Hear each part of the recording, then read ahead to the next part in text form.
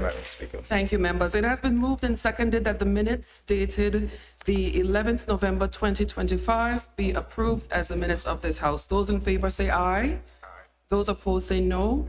The ayes have it. Oath of allegiance to new members, the Honorable Deputy Governor acting.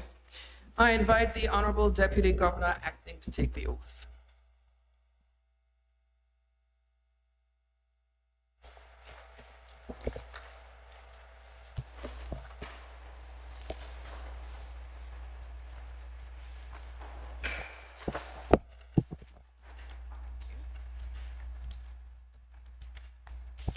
I, Jacqueline Bryan Niles, do swear that I will be faithful and bear true allegiance to His Majesty King Charles III, his heirs and successors according to law, so help me God.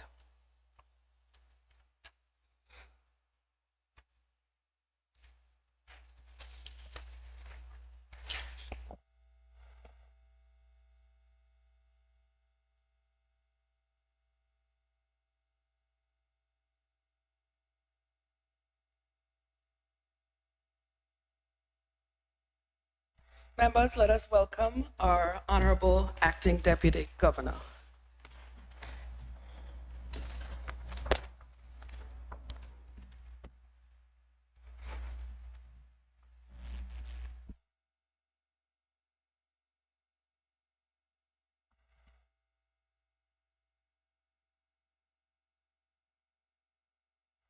The only announcement at this time is to welcome Dr. Webster. I think on the last occasion you weren't here, but the members did acknowledge the passing of your mom and had expressed condolences, so we wanted to let you know that in person.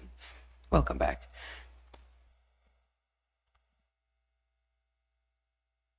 Questions? None. Government statements and recent developments? None. Papers? None. Reports from committees? None. Petitions? None. Government notices? None. Private members' notices? None. Motions? None. Personal explanations? None. Other business, government business?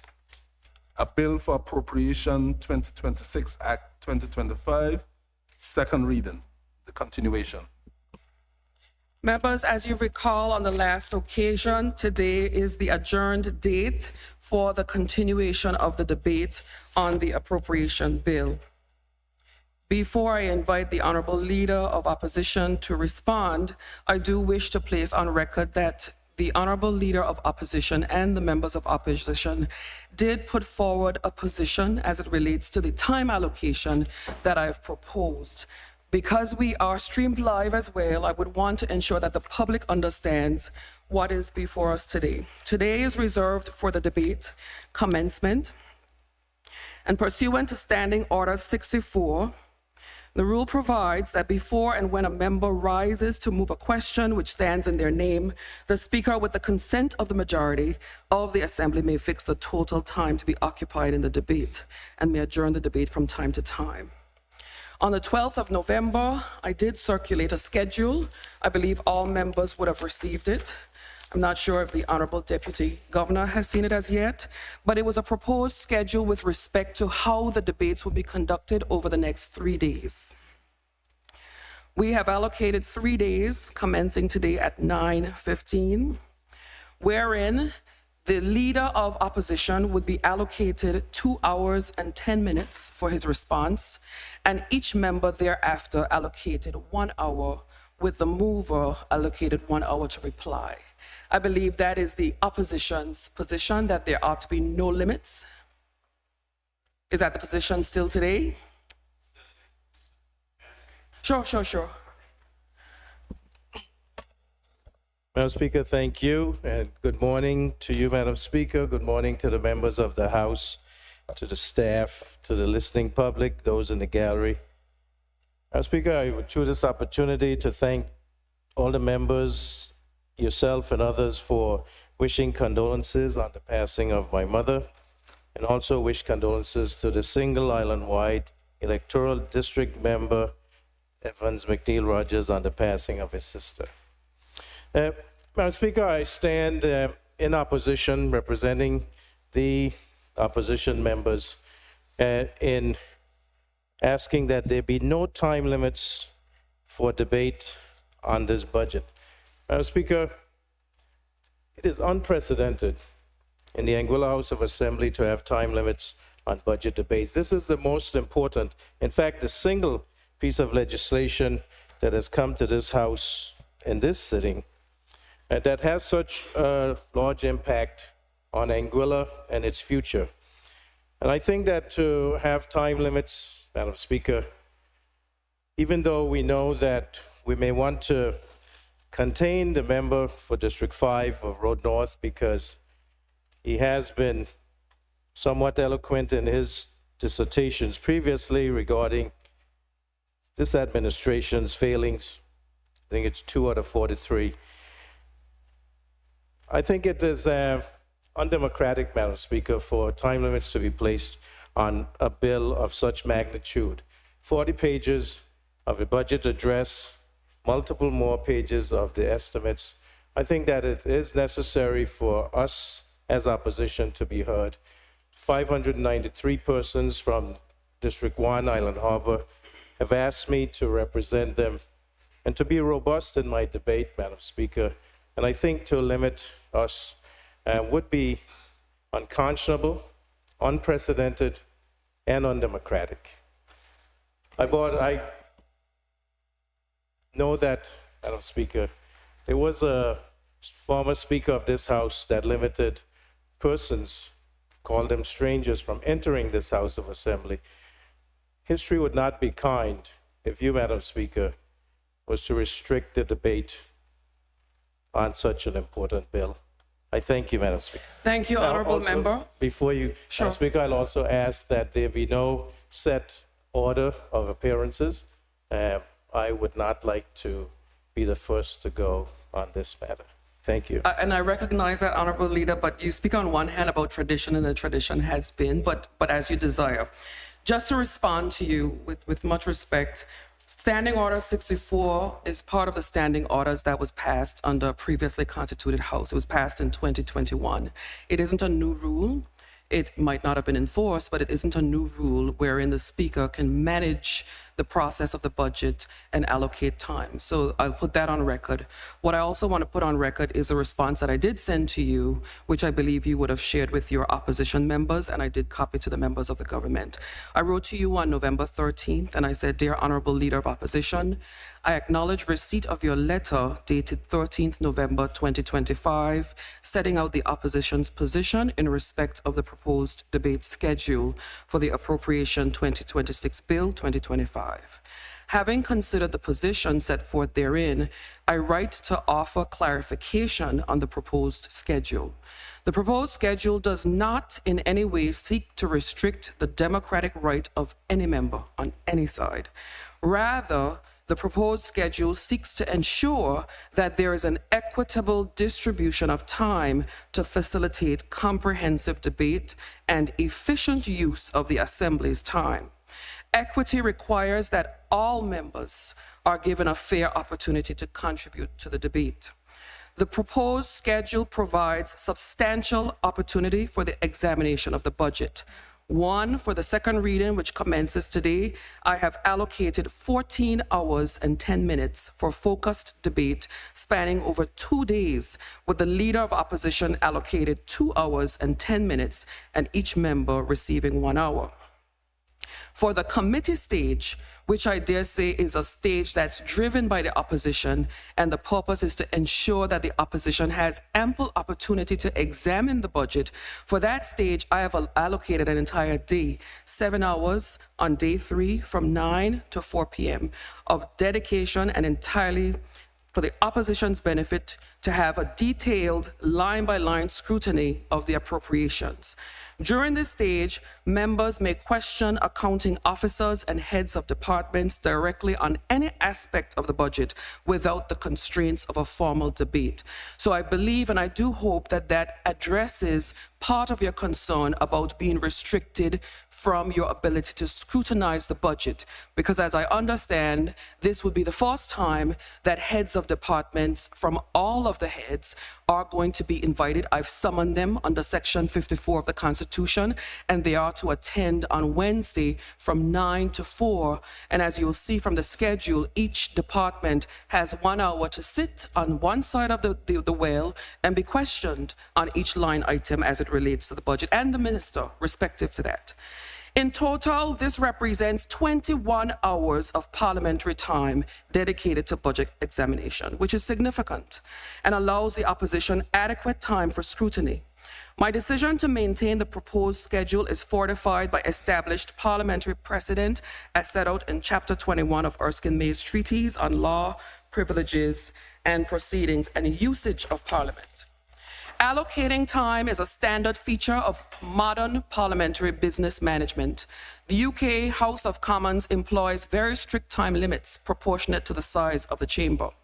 In the circumstances, I give notice that I intend to invoke Rule 64 of our House of Assembly Procedure Rules 2021, which states, and I quote, "Before or when a member rises to move a question which stands in their name, the Speaker, with the consent of the majority of the Assembly, may fix the total time to be occupied in the debate thereon," end of quote. I intend to put the proposal on the floor for a vote on Monday, 17th, 2025 at 9:15 a.m. As you correctly indicated, the magnitude and importance of the budget requires that the chair ensures that there is structure. Conducting debates with structure will ensure that members are all on a level field with equal ability to scrutinize and debate within the time available to the Assembly. I trust this clarifies the position and reassures you that the democratic principles and thorough scrutiny remain paramount. Yours respectfully. And additionally, I wish to place on record that I am going to put it to the vote for the consent of the majority. If they disagree, they disagree.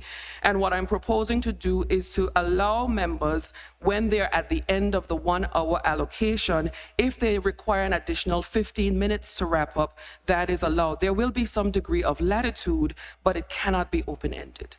So at this point, I am going to put to the floor whether or not the majority would support, I don't know if they will, whether the majority would support the proposed schedule that was circulated on the 12th of November in respect of the allocation of time and the time proposed for the debate under Rule 64, as I've presented.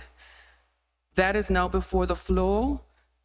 All those in favor say aye, that you consent. Those opposed say no, that you do not consent. No. Okay, the ayes have it. We will proceed with the debate, and I call upon the clerk to proceed.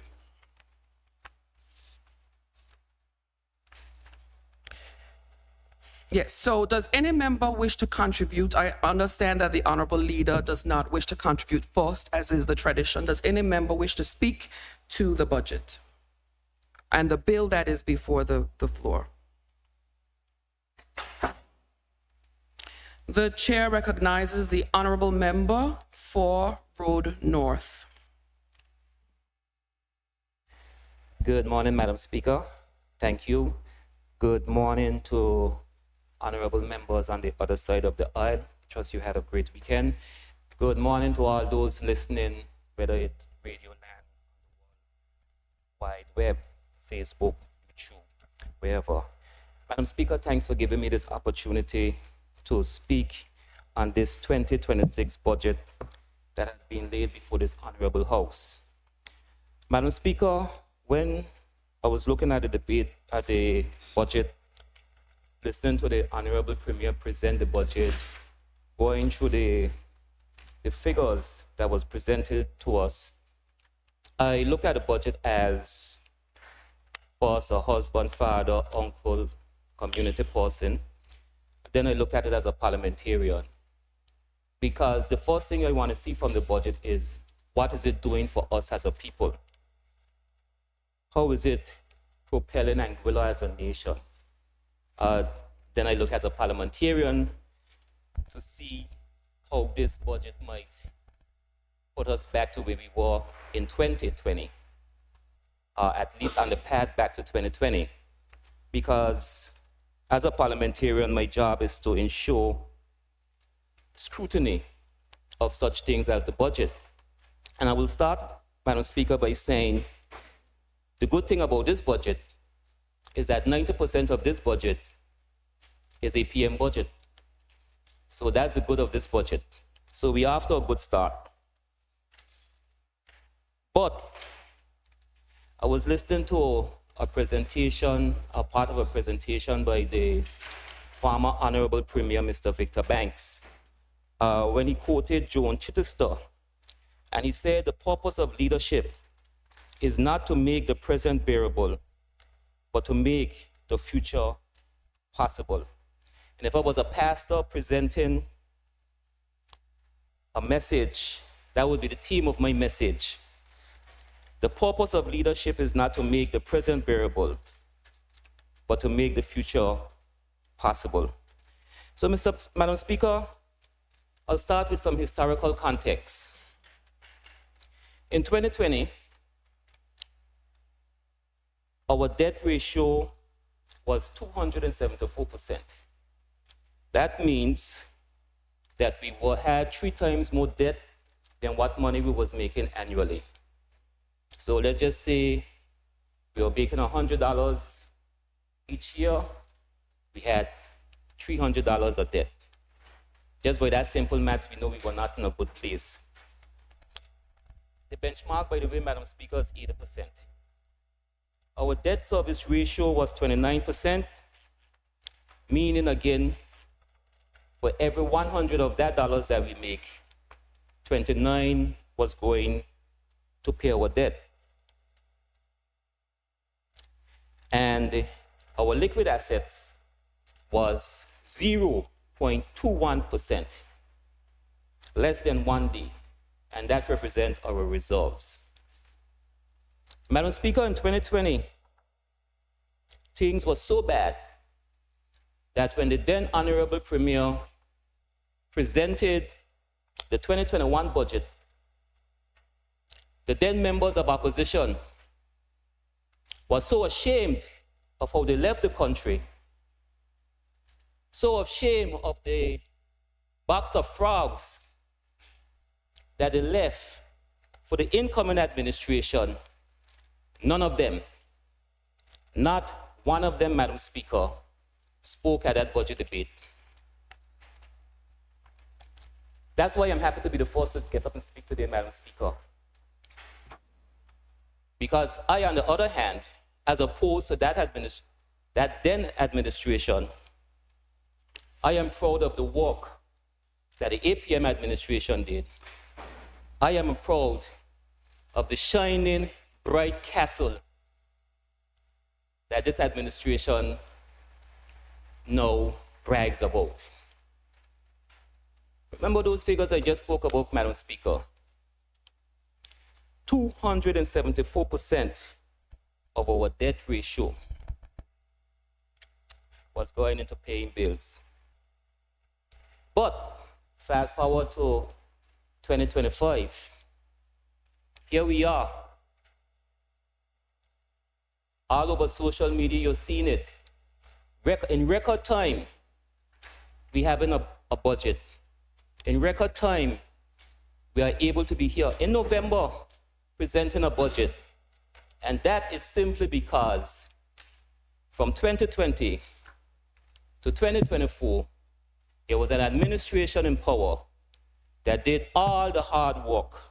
An administration in power that knew that the purpose of leadership was not to make the present bearable at the time, but to make the future that this administration that's in power now is enjoying.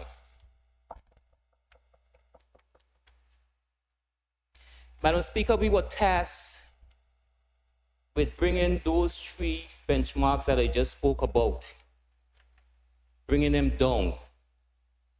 And Madam Speaker, it was done in record time. Some of those benchmarks, Madam Speaker, was as far out as 2030 that we were given to bring those back, bring them back in the fold. And Madam Speaker, when APM administration left office in 2025, we were on the way to getting the last one done. And as was reported in the MTEF that was laid before this House recently, by the first quarter of this year, we would have achieved that. Again, that is why we are here in record time presenting a budget to this honorable House. And Madam Speaker, let's now look at where APM took the country from and the sharp contrast you're seeing from in February to the figures that are now in this budget. ECCB projected our GDP to grow by 5.5% in 2025. The Honorable Madam Premier, when she laid the MTEF in this Honorable House, said that ECCB was then projecting the GDP to be 4.2%. So we already see a decline. And then in the budget, it was announced that our GDP grew just by 3.8%. So from a projected 5.5%, we only came up with 3.8%. And this, Madam Speaker, is after it grew by 5.21% in 2024 under the APM administration. Already, like I said, as a parliamentarian, I need to look at the budget and see and make the public aware if we are going back to that box of frogs that was in 2020. And Madam Speaker, if we go through the budget and if we pay attention to the budget, Madam Speaker, we will see the taxes on goods underperforming, taxes on payroll underperforming. Taxes on payroll is the USL, that's underperforming. Taxes on international trade, duties, underperforming. Work permit fees, underperforming. Home shopping, underperforming. Every single significant economic indicator, except that AI, underperforming. And I haven't seen anything, Madam Speaker, in the budget that says or speaks about economic stimulation. I might have missed it. I'll go over it again. And the good thing about coming up first, everybody can make their notes and they can correct me if there's something in this budget about economic stimulation.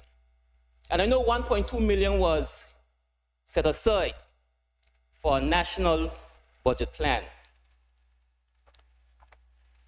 But we know that this administration is good at making plans and putting them up on the shelf. No announcement of foreign direct investment. Madam Speaker, as a matter of fact, to paint the picture a little darker, in 2024, our real GDP growth was 6.8%. It shrunk, Madam Speaker, to 2.7% in 2025. Are we heading back to that box of frogs? Madam Speaker, the Honorable Premier said it took a conscious effort to pause, reassess, and realign projects already approved in the budget. It took 9 months. February, March, April, May, June, July, August, September, October, November. 10 months to reassess, realign the projects. It took 10 months to realize that everything that APM was doing for the last 4 years was good. Because when you take this budget, when you look at this budget address, it's APM budget. 1 or 2 things, and there are good things in the budget. 1 or 2 that might have come additionally. And unfortunately, I only have an hour, so I won't go into those. But everything that was frowned upon, everything that was bashed on the radio, everything that when they were on this side, After reassessing and realigning, they realize they're good. Madam Speaker, it's not going to take me 9 months to realize that to go over into Karatou and do something about Karatou is good work. I realized that from the budget. Madam Speaker, it's not going to take me 9 months to realize that additional monies in the budget to purchase land so the government of Anguilla could have. It didn't take me 9 months from the time I saw the budget address from the Madam Premier and read that. I know it was good. So why it took an administration 10 months to realign, reassess, to know that the airport project is good, to know that we want burden in the backs of the people of Anguilla. Madam Speaker, I saw in this budget address where after the Madam Premier said over and over that the removal of GST on food wasn't good, in the address it says it helped. It helped. In the budget address.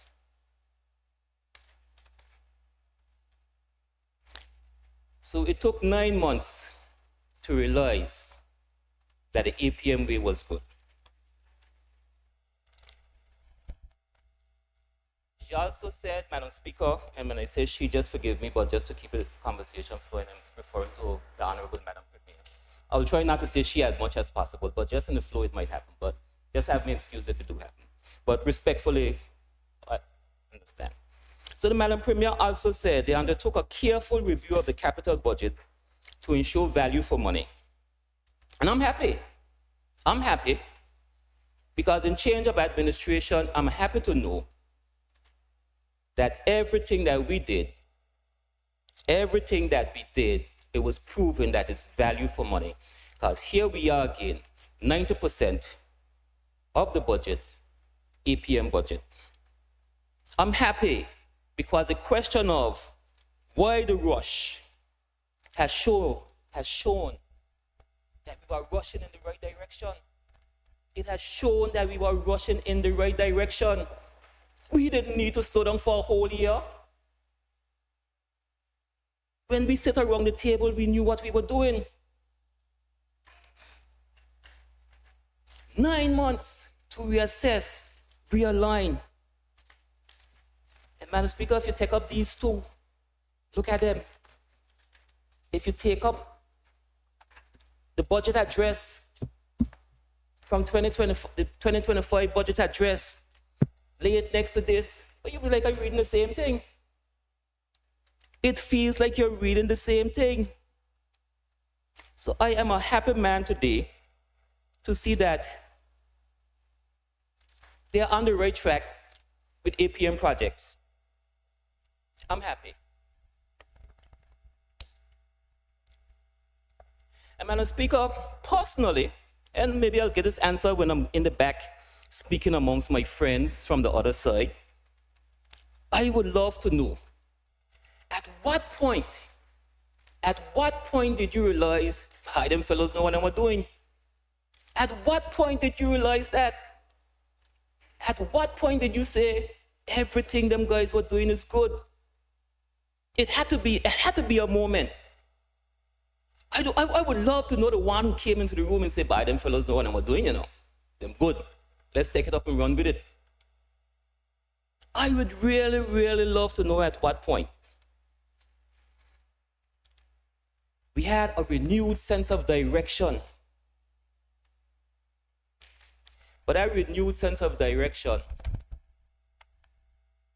was to take a community center in Blowing Point that monies were already paid for, and I'm still awaiting answers as to who this additional money was paid to. But a renewed sense of direction meant that they went down into Blowing Point, saw a facility that was almost 3/4 finished and say, let's rip that down, put additional money and order a new facility. That was a renewed sense of direction. A renewed sense of direction means that the steel frame up at Island Harbor remains on the ground, rusting. or getting overgrown by trees. A renewed sense of direction means that the people of Natal, the people of Phillips Drive Road, can get a road. People on Phillips Road Drive, they continue to eat dust. After funds were approved from in 2024, road was surveyed in 2024. By the admission of the minister, letters were sent out and all negotiations were done from in 2024. Money was in the budget. Money was in the budget. Road surveyed from 2024. Again, I repeat, the minister admitted that the letters were sent out. But the people are not only getting them road to somewhere down in the future.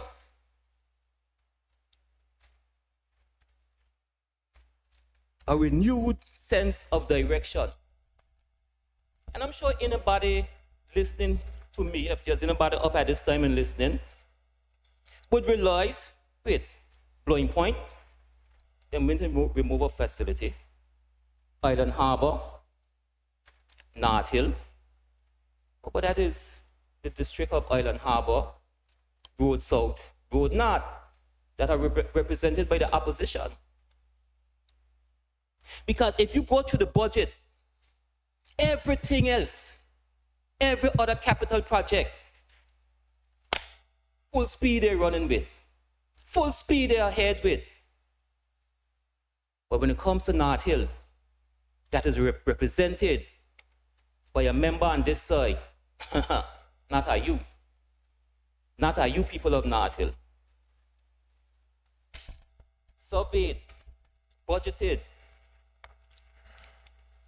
people getting their letters, and no road till somewhere down in the future. And people of Road North, this is not the first time that this administration have done this to you. Let's back up again.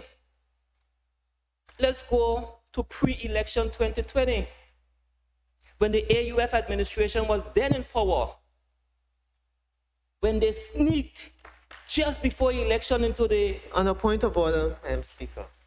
Madam Speaker, I will ask the member to withdraw his statements in terms of mischaracterization.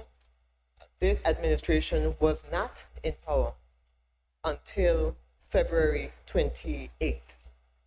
February 28th, right. And so I'll ask him to withdraw those statements, Madam Speaker.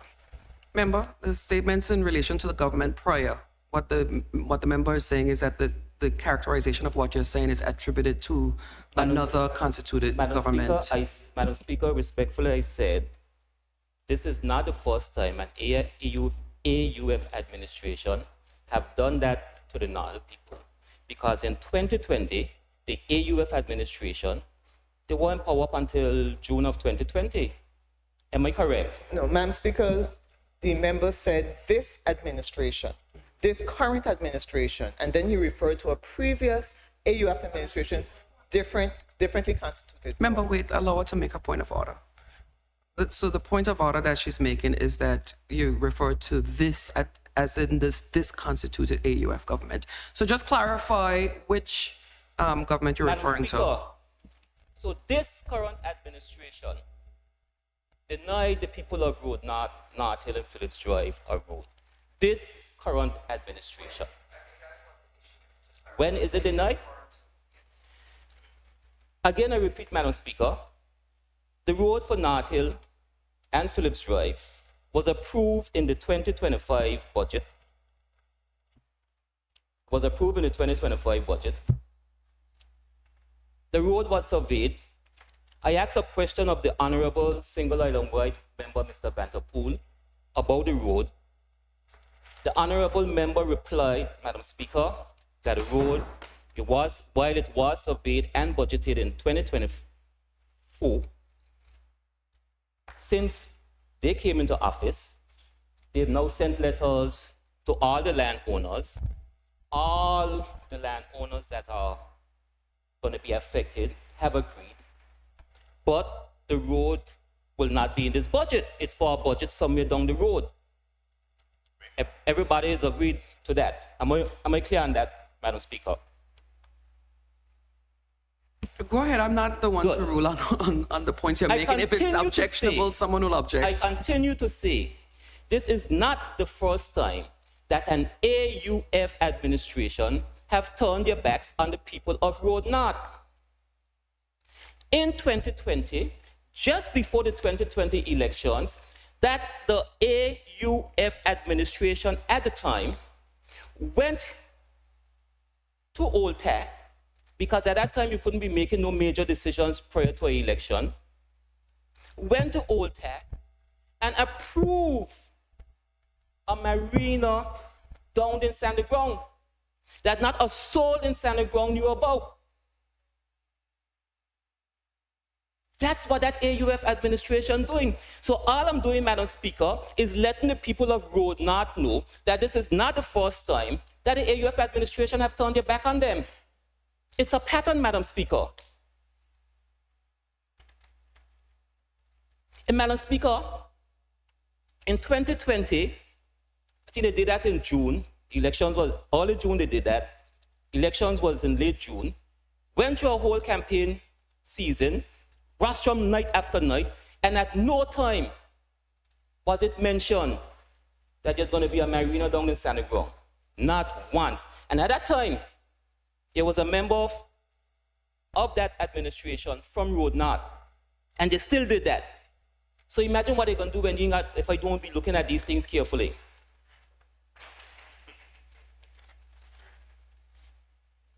Went through a whole election cycle. Not one member said, good people of Sandy Ground, we have good news. Here comes a marina. Not one member, Madam Speaker. We heard questions at the different press conferences about the road for North Hill. And it's only when I ask the question here in the House, we realize that the road is for somewhere down in the future. I don't know. I don't know.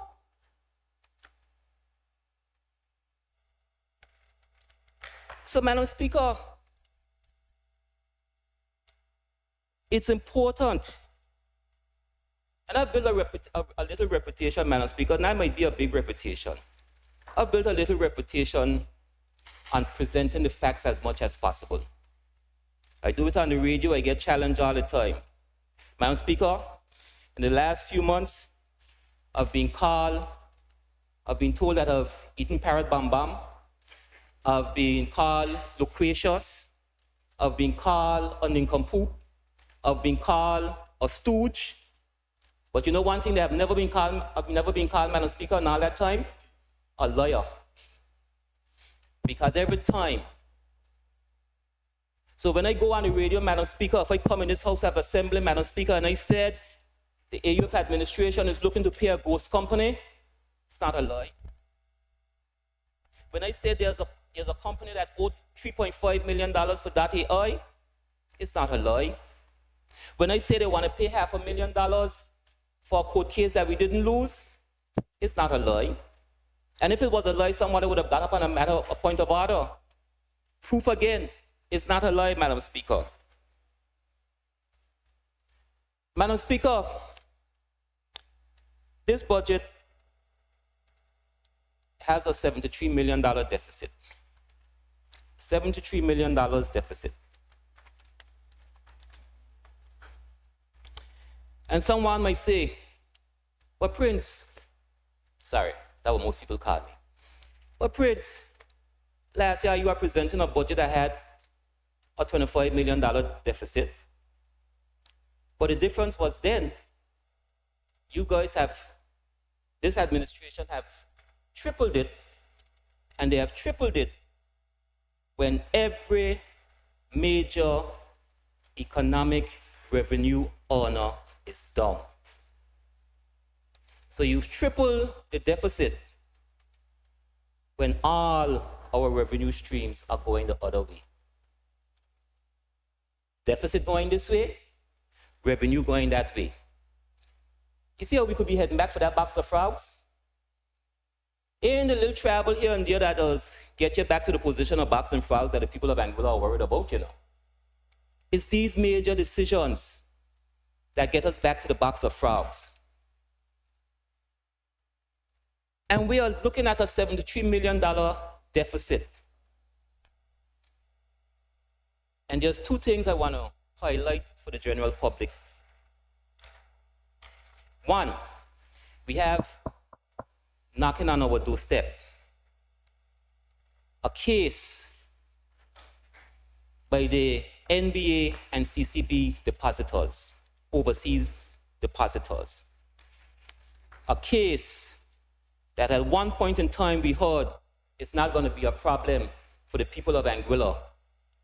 But then when we heard questions asked in this honorable house, we heard, okay, we've paid $500,000 already in fees, another possible $500,000 might be due, and we are making contingency plans. Fair enough, because it's a court case, we don't expect to hear the grand plans of these contingency plans. But obviously, the contingency plans aren't to save money, because we are about to take $73 million from the reserves to balance this budget.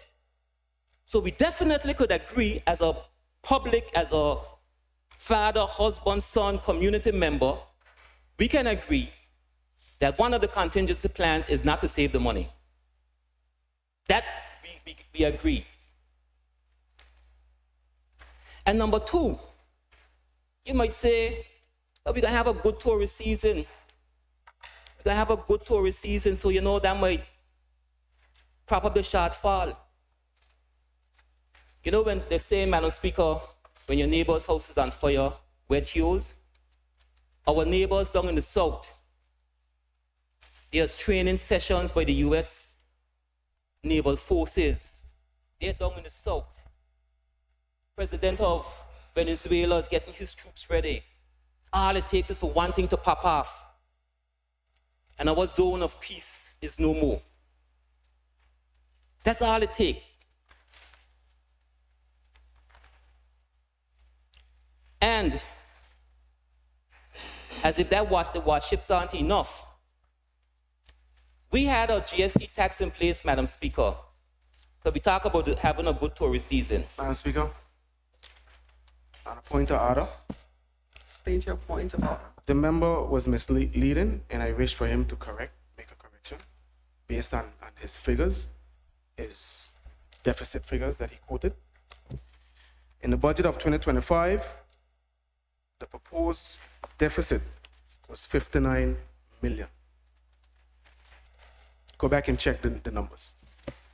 Honorable Member. On page 9 of the 2025 budget.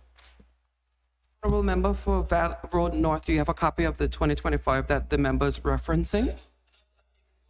No. Just, no, I'll give you more time. That's okay. I recognize it. It is something to correct. So his point of order is that he wants you to correct the figure that was a planned deficit. So would you want to address his point of order? Do you want to point the member to the page that you're referencing, Member Hodge? Page 9, 2025 budget. That's okay. One at a time. There's a point of order. We're dealing with it.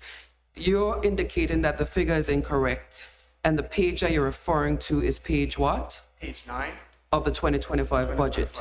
Honorable Member for Road North, the Honorable Member indicates that the figure is incorrect, and he's referencing you to page 9 of the 2025 budget. So if you could indicate on the record what's your position in respect of his point of order. I thank the member for the correction, Madam Speaker, and I'm grown enough to admit, yes, there was a mistake made in me saying 25 instead of 59. Okay. So I thank you for the correction, member. But, Thank you, Member. Proceed. okay. But I'll go back over and say, at that point in time, every single economic revenue earner, the trajectory was up, performing above all the expectations. Now, everyone, as I've listed out, and Madam Speaker, as you can see, this honorable house can walk. The member corrected me, and I accepted the correction. But you didn't hear a correction when I called out all the different revenue streams and that all of them are underperforming. So my point stands, and I thank the member again for his correction, but my point stands that there's a $73 million deficit in this budget, which is taking us from 59 to 73. But all our economic honors are down. They are so we're still going in opposite directions. And I thank the member for his point, but we are still going in opposite directions. Last time around, and the member have his 2025 budget, and I'm sure he can check and see that everything was performing above. Nothing is performing above expectations since February, except that AI.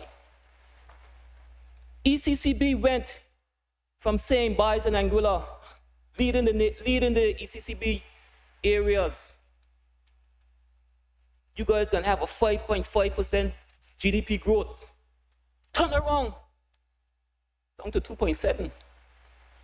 In 9 months, this is how we get to a box of frogs.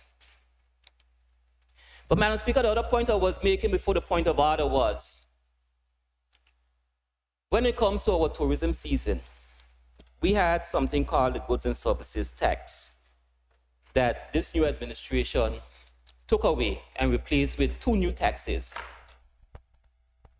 That tax, Madam Speaker, the GST tax, over 60% of that was paid by our tourists. 60+%, Madam Speaker, was paid by the tourists. And I'm guessing, I believe, I think, to please some people so that they don't have to worry about reporting, it was removed from the restaurants. So it's going to be left to see when the numbers come in if we are any closer to bridging that $73 million gap, or if that $73 million gap going to be wider. $73 million ain't nothing to sneeze about, Madam Speaker. And I know $73 million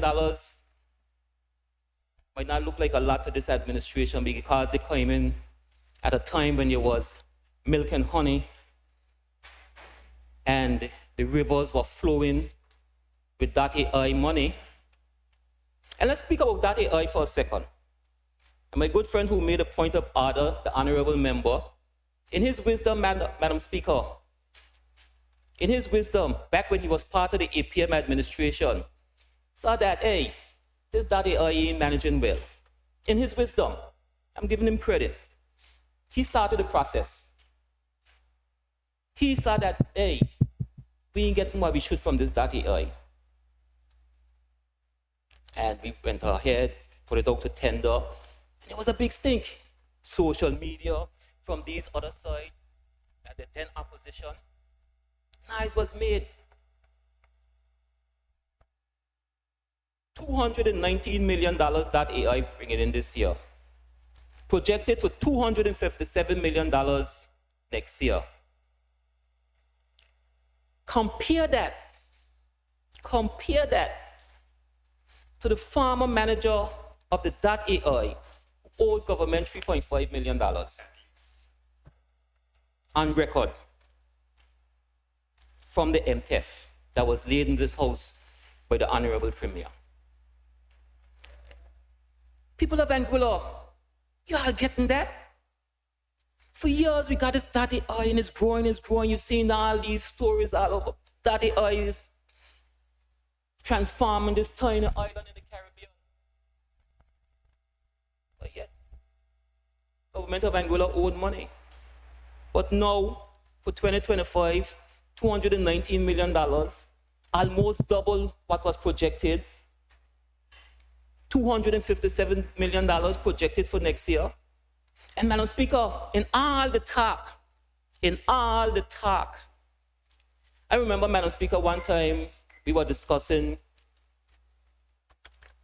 in this honorable house the then contract that the former APM administration of AUF administration of 2015-2020 had made the contract with the UK government. And the then leader of opposition, member for Sandy Hill, asked the Attorney General at the time if a contract can be broken.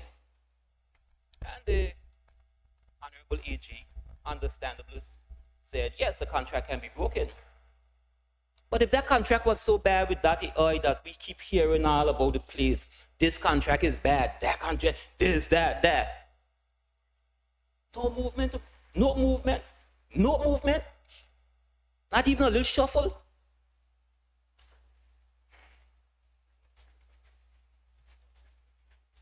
The contract, let us see the contract. Make the contract public now. Make it public. On a point of order, Madam Speaker. Madam Speaker, I loathe to interrupt the member, but with the constant mischaracterizations, I have to correct him. When I would have asked a question of the AG some years ago in terms of whether or not an MOU can be amended or adjusted, it was a memorandum of understanding between the government of Anguilla and a developer. It was not a contract. And if a contract is broken in the ordinary course, Madam Speaker, it lends to liability issues. And so it wasn't a contract, it was a memorandum of understanding on whether it could be adjusted. And that was the context. And so what the member is speaking about is a contract between the government of Anguilla and Identity Digital, which is different from an MOU. Thank you, Madam Speaker. Honorable member for Road North. I am going to ask your colleague to refrain from using unparliamentary language, though. I did hear it. It did come through the mic. I'm reminding you that we are taking live transcripts. The other members might not have heard you, but I heard you. Proceed, member. What's your response to the point of order? My response is that the member for Sandy Hill asked the AG his opinion on whether an MOU agreement contract can be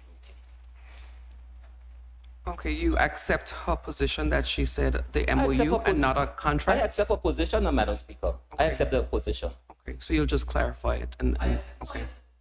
Okay. Okay. I accept the position, my mic wasn't on, so I'll repeat it. I accept the position, Madam Speaker. Because in all of that, my point remains. Because it's a lot of semantics. And you know why like we're going first, Madam Speaker? Everybody get to make their notes. Everybody get to make their notes. Everybody get to speak to me after. Make your notes. Correct all my misinformations.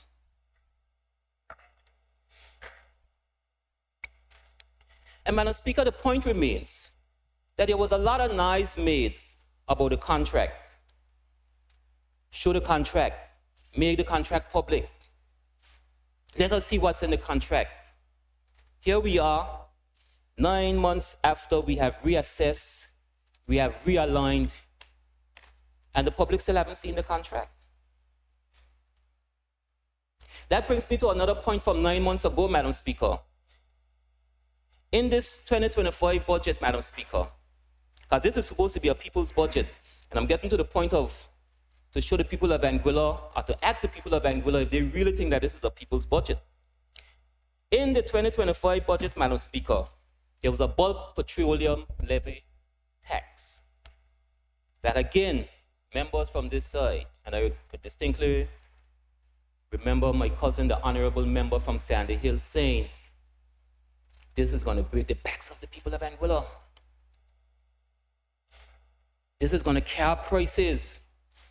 And we put it in a time when we was trying to deal with the box of frogs that they left us. We were under immense pressure. And yes, it might have been a little harsh, but when we started getting to smoother sailing, we said in 2024, going into 2025, the bulk petroleum levy is going to be no more. It's going to be reduced to what it originally was. We said that February, March, April, May, June, July, August, September, October, we're now in November. And not one thing has been done by that bulk petroleum levy tax. The numbers were already deducted in the budget. Not one thing has been done about it. Madam Speaker, we came to this honorable house 3 times to remove entertainment, GST from entertainment. We went, we come back, we went across 3 times to remove GST from entertainment. But in 10 months,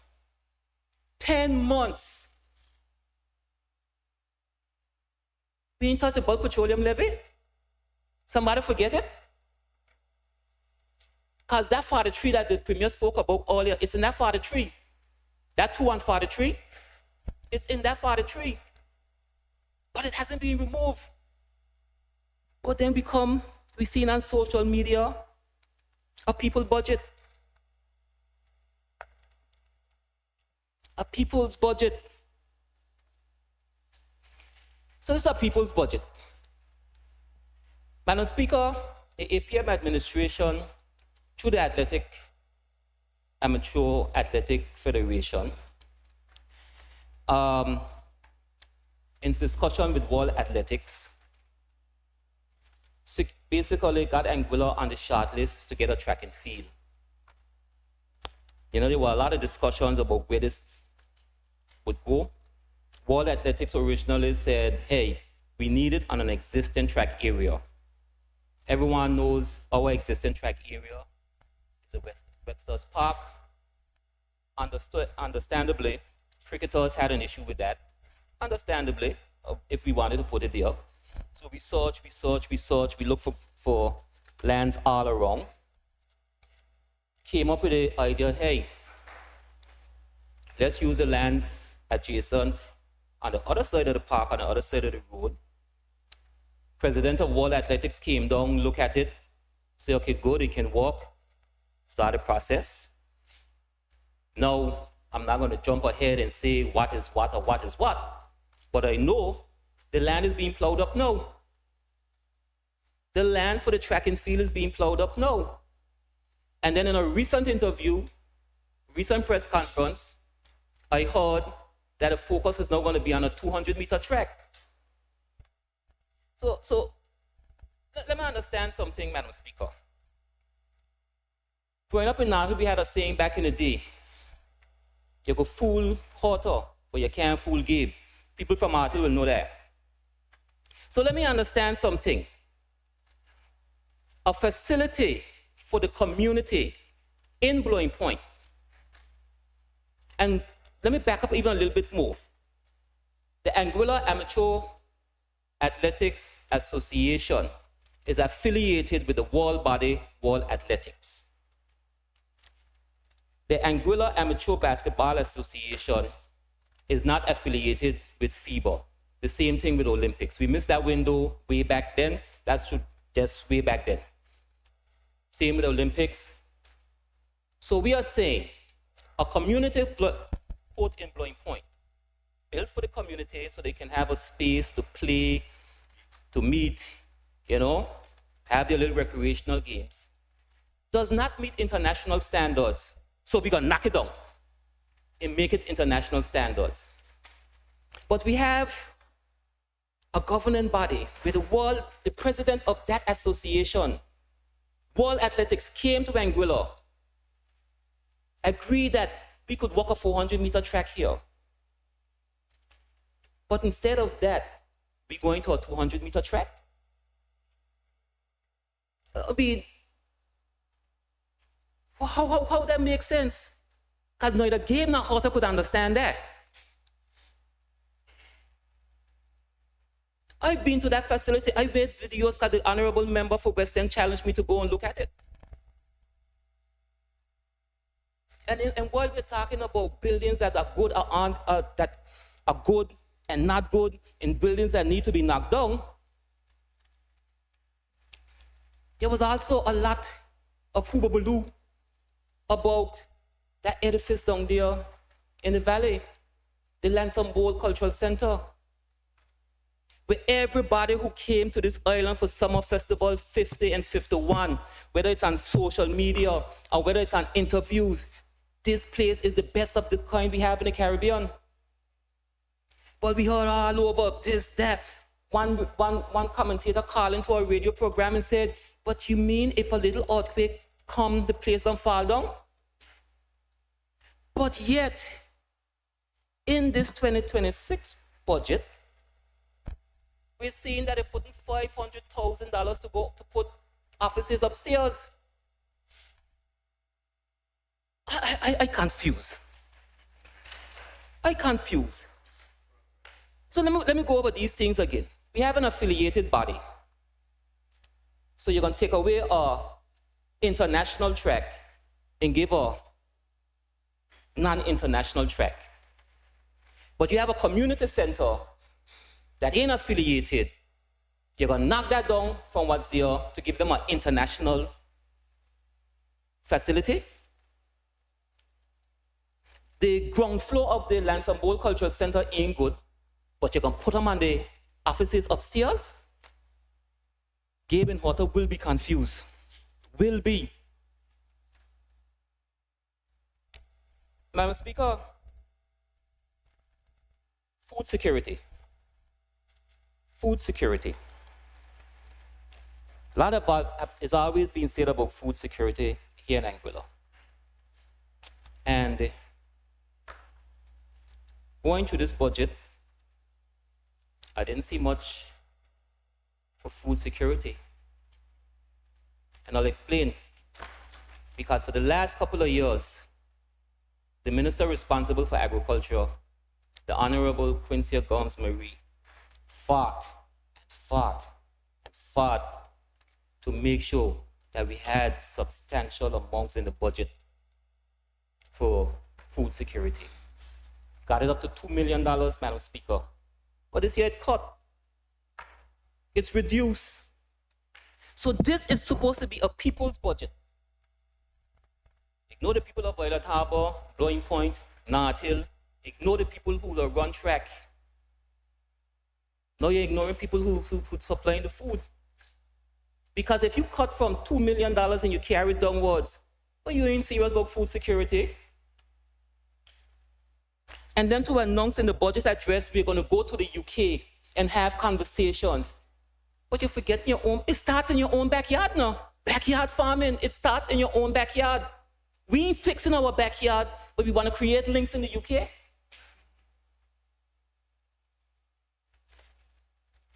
Yeah, you can fool Horta, but you can't fool Gabe.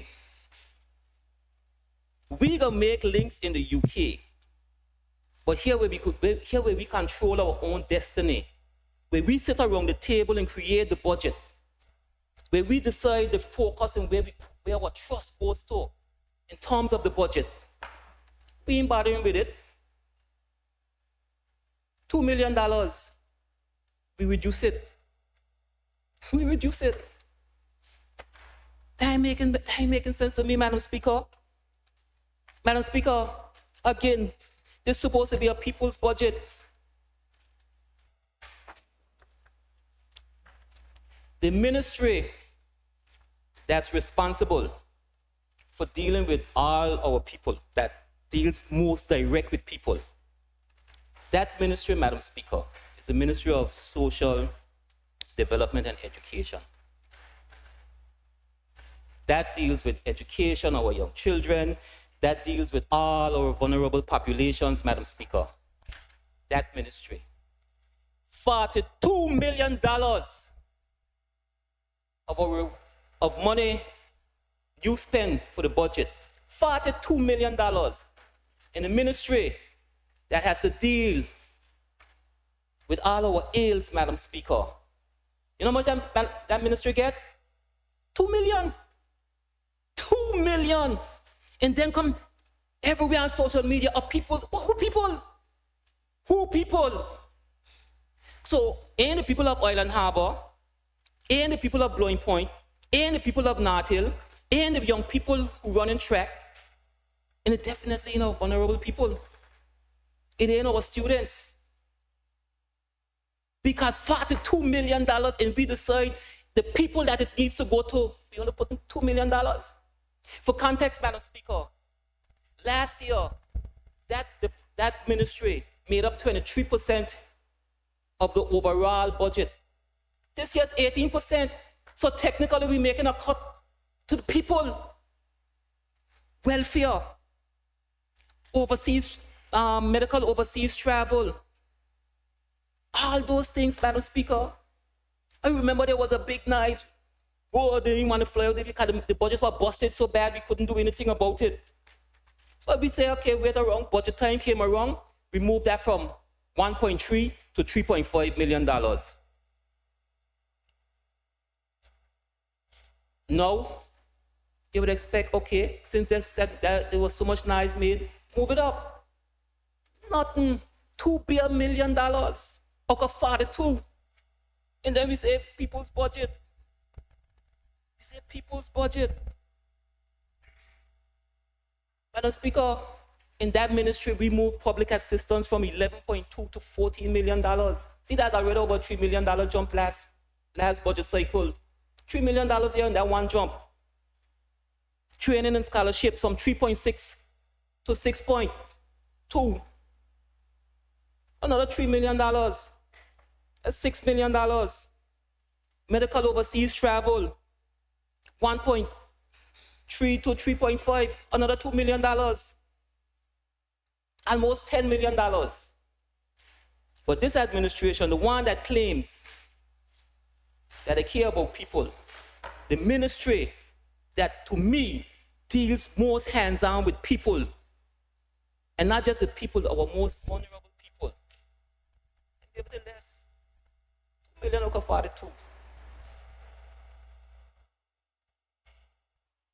Madam Speaker, if it wasn't so serious, it'll be funny. But it's serious. Because last election we heard, last budget address we heard, this is nothing but an airport budget. But I could tell you what this budget ain't. It ain't a people's budget.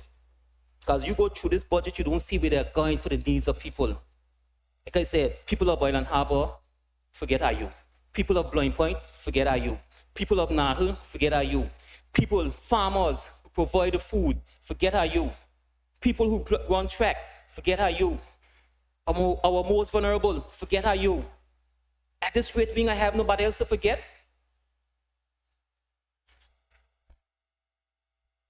And you go to this budget, Madam Speaker, and you look, okay, where's the relief for the people of Anguilla? Where's the relief for the people of Anguilla? December fast approaching and they can't go away in Anguilla without somebody saying, when we get a little bit of electricity credit. When we get a little bit of electricity credit. I know them to get the questions too. Because if I get them up from this side, them who controlling the post, I know them getting them.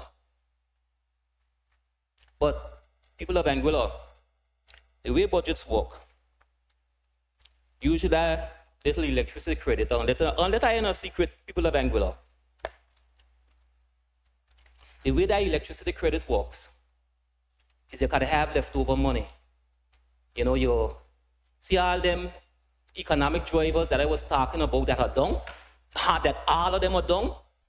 When APM was in, all of them was up. All was overperforming. And because they were overperforming, we were exceeding the budget expectations. So when we come around to a certain time of the year and we're checking our projections, we could go to the Ministry of Finance and say, hey, let's give the people of Anguilla a little relief. But if everything is underperforming, and I've named them out, everyone is underperforming, I can't get no electricity relief. The little extra money they had, and I thank God that they looked out for the public servants. I thank God that they looked out for the public servants. And it's not because I have a lot of family in the public service. I thank God they looked out for the public servants because in this budget address, imagine, Madam Speaker, you're an employer and your staff is working in cramped, moldy, less than ideal conditions. That's how your staff is working year round, year after year. And by your admission, they're coming out and giving above and giving record service. They're producing. And you were presented with an opportunity to say, hey, let me give them a new building. Let me give them new spaces so that they can be more comfortable, so they don't be sitting on each other, so they don't be in rental cramped spaces. But you know, you took 10 months to reassess and realign and leave your staff that you think so highly of in those cramped, moldy conditions. So I am happy. That's why I am happy that the public servants getting the ex gratia payment, because they didn't get the building that they need to work more comfortable. Because it's the staff you're going to need. It's the staff you're going to need to produce, to get this budget going. It's the staff that you're going to need. And again, Madam Speaker, I go back because history is important. This is again not the first time that an AUF administration have turned their back on people. Because in that same 2020 MOU with the UK government, they put in there that this civil servants were supposed to get a 5% cut. They were supposed to get a 5% cut. And there was a lot of talk that our administration didn't make a lot of noise or didn't fight enough.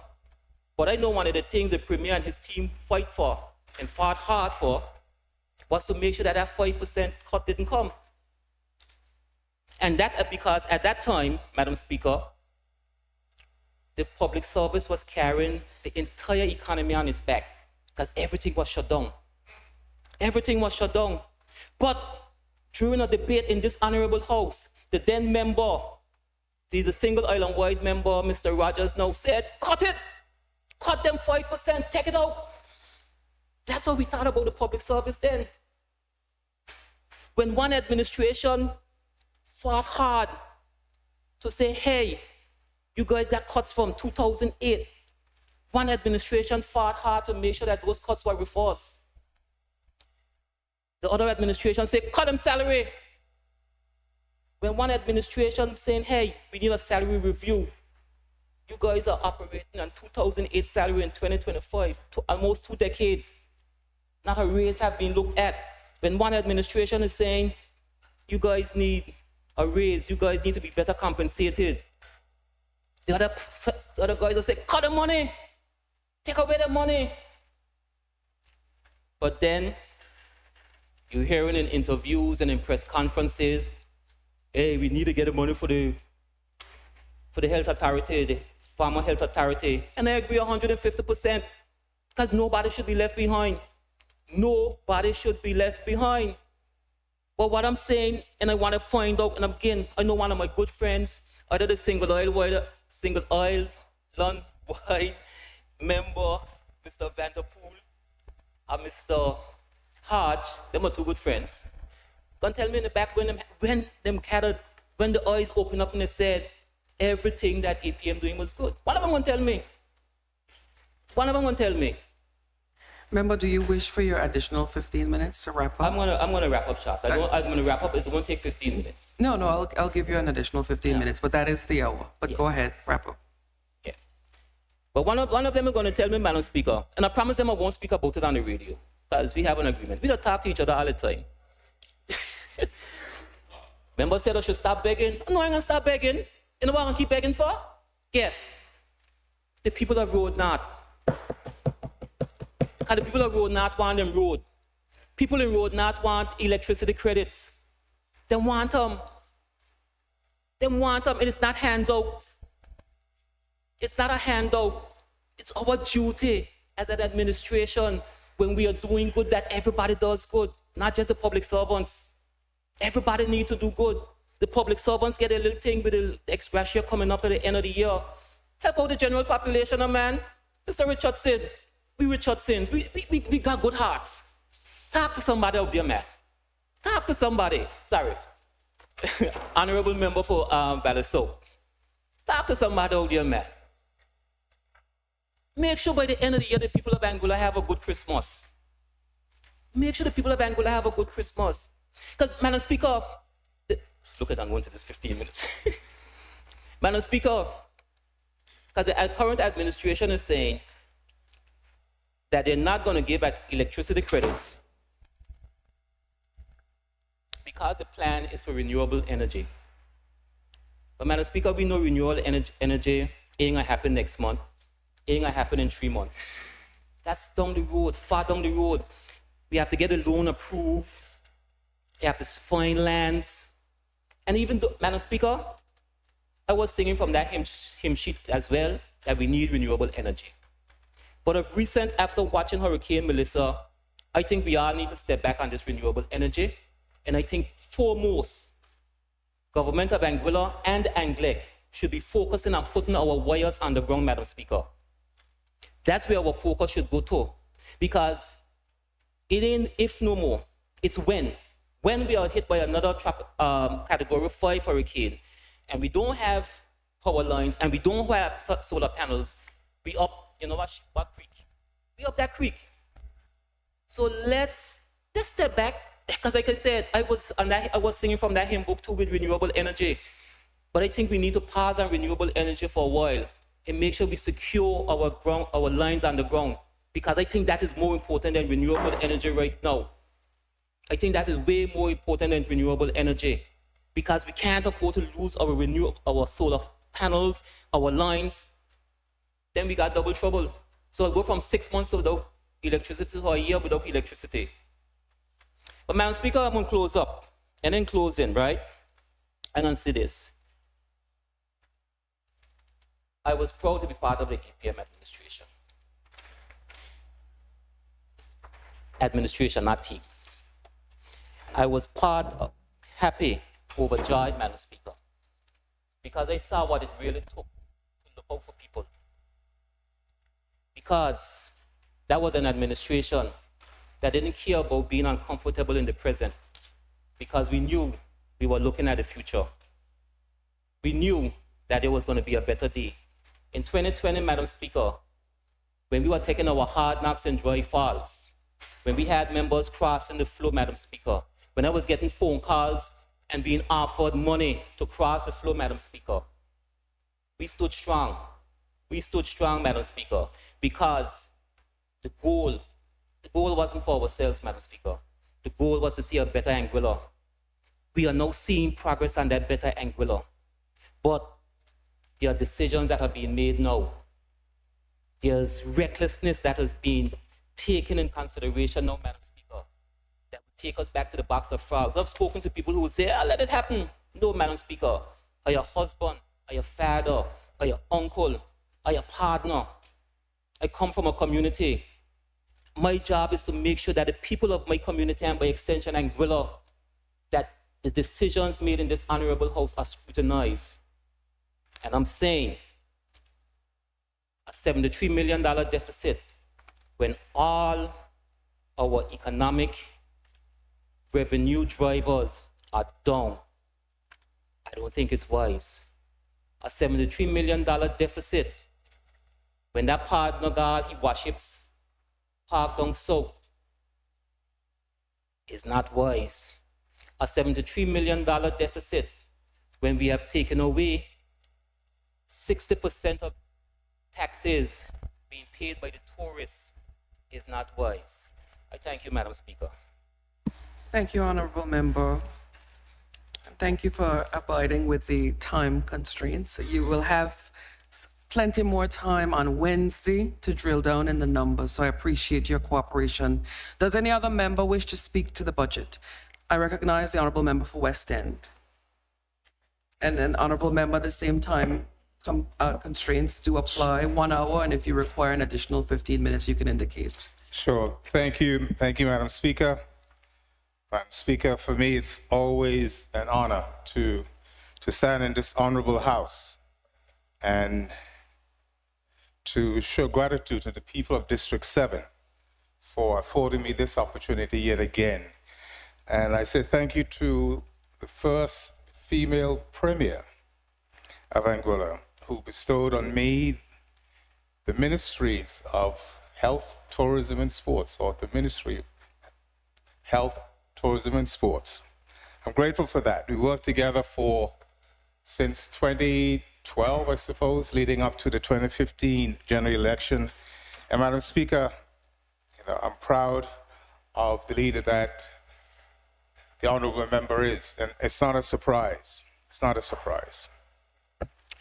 Madam Speaker, you know, the thought of going first. I was an opening bowler in cricket, and what I preferred about being a bowler to a batsman is that you're actually the person that dictates what happens. The batsman reacts to what you bowl or throw down. So I'm not sure if the member from District 5 was a batsman or a bowler, but again, I appreciate that he was prepared to step up and take first ball or deliver first ball. But Madam Speaker, I think in this situation, for me, it is about presenting to the people of Anguilla where we are and how we're going to go forward. We could play the politics. And that again, a number of our people are asking for that. I might be slightly different, Madam Speaker. I find that when I react to what is said, it is sometimes as if you've been drawn down that alley that people want you to go. But I must say, just a couple of things to respond to the member from District 5. You know, I think he quite likes the idea of being in opposition. I think he wasn't this vocal when he was on this side of the House. And the other thing too, Madam Speaker, is that you could compare yourself with someone else. When I sat in opposition, and I promise you, Madam Speaker, it's a terrible place to be. It is frustrating, and I could understand why you can throw those bombs at people. But you know, at the end of the day, Madam Speaker, what we need to realize in this House, we think that it's about us as individuals. It's the people of Anguilla that decides whether you sit in the House, and if you do sit in the House, which side of the aisle. We've seen it, we know it. The sooner we appreciate it, we have to make it about our people. We have to make it about our people. And the idea of this budget being about our people, it is about our people. You know, and we as a government, we're going to make sure that we do our best to be able to deliver to our people. In 2020, when the Anguilla United Front lost the election, we sat in opposition. The Honorable Evans McNeil Rogers, myself, my colleague, Joseph Vanderpool, and now Premier, we sat over there. We did not debate the budget. We felt, you tell us what you're going to do with our budget. You tell us what you're going to do. And I think that when we come to the House, that is what it should be about. We can play these games. We could talk about what's happening down in Blowing Point and not happening in Blowing Point with the basketball stadium. The fact is, Madam Speaker, Lansom Bowl was built in quick time. And what did they say? A hungry dog eats raw corn or something like that? But also, Madam Speaker, if I am from District 6 of Blowing Point, I will say, but my project started before the Valley. Why are you going to the Valley and leave me undone? If it started in 2022, 2025, it's still not complete, but it will be completed in 2026, Madam Speaker. God spare life, as they say. Madam Speaker, again, my colleague, again, I got confused. I think, and my colleague who often says easily confused, sometimes those cliches rub off, Madam Speaker. But I was trying, if you're getting up to make a presentation on facts and figures, get your facts and figures right. We've been in office for 9 months, not 10. None of us can hold our breath for another month, not even for 10 minutes. But a month is a long time. Madam Speaker, as we move forward together with people, prosperity, Madam Speaker, and purpose, I would add one more P to that, partnerships. But the partnerships actually comes in and moving forward together. I think that is what, because whatever we do, it is about making sure we appreciate somebody is there to help us achieve it. Whether it's our civil servants, our community, our partners within government. Because a lot of what my ministry is about, I will make some notes on sports and health. I'm fortunate enough to have the former Minister of Health, who has got a number of contacts around the world. And he doesn't just talk about it, Madam Speaker, he delivers on that. And not just by being minister, he's been part of the profession for years. And we know, and I'm fortunate that he's working with me. My colleague, the Honorable Jason Bryan, he's someone who's been working with the youth in sports. And he's got a passion for something, passion for sports, passion for youth, passion for his people. So, Madam Speaker, it makes my job as the minister much, much easier, because it's about having a team that's going to work together with you. So they'll make the presentations as well in the departments of sports and also of health. But in sports, Madam Speaker, I will also reach out to the sports department, the Lionel Mussington, who is the director there. Much will be asked of him and his team. I do believe, Madam Speaker, that more can be done. More can be done. More is not can be done. More is needed. And what we need as a people, as a government, is that we don't expect to be asking people to do their job. We expect them to do it. For us, as elected members, people are not going to ask us to do a job. We promise them that we do it. And they're expecting us to deliver on that. So from the Department of Sports, you'll see that. You'll see an uptick. A number of the associations needs help, more help. Some are better organized than others. But the ones who need that extra help, they'll get it. They'll get it from the Department of Sports. They'll get it from me as the minister. They'll get it from my honorable colleague, Jason Bryan, also. Madam Speaker, I mentioned about the Blowing Point basketball court. That will be done in the coming months. That will be done. Again, and the key is that in Anguilla, we were limited on space and facilities. It is vitally important that if we build something, we're not just building it for a community, when all of Anguilla can benefit from it. And that's the idea, Madam Speaker. We're based in Blowing Point, but all of Anguilla, we can invite international teams to come to Blowing Point. Of course, Blowing Point is the hub, arrival hub for tourists in Anguilla. Come to Anguilla. You know, I'm sure that some of my colleagues will elaborate a little bit more on what should have been done and what needs to be done down at the port at Blowing Point in order to make it best fit for purpose, Madam Speaker. Madam Speaker, in my community, the West End playing field, that is worked with the Anguilla Football Association. Again, we've been at this for the time that the Honorable Albert Belter Hughes trying to secure the land and then be able to move forward with it. The Anguilla Football Association, they've got the funding that government didn't have. And they've committed to the playing field there, not just for the Alvin Allison Richardson Primary School, but for the community as well. And I'm very proud of my Grey Wolves. I mean, they came up against a team from Aurelia Kelly that was a little bit too strong for them. But again, Madam Speaker, the people in West End and the students and the parents, of course, they think it's time it was done. But they understand that there are challenges that are there. But again, Madam Speaker, 2026, that is a commitment that I can make to the people. Madam Speaker, our cricket development needs some work. And we know what it takes for the development of cricket, because we've done it before.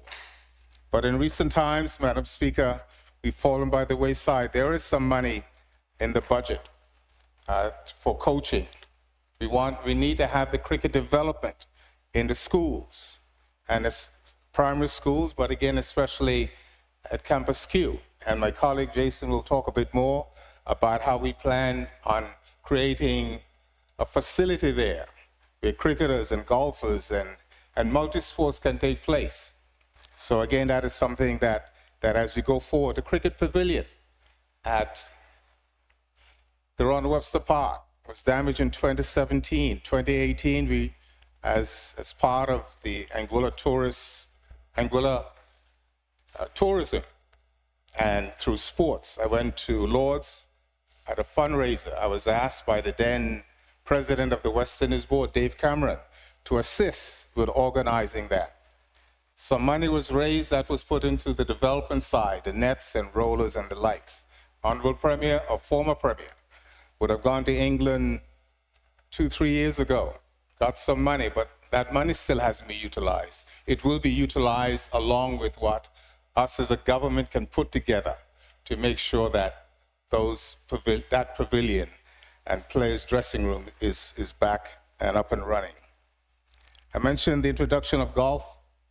Golf is a sport, Madam Speaker, where a number of scholarships are available around the world. We as Anguillians, it's not a popular sport to us, but the best sporting facility in Anguilla is at Aurora Golf Club. And there, we need to take advantage of the opportunities that are afforded. Just like we can get scholarships in basketball, soccer, tennis, golf offers the same. It also offers a great career, either as a pro golfer or as an instructor. And also if you got the desire to work out on the golf course, that too brings quite a pretty impressive career. Madam Speaker, boat racing is pretty soon will come to this House and officially regarded as our national sport. It was talked about from 2012 as a symbol, but we know from Island Harbor to West End, when politics and even religion at times doesn't bring us together as a people, boat racing does. And with the fact that the Anguilla Youth Sailing School, again, and the number of youngsters that go to that school or academy, we really need to support it, and we will support it. I will challenge the businesses. I will challenge all the crew members. I will challenge the general public of Anguilla to go out and support it. It's our national sport. There are a number of boat owners, year after year, are in a deficit, Madam Speaker. We talk about a budget, they fall into a deficit, but we still want to see their boats on the water. I am hoping and not hoping. Well, I can expect of myself what hope of others. So I'm hoping with expectations that 2026 will see an uptick in the support of boat racing, especially now it will be officially our national sport. Madam Speaker, in July, August, the Anguilla Commonwealth Games team will go to Glasgow to represent Anguilla at the Commonwealth Games. Probably a team of about 10 or 12, but it gives us a great chance to represent our island on the world stage. 72 nations that were former British colonies will all be there. So it is a case then, Madam Speaker, of us as government being very supportive of whether it's a cyclist, boxers, track and field, all of our athletes that will go, and their officials will carry the flag of Anguilla. We will do so with pride, Madam Speaker. The National Sports Policy, which works towards a healthier, happier Anguilla, will also come to the House in short order, Madam Speaker. With that, it brings a bond of us as an island, as a people, as a region, and also international respect. So that, again, is something very much for the development of us as a people. There's also, as I mentioned, about the scholarships that are available. We have to take advantage of such, Madam Speaker. Madam Speaker, in the Department of Health Services, there are $13 million that will go into the capital expenditure. And my colleague, as I mentioned earlier, Honorable Evans McNeil Rogers, I think he will delve more into more details of what he is doing, what he's continuing to do. Because as I said, he's a former minister with the Anguilla United Front. So again, he will explain in more detail to the people of Anguilla what he is doing and will continue to do for the benefit of our people of Anguilla. Whether you're an Anguillian or a belonger or whether you are a visitor to Anguilla. In fact, Madam Speaker, what is interesting is that I got a call the other day that said that there's a buyout in one of the hotels, but the VVIPs were very concerned about whether or not what our health system is like. So I called the Honorable Evans McNeil Rogers, and he said, let's have them come down. We'll show them what we've got. They've sent a doctor down, Madam Speaker, and I'm pleased to say they will be coming because they're very happy with what we've got at the Princess Alexandra Hospital. And we know, Madam Speaker, even though it meets the approval of persons who are traveling to the island and might be concerned about the vulnerability they might have on the island, they're pleased that where we are is not as bad as we think we are. But one thing we know, Madam Speaker, we're going to bigger and better places. So we're not going to stop where we're at. We're going to move on upwards together for our people with purpose and progress, Madam Speaker. Madam Speaker, also, there will be some legislation coming to the House regarding the Nursing Council and the Chief Nursing Officer. In fact, the Chief Nursing Officer, that has been a position not filled for about 10 years. But that again, we are happy to say, is now in place. The Nursing Council, again, that will help to have the reintroduction of nursing cadets and a program to inspire future leaders in the health profession. And Madam Speaker, one of our frustrations in health is that we're constantly advertising for certain positions, but there are no Anguillians that are applying for those positions. So what is important for us, Madam Speaker, is that we make sure our people have the ability and get qualified to be able to fill those positions. The dialysis program, that's including non-belongers as well, Madam Speaker. There was talk about, as we came into office, that it was a promise made, but we actually put it in policy. So again, if a previous government, or not if previous government started something verbally and say it will happen, we the ones who decided we will do it, not just say we're going to do it. Another department that I'm responsible for, Madam Speaker, is the Department of Health Protection. Madam Speaker, health protection, these are the group of people that are often get criticized. But the idea, Madam Speaker, is that we're going to focus on the education, the training, and have that innovation of investment in the environmental health, Madam Speaker. And to our officers, our vector control officers, water laboratory technologists, and frontline staff. Madam Speaker, I have a goal. I have a goal that one day I'd like to think that Anguilla can be the cleanest island in the Caribbean, and then even the cleanest island in the world. When you talk about Singapore, like St. Bart's in the region, they will talk about how clean St. Bart's is. They say many things about our beautiful island of Anguilla, but we ourselves know, Madam Speaker, we are not fair to our island. Madam Speaker, there's a Lieutenant General by the name of David Lindsay of the Australian Army, and he had a quote that say, "The standard you walk past is the standard you accept." And I simply mean that, Madam Speaker, that I know when I was running for office, and especially when I first back in 2015, I was given the responsibility of tourism by the Honorable Victor Banks, that when I would drive from my home in West End to the valley, I would probably count every bottle and can that I saw on the side of the road. And I thought, no, I'm not going to drive past it. I'm going to go out, especially in my district, Madam Speaker, and I'm going to pick them up, because that's not the standard of my island I want to keep. It's not a standard.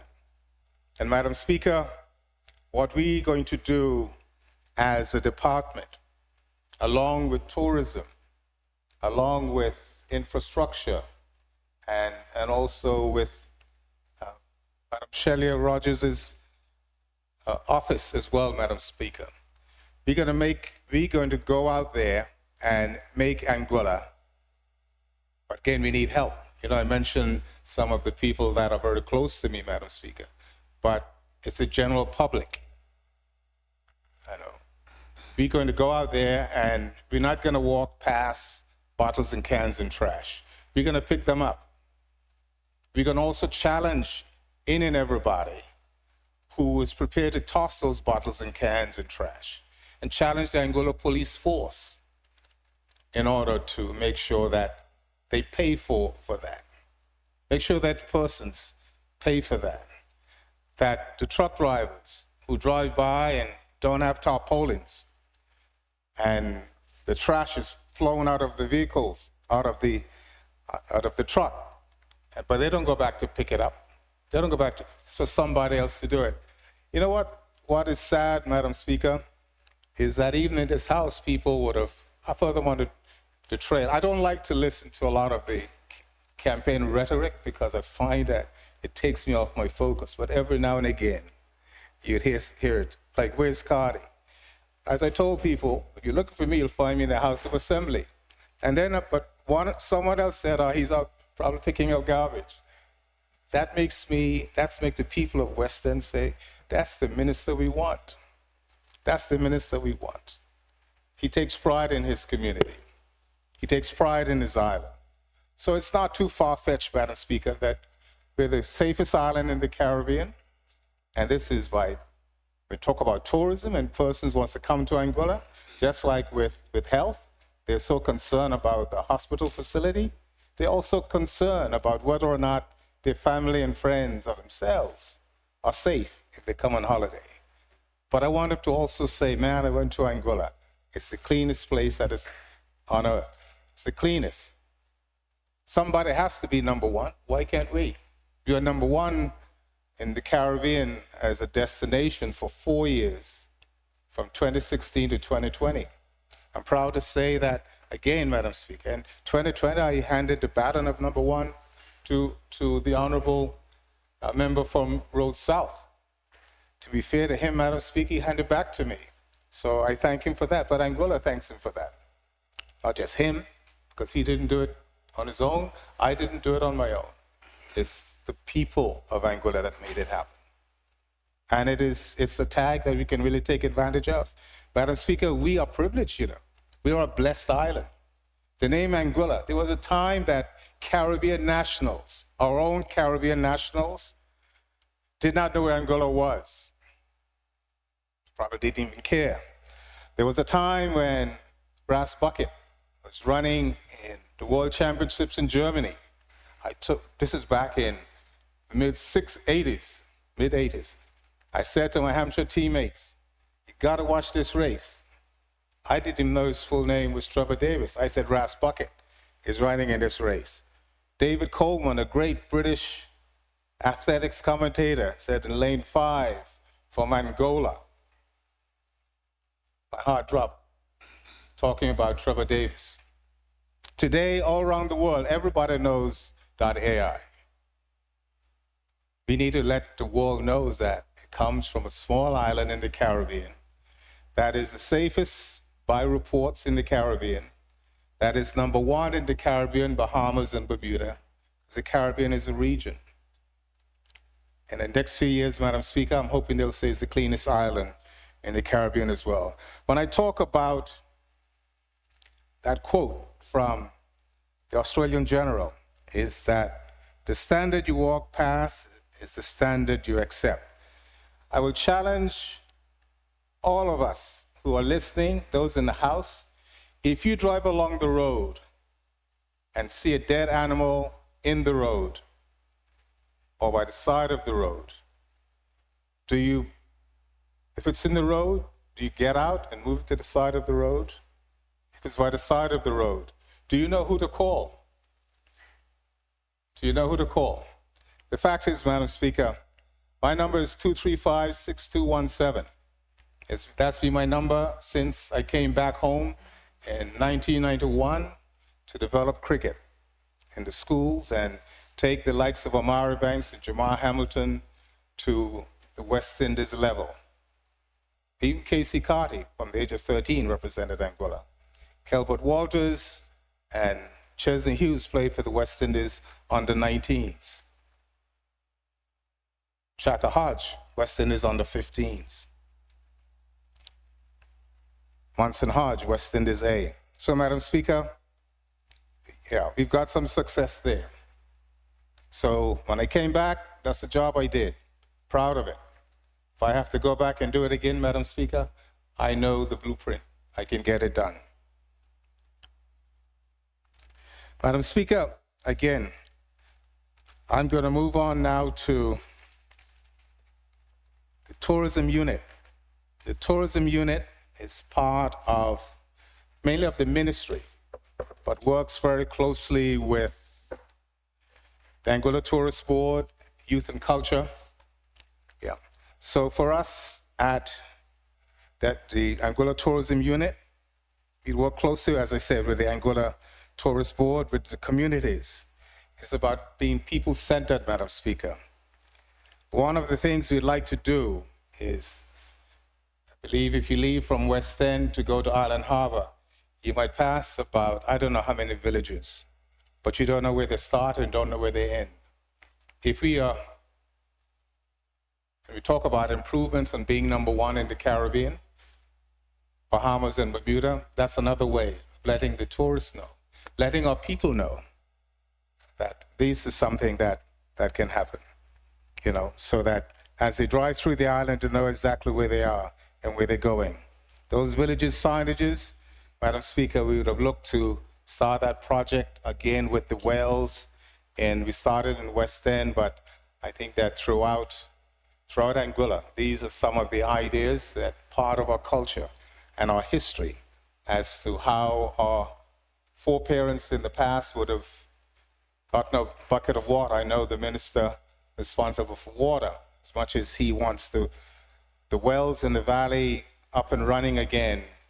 What we do know is that, in fact, the other day, Madam Speaker, I was down at the Bednar's Well in Long Bay, and the children from the Morris Vanderpool School, they were there on a tour.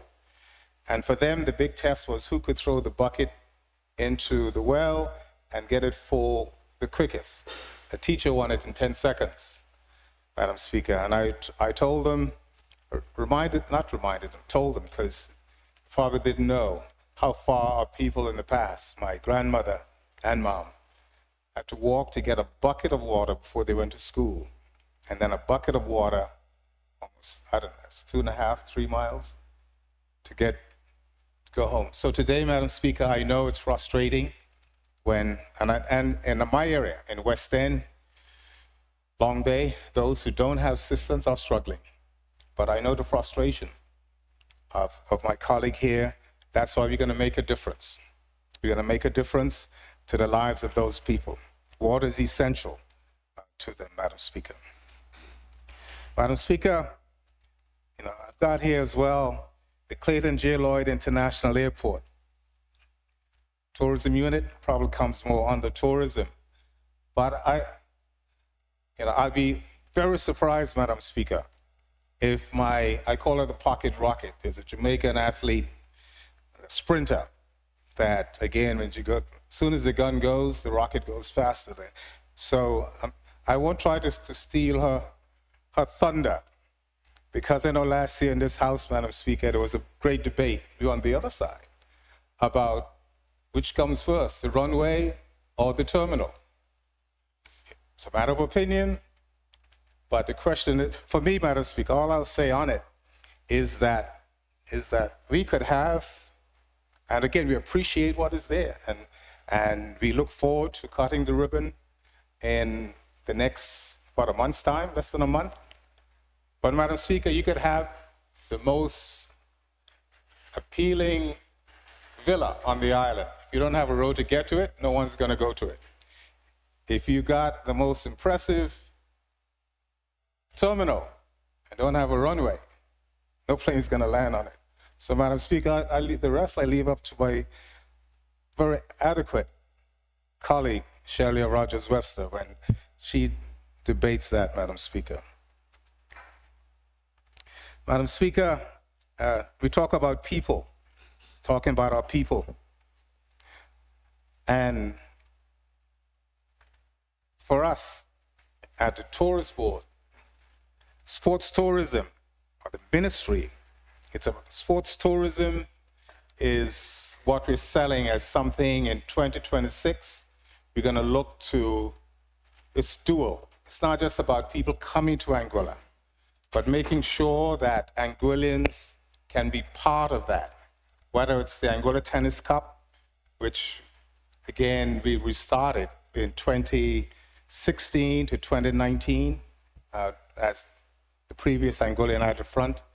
They brought in, I think, up to 200-300 guests before the start of the season. So a number of young, promising professionals were able to take part. We plan on working, of course, with Anguilla Anguilla National Tennis Association, the Anguilla Tennis Academy, and to see how best we can get greater cooperation regionally as well. And that, again, is another way of helping to kickstart our season. Madam Speaker, also, of course, boat racing. I mentioned boat racing. There's much work for us to do. The government will be the governing body. Well, the responsibility will fall on the government, but the governing body will be the Anguilla Boat Racing Association. And I'd like to think that is something we can really take advantage of. The beauty is that it's an easy sell as tourism. A number of our hotels are sponsors of these boats. And I know that Capchaluca, I think Capchaluca gets huge mileage from that. Marijuana, again, they know they get it too. So at the end of the day, Madam Speaker, we want to make this something that we're all very much proud of. Madam Speaker, the other aspect too, I mentioned golf. There are a number of golfing events in the new year. We've got the Malcolm Marshall Golf Tournament. For those who don't know, Malcolm Marshall was a great West Indian fast bowler, very personal friend of mine. So each year we have a tournament where funds from that fundraiser can go towards cancer and also some towards the cricket development in Anguilla. Madam Speaker, also when we talk about, well, just a bit more about the golf, Madam Speaker. There's a tournament, the Duke of Edinburgh Awards tournament. That, again, is a tournament that the winner will go to England and spend the best part of 2 weeks. I would like to think that right now it's mainly expats or visitors to Anguilla that are afforded that opportunity, Anguillians as well. But the fact is that we need to have our youngsters and our adults playing the game so that they too can best represent our island. And if we're going to England, going to Windsor, Slough, I'd like to think that that's a relationship that we could build. We talk about people, Madam Speaker. The thought of having a health, tourism, and sports ambassador, or ambassadors, Madam Speaker, is something that I'm very passionate about. I'm passionate about it, and I'm expecting that my ministry will also see the value in it. we talk about the developing and raising the esteem of our people. Everybody likes to feel that the efforts that they've put in, that it has been appreciated. And the best way of appreciation is letting somebody know that you're proud of them. And Madam Speaker, I'm for sure will tell you that having played on the international scene and having gone to international events, there's nothing greater for a nation or an athlete than to stand on a podium, the world stands to attention while your national anthem or song is being played. And in Anguilla's case, our national song is being played. For cricket, for those who played for the West Indies, it would have been Rally Around the West Indies. I think that was the song. Madam Speaker, I'm not going to use up my full hour. I think that I like to think that I have presented the way forward from our ministry. Again, as I said, my two colleagues, they will elaborate a bit more. But what I would say, Madam Speaker, of course, we've had some challenges as a new administration, and there's always a message that is sent. If you are a coach and you've lost your job, it means, in the opinion of the owner of the club, you weren't doing a great job. You might think you did a great job, but they fired you, you're gone. Madam Speaker, governments are the same. As much as you could sit in 2020, it was miserable as hell for me, Madam Speaker. I thought we did so much, but yet it didn't matter, because as far as the people of Anguilla were concerned, the people said, you do what you want to do, but you're not doing what we ask you to do. So I could understand how members of the opposition would feel, that they felt they did a good job, they went in a direction they felt they wanted to go.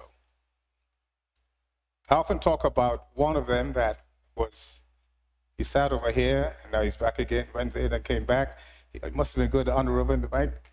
That's that type of game. But the fact is, Madam Speaker, is I admired the Honorable Kyle Hodge. I've said it over and over again, simply because, and this is what our people of Anguilla are saying to us as elected members. If we really want to stay in office, you need to listen. You need to listen to your people, because you only have one vote. The masses are the ones that decide where you go.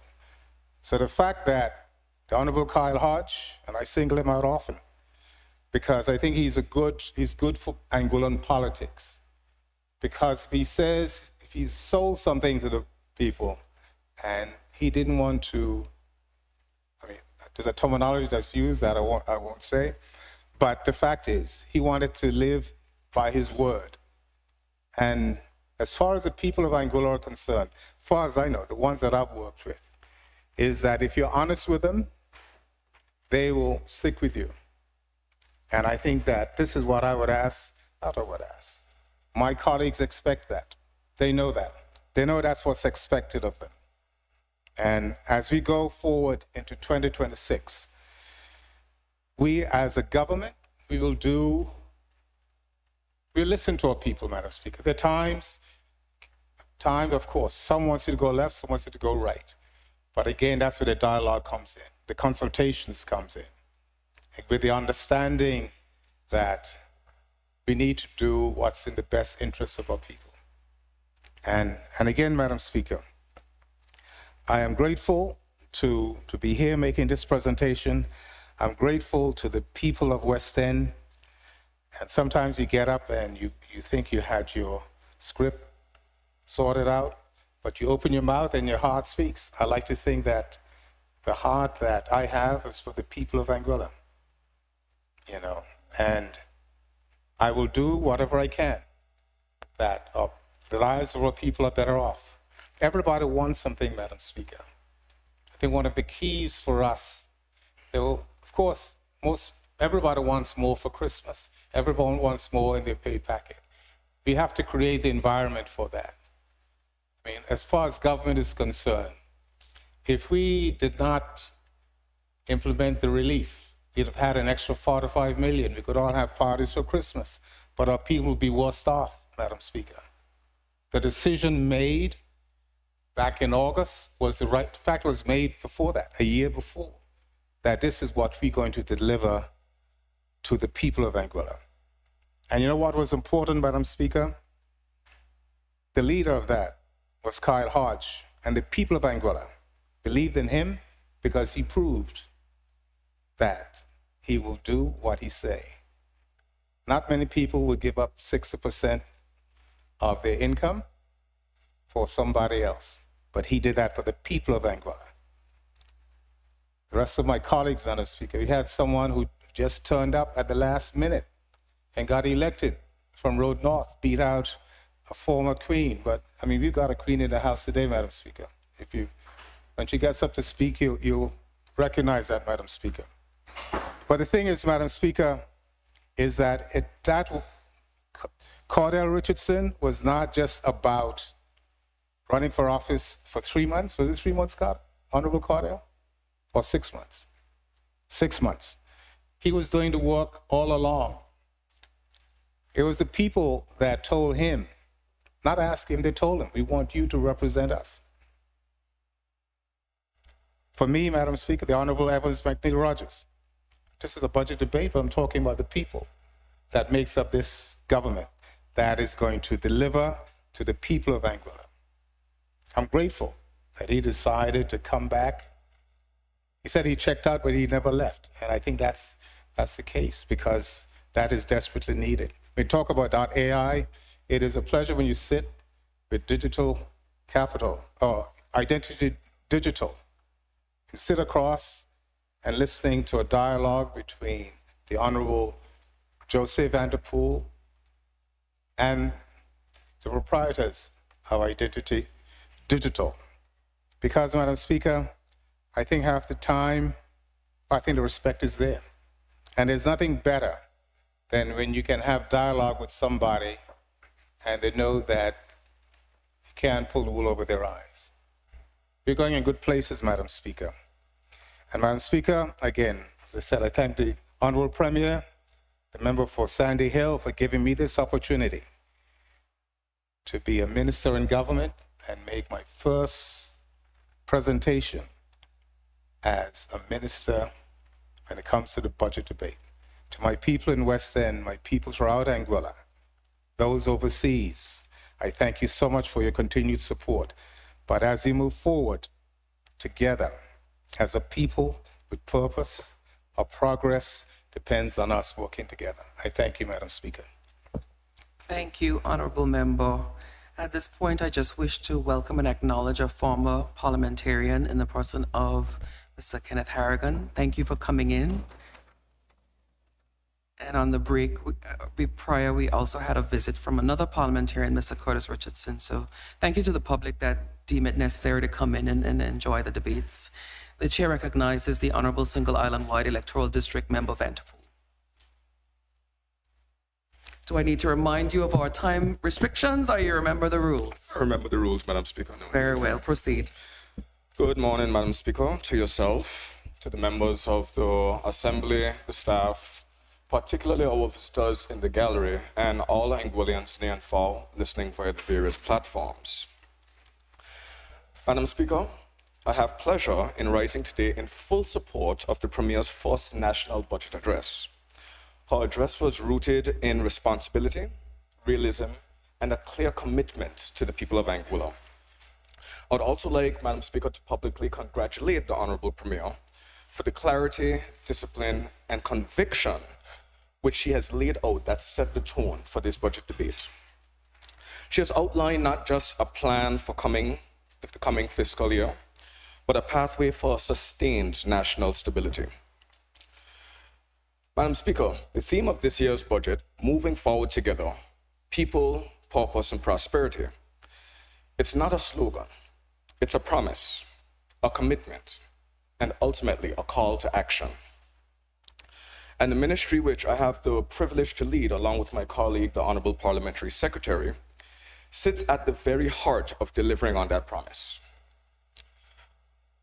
The ministry in which we lead touches on the ports that welcomes our visitors, the airport that connects us to opportunities, the roads that we travel, the buildings that house our various services, and the digital backbone that allows government services to run, the renewable energy systems that will define our future, and the evolving .ai ecosystem that, if nurtured properly, can transform Anguilla's economic identity, as we've already seen the potential for it to do.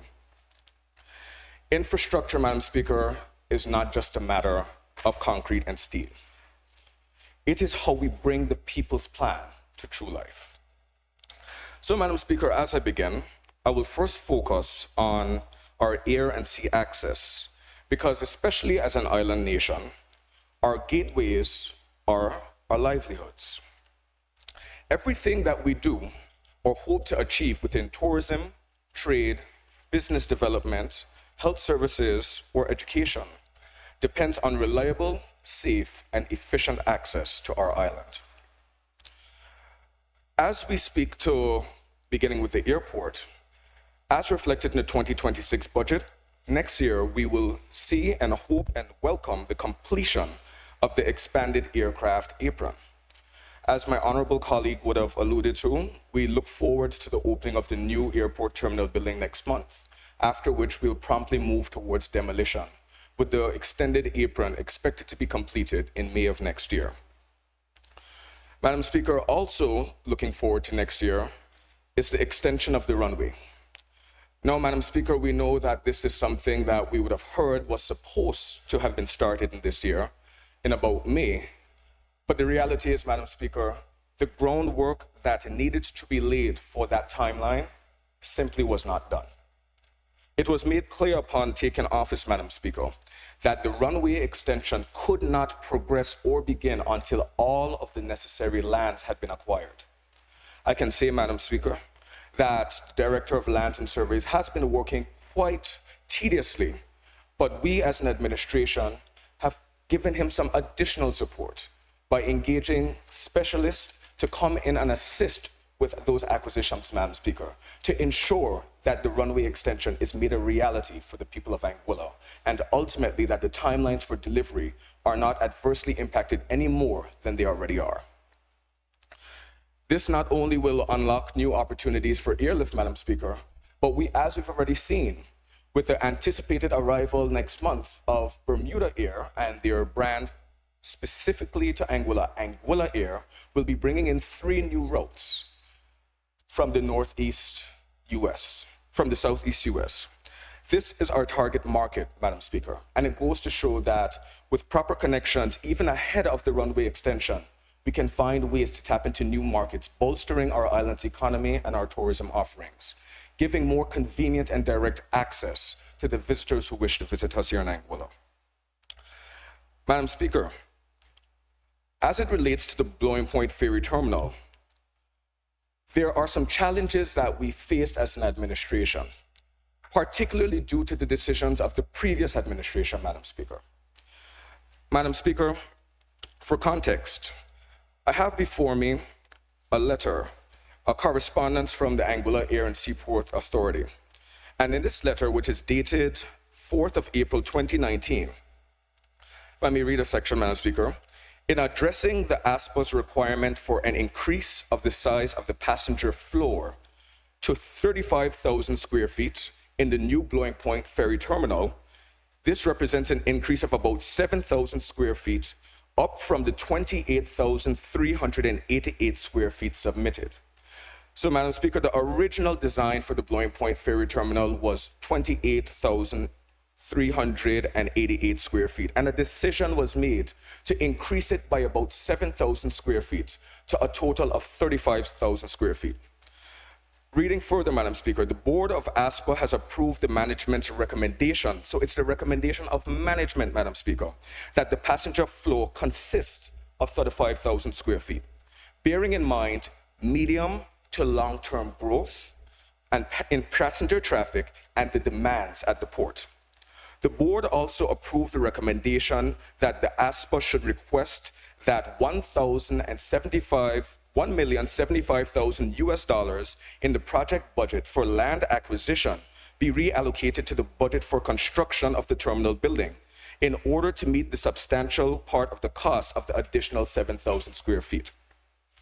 Madam Speaker, I put this into context because we've been criticized as an administration for first coming in and taking stock and evaluating the situation before making rash and drastic decisions, Madam Speaker. Madam Speaker, while it was clear that in order to, bearing in mind long-term growth in passenger traffic and the demands at the port, the recommendation was 35,000 square feet. The current new terminal building that we have at Blowing Point, Madam Speaker, which again, do not get me wrong, I'm not saying that it's not an upgrade on the facility we had before, but the current terminal building that we have at Blowing Point is a mere 15,000 square feet, Madam Speaker. Less than half of what was proposed for the demands at the port. In addition to this, Madam Speaker, as you have said, we had a previous parliamentarian here, the Honorable Curtis Richardson, who during his time as Minister of Infrastructure would have saw to it that the lands were acquired in the Blowing Point area for the growth and the development of such a facility, Madam Speaker. The previous administration, upon coming to office, not only was the terminal building downsized, but the land that was already compulsory acquired, already paid for, and already set aside for the development of our port facilities, the decision was made to return these lands to the families. And not only were the lands given back, Madam Speaker, the families were also paid for the time that they didn't have the land. Now, the issue that we now have, Madam Speaker, is we see that Aspen is at a point where they need to expand the ports. We see on social media the videos of the long lines of persons who have to wait outside of the port. We see the security concerns where the drastic loss of life took place at the port, but we don't have the lands that we previously held, Madam Speaker, to establish the proper buffers and security areas that are needed and necessary, Madam Speaker. So the decision to make a rash step forward actually put us 10 steps back. And it's going to be very likely that in the upcoming year, we are going to again have to try and compulsory acquire the land that government already had, Madam Speaker. Not only is that setting back development, but the ultimate bottom line is the people gonna have to pay twice, and this time they're probably gonna have to pay more. Madam Speaker, taking the time to evaluate decisions before rashly moving forward is not just something that I think is critical. In fact, I think it's something that's wise, and I commend the Honorable Premier for her decision in doing so. As it relates to the terminal extension and the 2026 planned works at the Blowing Point Ferry Terminal, Madam Speaker, there is plans, given the footprint that's available, to try and see what best we can do in order to expand the terminal to meet the growing needs and the demand at the port.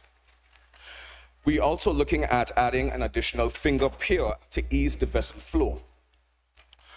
Work will begin towards the multi-level parking facility so that the taxi drivers can be separated from the rental and private vehicles at the port. We're also looking at the land acquisition possibilities for long-term expansion. The work at the port, Madam Speaker, is about safety, efficiency, and a better passenger experience for the guests who come and grace us at our shores. As it relates to the Road Bay Port, Madam Speaker, work continues, and we're seeing upland improvements for provisions for the new warehouse that's going to place, the pavement of the yard at the Road Bay Port, port access and road upgrades, as well as land acquisition is currently in place and en route for future expansion and growth at that port, Madam Speaker. As it pertains to roads, Madam Speaker, and I want to take a moment here to address some of the comments that would have been made by my colleague, the Honorable Mr. Merritt Richardson.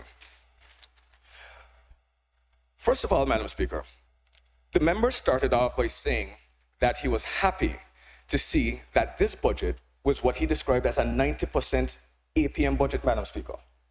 A 90% APM budget. But I'm confused, Madam Speaker, because after going on and criticizing the budget, he said what this is not, is it's not a people's budget. So if this is not a budget for the people, but you're proud to call it an APM budget, which is it?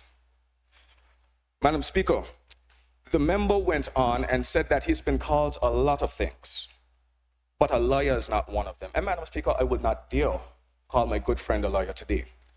But he did bring up some recollections, Madam Speaker, that caused me to question the source of his information, particularly because the information he was referring to was formally asked in the House of Assembly and forms a part of our written record, Madam Speaker.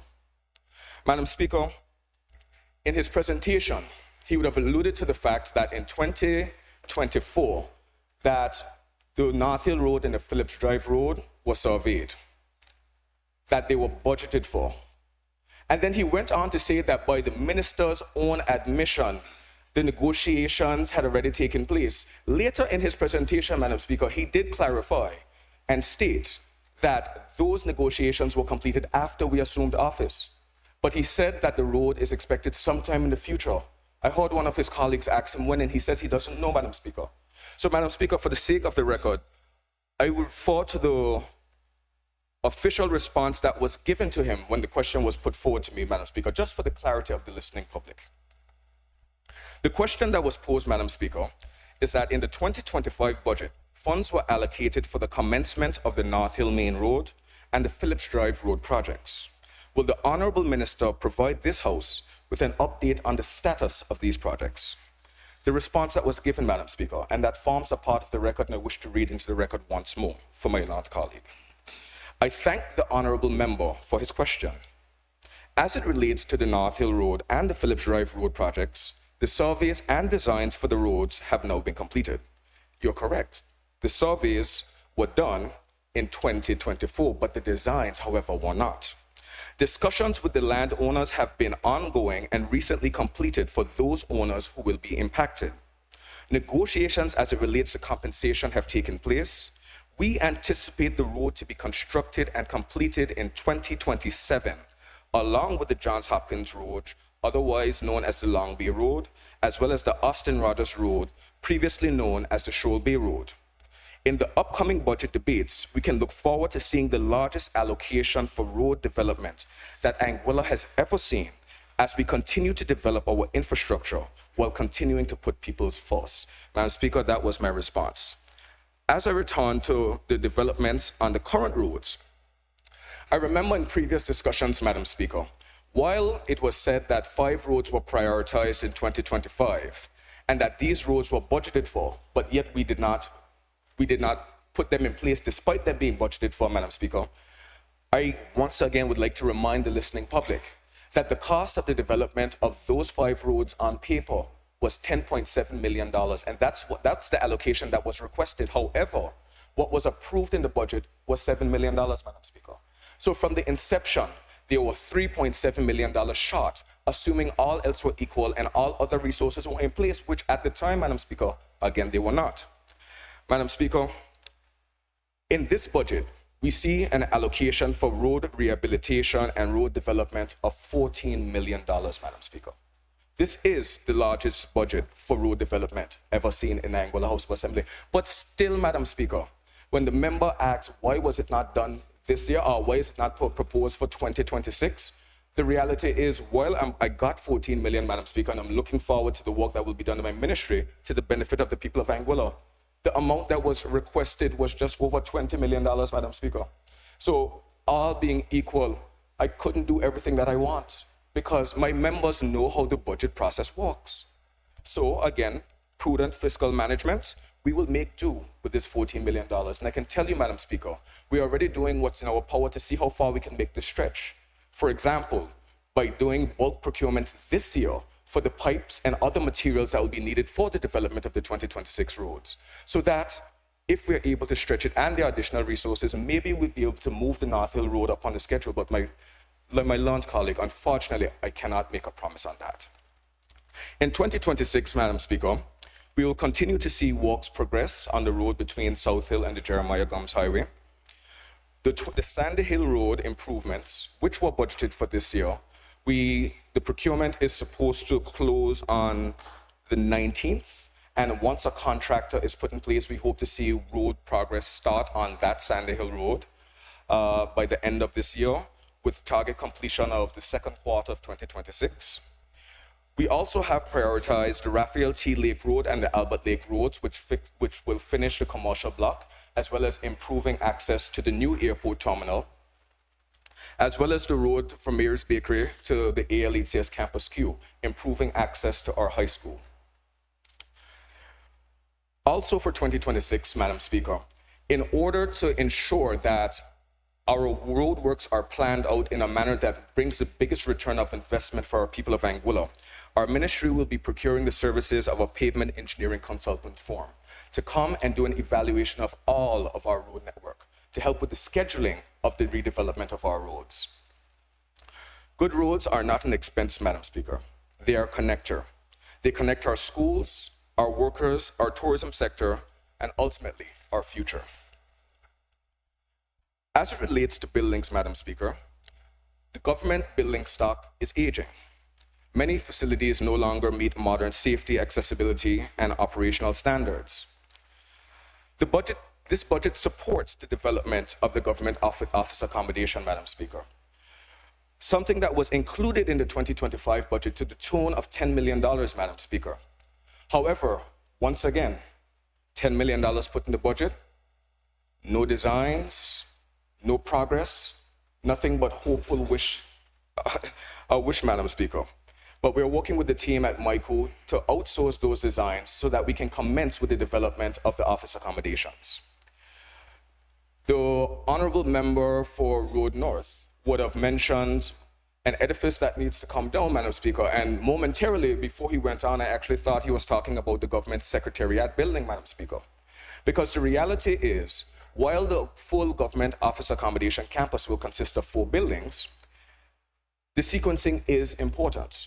Because while the secretariat cannot be used at the moment, it houses government's infrastructure, the fiber infrastructure, everything that runs government systems. So one of the key things in terms of sequencing will be the Department of IT and E-Government Services will have to be one of the first allowed to move into the new buildings in order to reroute that fiber network, Madam Speaker. Madam Speaker, a simple process like that, all being equal, if it goes well and no hiccups, we can expect government services to be down anywhere from between 4 days to a week, Madam Speaker, if not longer. That has implications on business. So it's important to plan and get this phase right before rashly moving forward and doing any kind of development. It's budgeted for, the works and the plans has already started, and we look forward to commencing in 2026. There are also a lot of ongoing infrastructure projects to include the technical block at the ALHCS, the maintenance and resilience upgrades across different ministries and different government departments, as well as structural assessments, as well as the integration of energy efficient and climate resilient systems.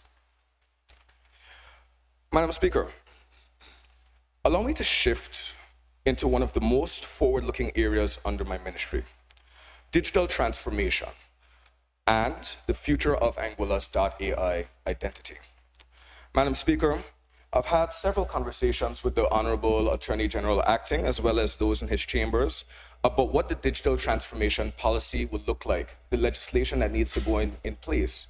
And the reality is, Madam Speaker, upon taking office, there is no policy that's in place.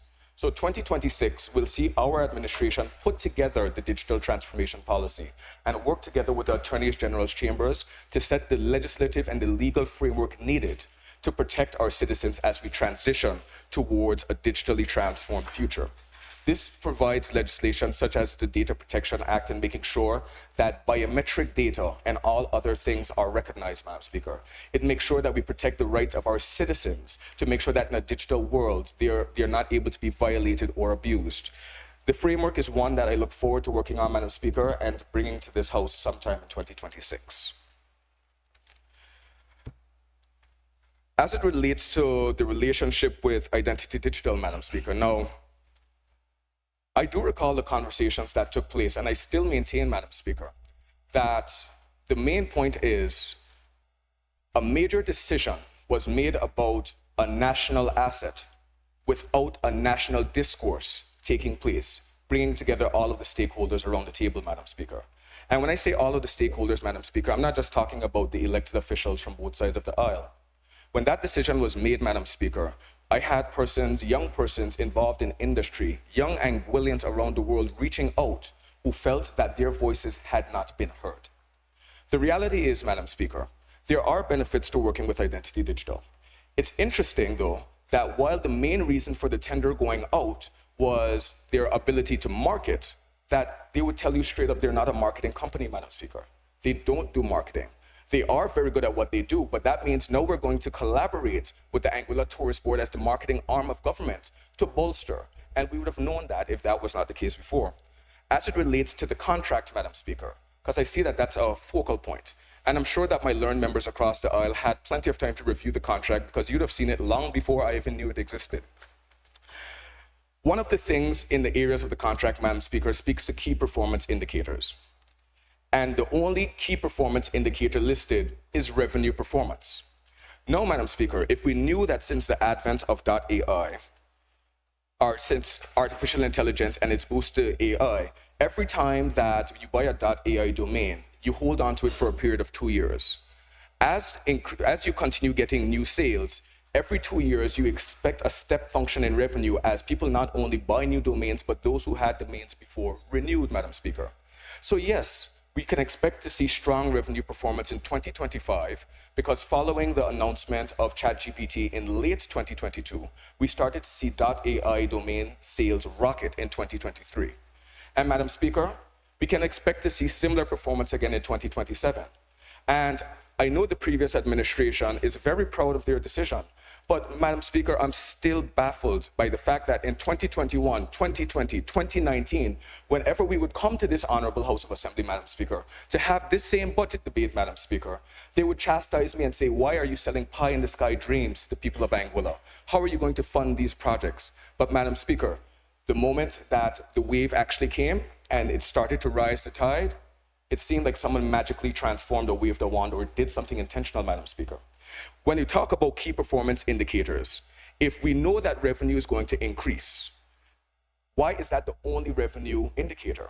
How do you tell the difference in revenue is coming from the growth and popularity of AI versus something that the domain manager is currently doing? So you need to have greater detail, Madam Speaker. When there's a minimum revenue guarantee in the contract of $1 million, Madam Speaker, to say that we will give you at least $1 million, but we've seen steady revenue performance of about $7 to $8 million per month, Madam Speaker. So based on, I'm not sure what kind of modeling or projections would have went into that, creating that $1 million figure, but it's evident that it could have been raised higher because steady performance is far above that, Madam Speaker. As it relates to the training and the training requirements, Madam Speaker, we spoke with Identity Digital upon taking office, and we've had many cordial conversations with them because they want to know what it is we want to see in terms of training. Because based on what's outlined in the contract, Madam Speaker, they can simply decide to train a few people within government service to help with the management of the domains. We as administration said that that's not what we want to see when we speak of training. We want to see our schools involved, our young people involved, our community centers involved. And Madam Speaker, Identity Digital, who was on the ground last week, we've had some very fruitful conversations. We've roped them in, and now they have a partnership with the Anguilla Robotics Association. I met with them at the Anguilla Robotics Association where we met with our young people to find out more about what they want to do. There's a university that we're now partnering with to see if we can get them to bring lecturers down to be able to train our people as it relates to AI. When it comes to persons within their space, which is the domain name management, they want to bring in engineers from their team to now explain domain name management to capable and interested Anguillians. Not simply training a few persons within the government system already to help with the management. No, Madam Speaker, they don't have to do this. The contract isn't tight enough to lock them into doing this. So I will commend them for being a good and corporate social partner thus far. But the contract didn't lock them into that, Madam Speaker.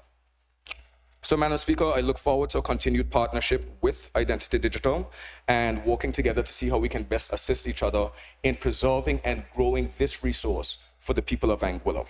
One of such means that we're looking at doing so, Madam Speaker, is by hosting a conference here next year, where we bring together the registrars and the persons who sell the .ai domains, Madam Speaker. We are currently at about 908,000 domains under management, and we expect that in early 2026 to cross the 1 million mark, Madam Speaker. The conversations that we're having with them now is let's get the registrars in the room and let's put a challenge before them. We've crossed the $1 million domain mark. That is a great accomplishment. Now the race to 2 million is on. Who will help us get there faster? So it's about establishing these partnerships, getting the people into the room and working with them and selling them our vision of Anguilla, helping them realize that when they sell a .ai domain, it's not just a piece of digital asset. It's actually contributing to manifesting and changing the lives of many people on this island, Madam Speaker. On the topic of AI conferences, Madam Speaker, later this evening, the Anguilla Youth and Business Foundation will be holding what they term to be the Met Talks. And the keynote speaker will Mr. Andy Hun of the Anguilla Inspire project, which played a large part in digitizing and providing access to devices within our schools for our students and teachers. He will be the featured presenter, Madam Speaker, speaking to the transformative power of AI. For those who may be available to make it, it will be hosted at the Aurora Ballroom this evening at 5 o'clock. I too will be a panelist at that presentation, Madam Speaker, so my apologies if I might have to slip out early to attend. However, the discussions with Mr. Han is not just about these initiatives where we can reach out to our students and let them know about the transformative power of AI. We, throughout the ministry, are also in conversation with Mr. Han about another AI conference next year. So the first one would be specifically targeting our registrars to try to boost domain sales. The other one will be trying to attract persons within industry and the artificial intelligence space to Anguilla, not just to have synergetic conversations, but working along with the Ministry of Economic Development to see how we can make it attractive for them to move here and do business. Because remember, Madam Speaker, under the previous AUF administration, the groundwork was already laid in the creation of the Special Economic Zone, a legal framework for the development of knowledge and thought-based industries. Madam Speaker, this zone was not maximized at all under the previous administration, but we hope to rectify that as we hope to further diversify. We know that a lot of focus has been placed by the opposition on the performance of AI to our economy, but it's about how we use our asset of AI, Madam Speaker, and leverage it for further economic diversification, both in and outside of the tourism sectors. Madam Speaker, opportunities to convert and leverage this kind of thing to grow into prosperity does not happen by accident. It has to come from careful planning and precise execution, and that's what we as an administration are working towards doing, Madam Speaker. It's not just about rushing it and saying that, okay, here's the result. It's about making sure that what we do brings about the maximum impact with the highest return of investment for the people of Anguilla and ultimately for the future generations. In the year ahead, we will strengthen the oversight of the .ai domain. We will expand on digital entrepreneurship opportunities for young Anguillians.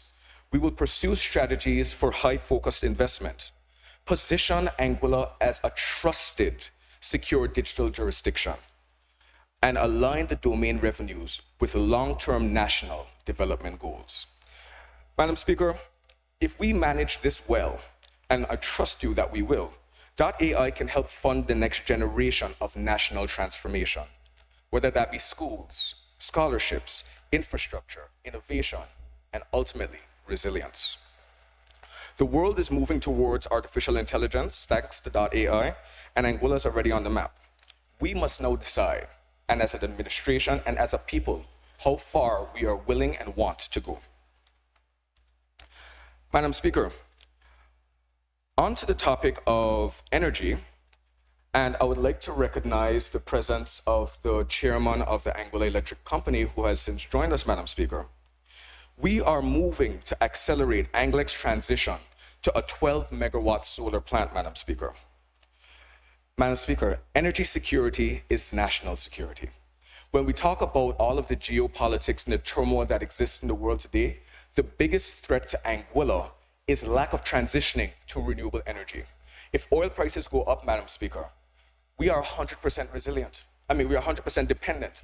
So, by ensuring that we transition towards renewable energy, and I get what the fellow members are saying, unfortunately, it doesn't happen overnight. But Madam Speaker, I can guarantee you it will not take us 5 years. Because while the previous administration was in office, they had the opportunity to implement renewables. Yet here we are today. Madam Speaker, the biggest threat to Anglic over the years has been the playing politics with what is a public company, Madam Speaker. And as a result, we now see the largest consumers of electricity on island, whether it be the major resorts, the Auroras, the Four Seasons, transitioning and moving off grid, Madam Speaker. What this does is it challenges the company's viability to fund its transition. So, Madam Speaker, this is an urgency, and it's an urgency because of kicking the can down the road for too long. Madam Speaker, my colleague would have mentioned the fact that while he used to sing from the same songbook as it relates to renewable energy, he feels like the priority now should be moving our grid underground as opposed to transitioning first. And while I understand the thought process, I must, one, respectfully disagree, but two, Madam Speaker, I'm a bit confused.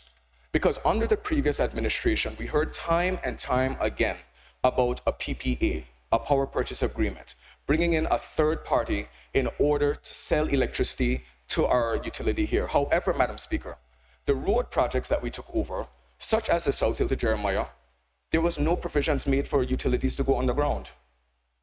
So, Madam Speaker, if that was the true priority, how come we did not actually see that put into action? Madam Speaker, I would like to personally thank and put on record President Daniel Best of the Caribbean Development Bank, as well as his entire team. Not only did they send a trade mission down to Anguilla to see for themselves, to test the feasibility, but they have been working with us neck and neck, making sure that we're on the same page. And they have reaffirmed and constantly reaffirmed their commitment to making this renewable energy transition for Anguilla and its people a reality. We look forward to seeing this through in 2026, as well as for the continued work and projects that we may choose to engage in with his team at the Caribbean Development Bank. Aside from Anglic's transition towards solar, and Madam Speaker, one point that I would just like to add on that, this is the closest we have ever gotten to actually seeing renewable energy possible. The two biggest factors that tend to hinder renewable energy products are the land and the capital. We're working with CDB to get the capital. And I must congratulate the team at Anglic, whether it's the board, the chairman, and everyone who was involved, for securing the lands. Because between land that's to be leased from the government of Anguilla and other lands that Anglic has since gone out and acquired themselves privately, Anglic now has more than enough land for the full implementation of the project ahead, Madam Speaker. So, we are close, but we need to see ourselves cross that finish line. Also in the area of energy, we look forward in 2026 to seeing expanded solar EV charging stations, the addition of solar-powered streetlights throughout the island, improving not only our resilience, but ultimately reducing cost. The introduction of solar at the Princess Alexandra Hospital, Madam Speaker. So, Madam Speaker, one of the internal assessments that was done of government's offices was to figure out that within government, what could we do to reduce our energy costs? And it was found that we think we should start with the hospital. Reason being, when we look at the bills for the past 5 months, Madam Speaker, we're talking about upwards of $680,000 to keep the lights on at what my honorable colleague always refers to as Anguilla's only 24-hour health facility, Madam Speaker. So we don't have a choice but to keep the lights on, but we can't see what we can do to drive down that cost. Because every dollar saved from paying that electricity cost, Madam Speaker, could be a dollar invested in healthcare, invested in improving the facility, or invested in education or our people, Madam Speaker. So we look forward to particularly this project and it being the first of many more to come across government services. There are also policies aligned with the draft National Energy Policy, Madam Speaker, which we look forward to bringing to the House for adoption sometime next year. And I would have mentioned, Madam Speaker, that after a delegation from Anguilla recently attended the Blue Planet Alliance in Hawaii, Anguilla can proudly state that we are the most recent small island developing state to sign on to the Blue Planet Alliance, Madam Speaker. Madam Speaker, this was a decision that not only did we have to make as an administration, but because this is an international agreement, it had to be cleared by the Governor's Office and London, Madam Speaker, who both recognize this as a viable program as we transition towards 100% renewable energy future. Signing on to this fellowship, Madam Speaker, which is a nonprofit organization, affords Anguilla access to stakeholders and experts from across the world, resources that we don't have to pay for out of pocket, and persons who ultimately want to see us realize and achieve our vision. So, Madam Speaker, whether it's the draft national energy policy or the tangible outcomes that came from the Rezimbid project, all of these have been given to the persons at the Blue Planet Alliance who are now helping us streamline and organize how best we can quickly make this a reality for the people of Anguilla. Because, Madam Speaker, bringing down the cost of electricity is not just about resilience. This is the way to impact the most people, because electricity touches every one of our lives, every household, every family. Madam Speaker, one day the children of Anguilla will look back at this moment where the government of Anguilla has committed to true action towards renewables, and then they will determine, Madam Speaker, that is the point that Anguilla shifted from dependence to independence. And it will happen under this administration and the leadership of the Honorable Premier, Cora Richardson Hodge. As it relates to the Department of Infrastructure, Madam Speaker, we will continue the disciplined modernization of the government's fleet, transitioning to, in 2026, we continue to advance the transition towards electric vehicles, the installation of more solar EV charging infrastructure, the re-establishment of a modern, reliable school bus service, because I can assure you, Madam Speaker, the Honorable Minister of Education and Social Development, she's adamant, and she will get what she wants, because it's a must for the people and the children of Anguilla, Madam Speaker. We also look to see the introduction of a transparent vehicle replacement policy, Madam Speaker, because we see that too politics gets played around with. But these recommendations don't come from us as ministers, Madam Speaker. It comes from the fleet managers, the chief engineers, and the people who are responsible for government's aging fleet. And a lot of the times, deferring a decision now means less value for money and ultimately wasted tax dollars for the people of Anguilla. Madam Speaker, this is about efficiency, accountability, and a government that manages its assets responsibly. Now, Madam Speaker, as I move towards closing, I wish to return to the budget theme. People, purpose, prosperity. Every project that's represented in this budget, Madam Speaker, every investment in infrastructure, every upgrade at our ports, every digital system that's introduced, every energy initiative, every improvement in our road and government operations, Madam Speaker, it ultimately comes down to our people. How they live, how they work, how they move, and how they feel about the future of their country, Anguilla. Our purpose is clear, Madam Speaker, to build a stable, predictable, and well-managed nation. One project, one policy, and one investment at a time, Madam Speaker. Madam Speaker, this is a responsible budget. This is a deliverable budget. A budget rooted in discipline, anchored in stability, and guided by vision. It is a budget for the present, as it is grounded in the current needs of our people, Madam Speaker. Yet, it is still a budget for the future, preparing Anguilla for the world that is coming. I fully support the Premier's budget, and I commend it to the Honorable House, Madam Speaker. May we continue to move forward together. Thank you. Thank you, Honorable Member. At this point, I wish to welcome and recognize a former parliamentarian as well, our former Speaker, Mr. Carty, who's now joined in the gallery. Thank you for stopping in. I also propose to take a short 10-minute break just for us to refresh, and then we will resume this House stands. Rises for 5 minutes, 10 minutes.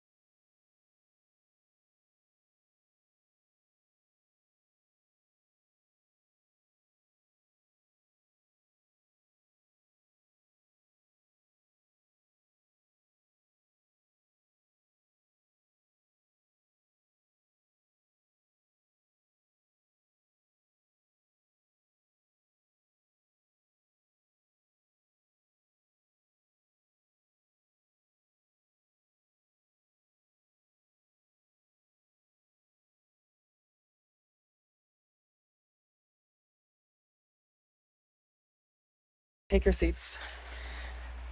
Does any other member wish to speak to the bill that's on the floor? Does any member wish to speak? I recognize the honorable member for Valley North. Thank you very much, Madam Speaker. Members of this honorable House, invited guests, those sitting in the gallery, I'd like to once again acknowledge our former members of the House. It's great to see you here today. And fellow Anguillians listening via Facebook Live or on radio. It is with great privilege and profound responsibility that I rise to present the 2026 budget for the Ministry of Social Development, Education, Youth and Culture, Probation, and Library Services.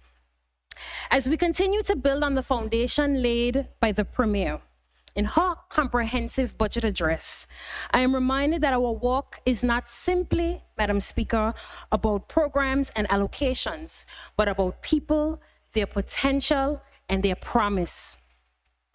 The theme that guides this administration and this budget is more than words. It is a commitment that every child will have access to quality education. Every family will receive the support they need, and every Anguillian will see their culture and heritage celebrated. Madam Speaker, my ministry has been allocated EC 9.11 million in the 2026 budget. This comprises of 74.13 million for recurrent expenditure and 23.98 million for capital expenditure. This allocation represents 18.6% of the recurrent budget, Madam Speaker. This investment reflects government's unwavering commitment to placing people at the center of development. Madam Speaker, I have no doubt that my ministry is one of the toughest, but I also believe it is by far one of the most important because it is so people-centered. Every policy, every decision, every initiative has immediate impact on the lives of our people, Madam Speaker. I wish to begin by thanking the Honorable Premier for her stellar leadership over the last 8 months.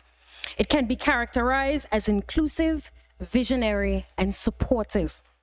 I also wish to thank my colleagues for their support, even on days when I may be a bit overbearing.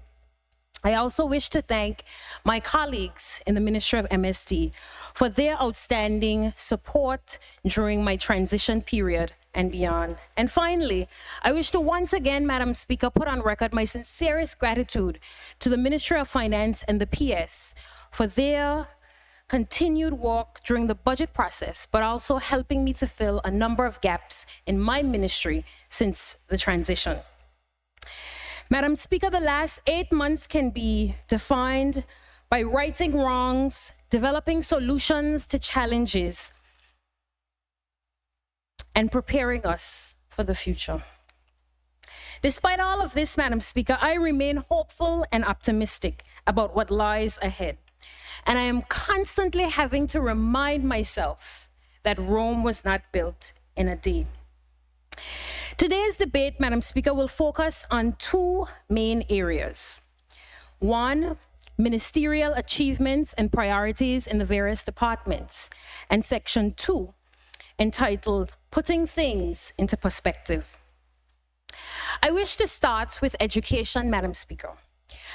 Upon taking office, many persons would remember that I maintained that I was very concerned about early childhood education, and particularly the educators in early childhood education. Madam Speaker, not just in Anguilla, but globally, early childhood educators are some of the lowest paid. They have limited employment benefits and limited access to higher education. I am proud to announce that effective January 2026, every preschool teacher registered with the Department of Education will receive an additional $500 EC each month.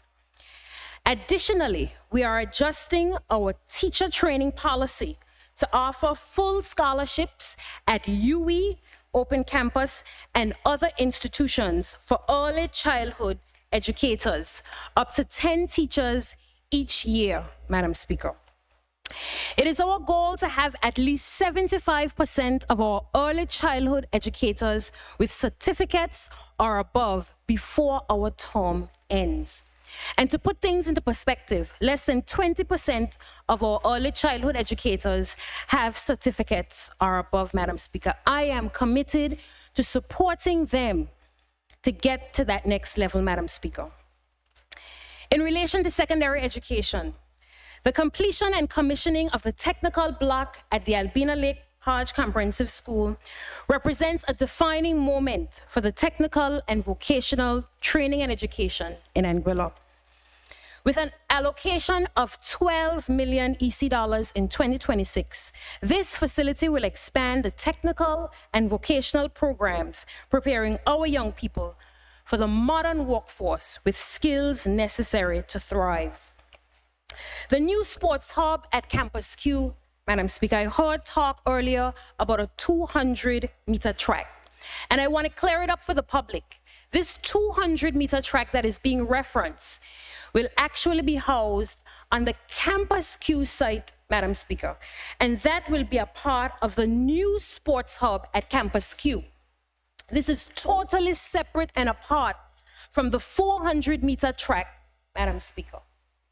The 400-meter track, Madam Speaker, for the general public still remains on the table, Madam Speaker. So I want the general public to understand that these are two separate initiatives.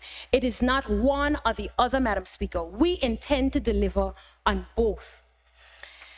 The sports hub at Campus Q, Madam Speaker, is not just about sports. It's also about character development and creating pathways for our youth. We have allocated $0.56 million to support teacher salary adjustments, additional teaching posts, and new curriculum officers at the secondary level.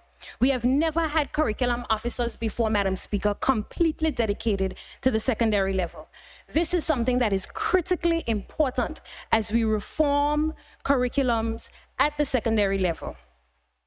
A further $0.6 million will be dedicated to teaching and learning materials.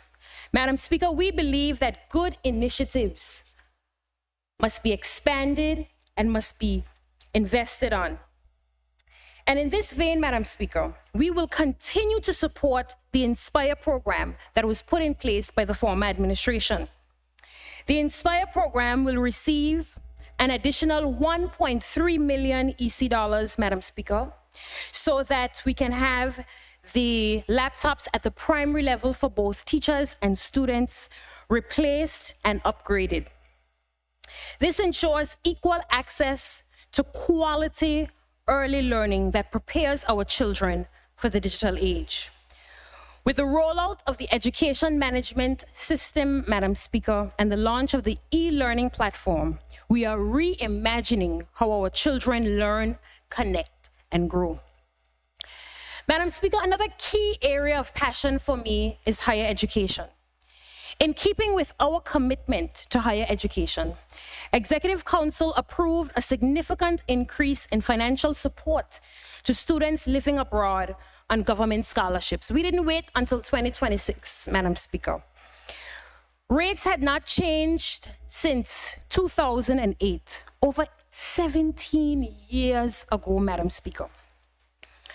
Now, as a result of that change, students will receive up to a 40% increase in some instances. Further to our commitment, Madam Speaker, for higher education, we have earmarked a historic budget of $6 million+ in scholarships and financial assistance beginning 2026, Madam Speaker. Madam Speaker, but we also recognize that we can't stop there because it's not just about allocating funds to scholarship. We recognize that as elected representatives, we also have a responsibility to assess and reform systems, Madam Speaker, that have not served our people to its fullest potential. And so we are undertaking a comprehensive review of the scholarship application process to improve awareness, access, efficiency, and communication. The truth is that over the years, we've dropped the ball in this area, Madam Speaker. One of our main aims in the future is to see the establishment of a higher/further education unit by 2027, dedicated to preparing our students for life after secondary education. We must ensure, Madam Speaker, that our students are prepared at every single level to be able to succeed. This administration is also keen on supporting the Anguilla Community College. With a new board of governors in place, they have been charged, Madam Speaker, with helping to reform the organization to enable it to offer new and improved programs, serve the needs of both the public and the private sector, and position the institution as a key leader in tertiary and further education on this island, Madam Speaker.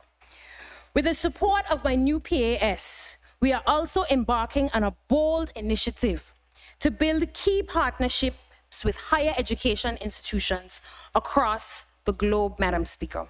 As a matter of fact, a number of those negotiations have already started because we intend, Madam Speaker, to enter into a number of MOU agreements with universities regionally and internationally to ensure that our students have additional access to resources, that we are there to support them and guide them through this process, Madam Speaker.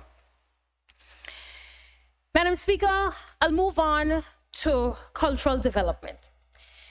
It is no secret that I have a strong passion for the cultural and creative industries.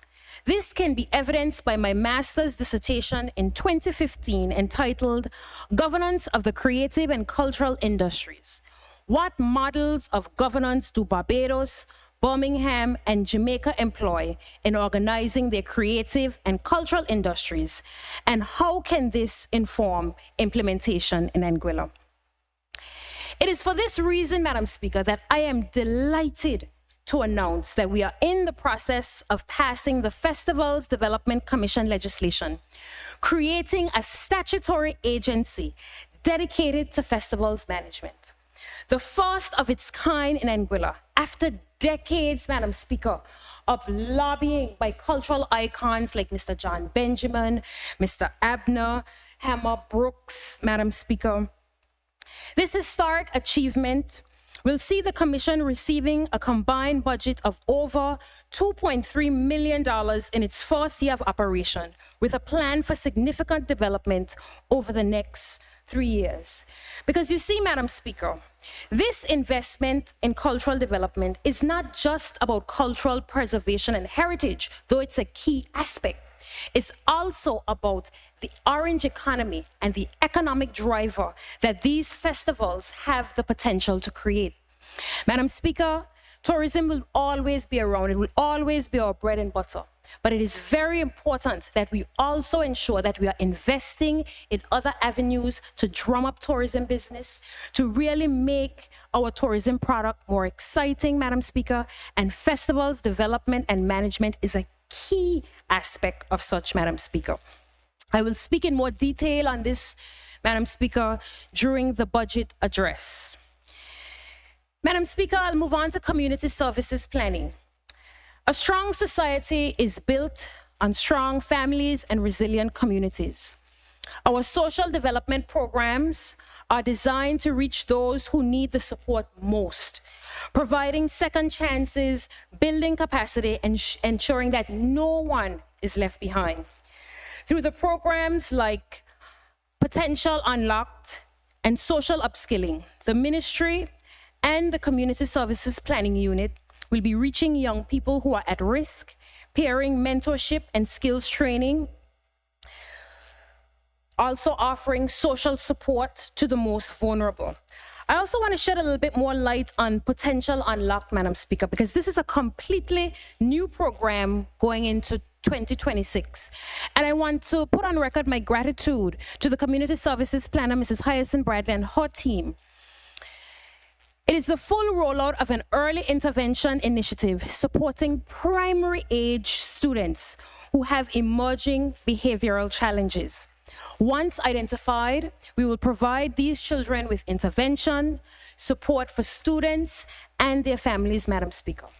Madam Speaker, we will continue to invest in the Family Force program, which continues to equip parents and caregivers with the tools necessary to raise their children. Madam Speaker, we're always talking about how important mental health is. But it's also important to ensure that we are investing in mental health. And it is for this reason, Madam Speaker, that I am proud to announce that in 2026, we will recruit both a clinical psychologist and a substance abuse counselor to support schools, families, and justice-involved individuals across our communities. Madam Speaker, a couple of months ago in this honorable house, my colleague on the opposition side talked about the underage drinking and the concerns that exist. And I agreed with him, Madam Speaker. And this continues to be a significant concern, not just for alcohol consumption, Madam Speaker, but there are pills, there are other illicit drugs that are being utilized, and it is critically important that we put the necessary support in place, Madam Speaker, to be able to address some of these concerns. And so I am proud that we will have an additional substance abuse counselor to support that work in 2026. Finally, we are embarking on bold restructuring initiative for our community centers. We are redefining the roles of community centers and their staff to align more closely, Madam Speaker, with the government and the ministry's mandate for community empowerment and outreach. This will aid in the rollout of community services planning units' grassroots programs, which will touch some of our most vulnerable persons, Madam Speaker. Our seniors are an essential part of our lives and our community, and we must ensure that they are safeguarded at all costs. In collaboration with the Chronic Disease Unit, consultations will be undertaken towards implementing standards for residential care homes, ensuring quality care and safety for our early residents. In keeping with this administration's mandate to digitize our systems, we will be securing a child maintenance database and a management information system for social protection. Through the introduction of a new digital system for social protection, families in need will have faster, fairer, and more transparent access to assistance, ensuring that no one falls through the cracks, Madam Speaker. Technology serves to make all our lives easier, and this new process will ensure improved efficiency, accountability, and accuracy of child maintenance collections and case management, Madam Speaker. So we look forward to having those new systems in place in 2026. Under the Gender Affairs Unit, Madam Speaker, I am proud to announce that this administration is committed to strengthening protection, justice, and support for victims and survivors of domestic violence. We have allocated $30,000 to the Gender Affairs Unit to increase its domestic violence programs and initiatives. This funding will address the gaps in sensitization and training that remain in place since the passage of the Domestic Violence Act in 2015. And this is just the beginning, Madam Speaker, because we recognize that you can't just change acts and systems without putting the funding in place and the programs in place to be able to cater to the needs of our people. And speaking of legislation, Madam Speaker, I wish to highlight the historic recent decision of the Executive Council to approve amendments to the Criminal Code. Madam Speaker, I am proud to announce that this administration recently agreed to repeal Section 166 and amend Section 162 to explicitly affirm that marital rape is a criminal offense. This marks a critical step forward in protecting the rights and the dignity and bodily autonomy of all individuals in Anguilla, Madam Speaker. Under probation, construction will continue this year on Zenada Haven Juvenile Rehabilitation Center with an allocation of $9.5 million. This modern facility will provide comprehensive rehabilitation for youth under our care. If anybody has visited the Zenada Haven facility, you know that it is woefully inadequate. It has been in place for a number of years, and it is inadequate for the residents of the facility, but also the caregivers of the facility. We're also developing a centralized database to track cases and monitor progress and improvements in relation to probation monitoring, Madam Speaker. I also wish to put on record that through the House of Assembly, a core responsibility of our members of the House of Assembly has been once again realized. While resources exist for legislation and scrutiny functions, no funding has been provided for constituency work since 2008. Madam Speaker, many will remember that when salaries were being reinstated in the public service, there was also a note to reinstate allowances to members of parliament. I didn't agree with the reinstating of those allowances, Madam Speaker, because I thought the process lacked proper accountability. It was simply going to be an additional tack on to your salary. There was no need for reporting. There was no mechanism to ensure that the additional funding was actually going to be used in constituencies. Now, Madam Speaker, members require a physical office where constituents can meet them, as well as staff to manage casework, research, communication. Reinstating constituency allowances aligns with Goal 3 of the House of Assembly's strategic plan. Because you see, Madam Speaker, over the years, we have instituted strategic plans, we have instituted plans of actions, but we have not ensured that we provided adequate resources to realize these goals, Madam Speaker. And I'm very happy that I was able to advocate heavily for this, Madam Speaker.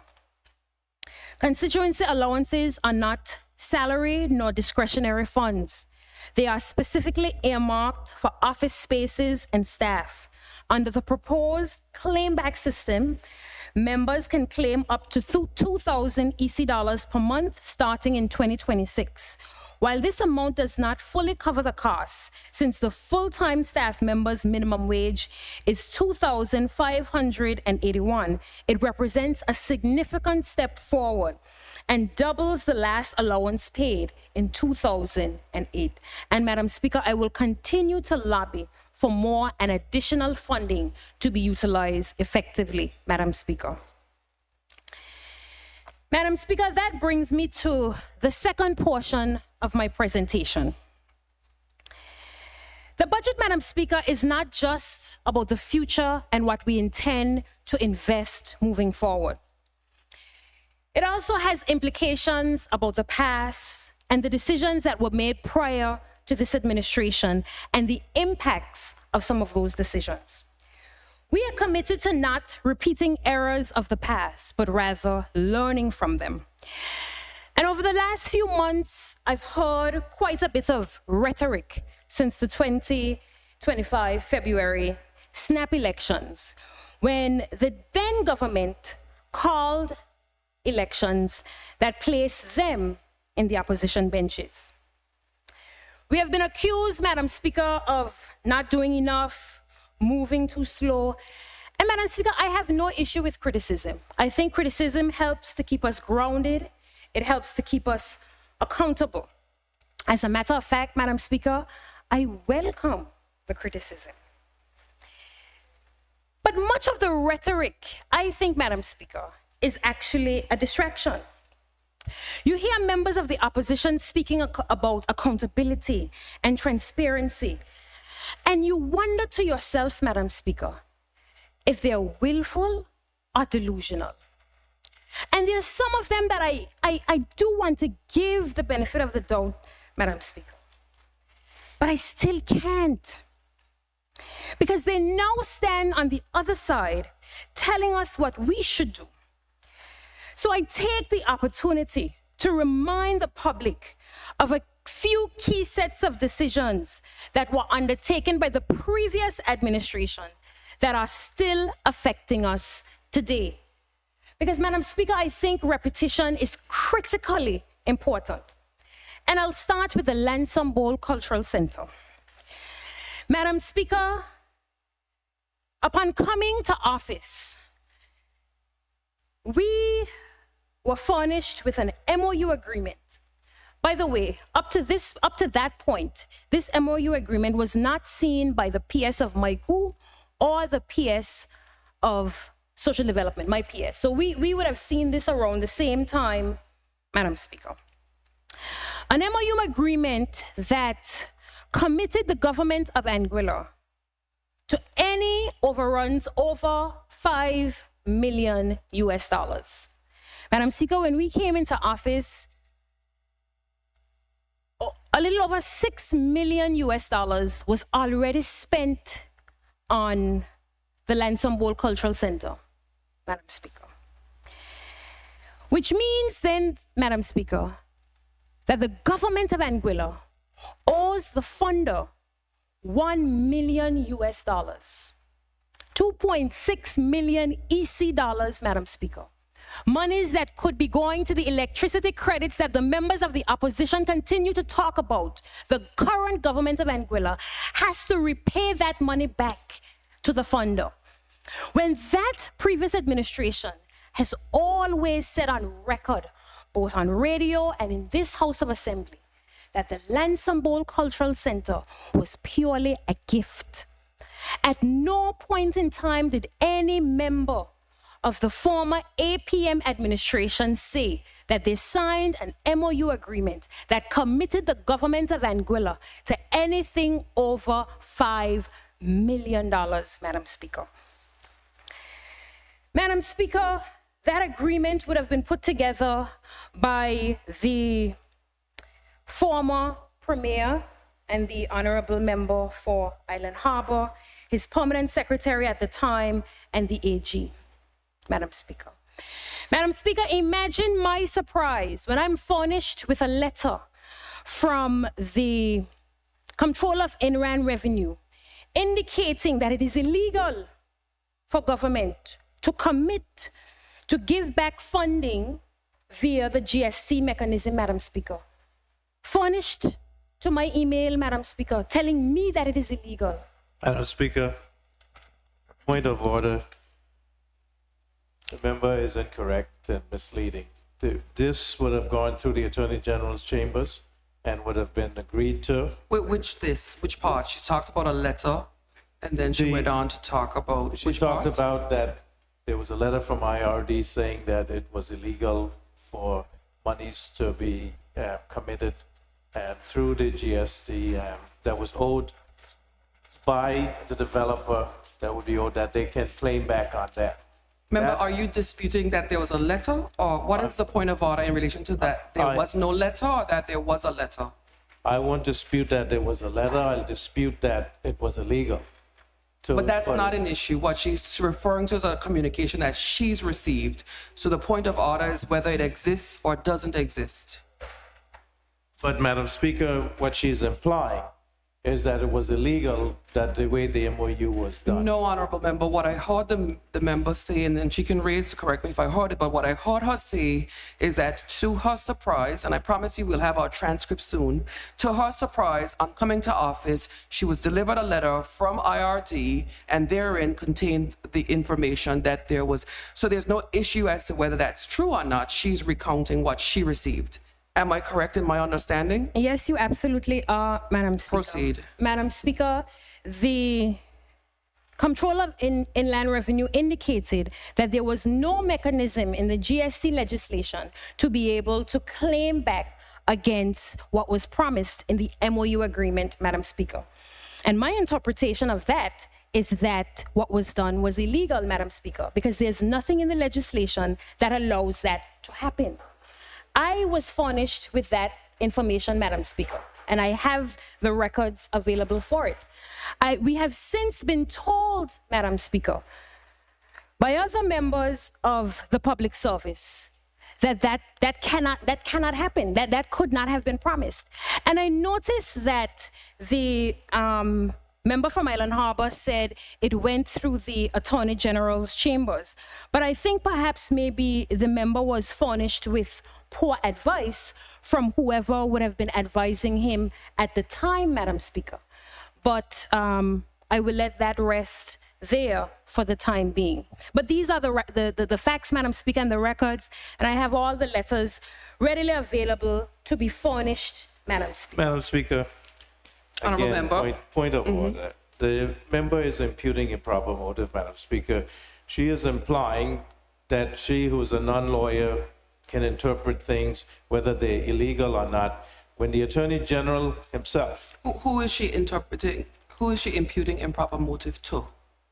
to the Attorney General at the time and to us. The to Attorney me. General is present. He hasn't taken a point of order. Is it that you're suggesting that she's making an imputing improper motive to you as a then Premier?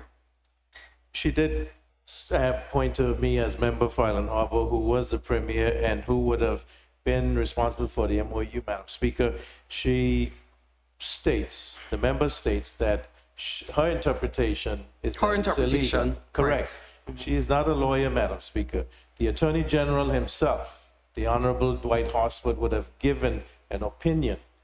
We as government have to accept the opinion of the Attorney General or the Attorney General's chambers.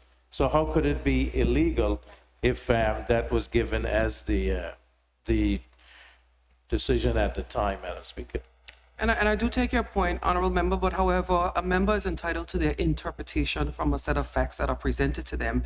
You have all right to disagree with it and can advance what information you relied on. You haven't spoken as yet, so I'm pretty sure you can address that, but I don't see it as a valid point of order. I believe the member is allowed to give her interpretation, whether she's a lawyer or not. I think both sides give lots of interpretations without the necessary expertise. We have financial expertise when they're not, so I don't think that would be proper. Proceed, member. Thank you very It much. always applies on both sides, Honourable Leader. You know that. Thank you very much, Madam Speaker. I hope I get my time back. And Madam Speaker, I have never given the general public the impression that I am a lawyer. As a matter of fact, I am very quick to say that I am not a lawyer. And that's why I oftentimes refer to documentation that I am provided with, Madam Speaker. However, Madam Speaker, this information and documentation came from the Comptroller of Inland Revenue. I would imagine that the Comptroller of Inland Revenue is very familiar with the GST legislation that existed at that time and would be comfortable putting in writing what he did based on his knowledge of the GST legislation, Madam Speaker, not me. And I wasn't imputing improper motive, Madam Speaker. The document that I received from Inland Revenue said that there was no mechanism in the legislation to allow for that. And so the honorable member would have indicated, Madam Speaker, that he has no choice but to take essentially the information from the AG's chambers. Well, Madam Speaker, I beg to differ. Because if I believe that the information being rendered to me by the AG's chambers is not fit and proper, I'm going to seek out an additional opinion to ensure that the decisions I make and commit the government of Anguilla to are legal, Madam Speaker. And I dare say, if further consultation had been taken with additional public servants, Madam Speaker, outside of that small group of individuals, perhaps one of those public servants could have better advised both the AG and the honorable member from Island Harbor, since they are dealing with the legislation on a daily basis, Madam Speaker. Madam Speaker, this is nothing that I am making up. This is all facts that can be easily verified.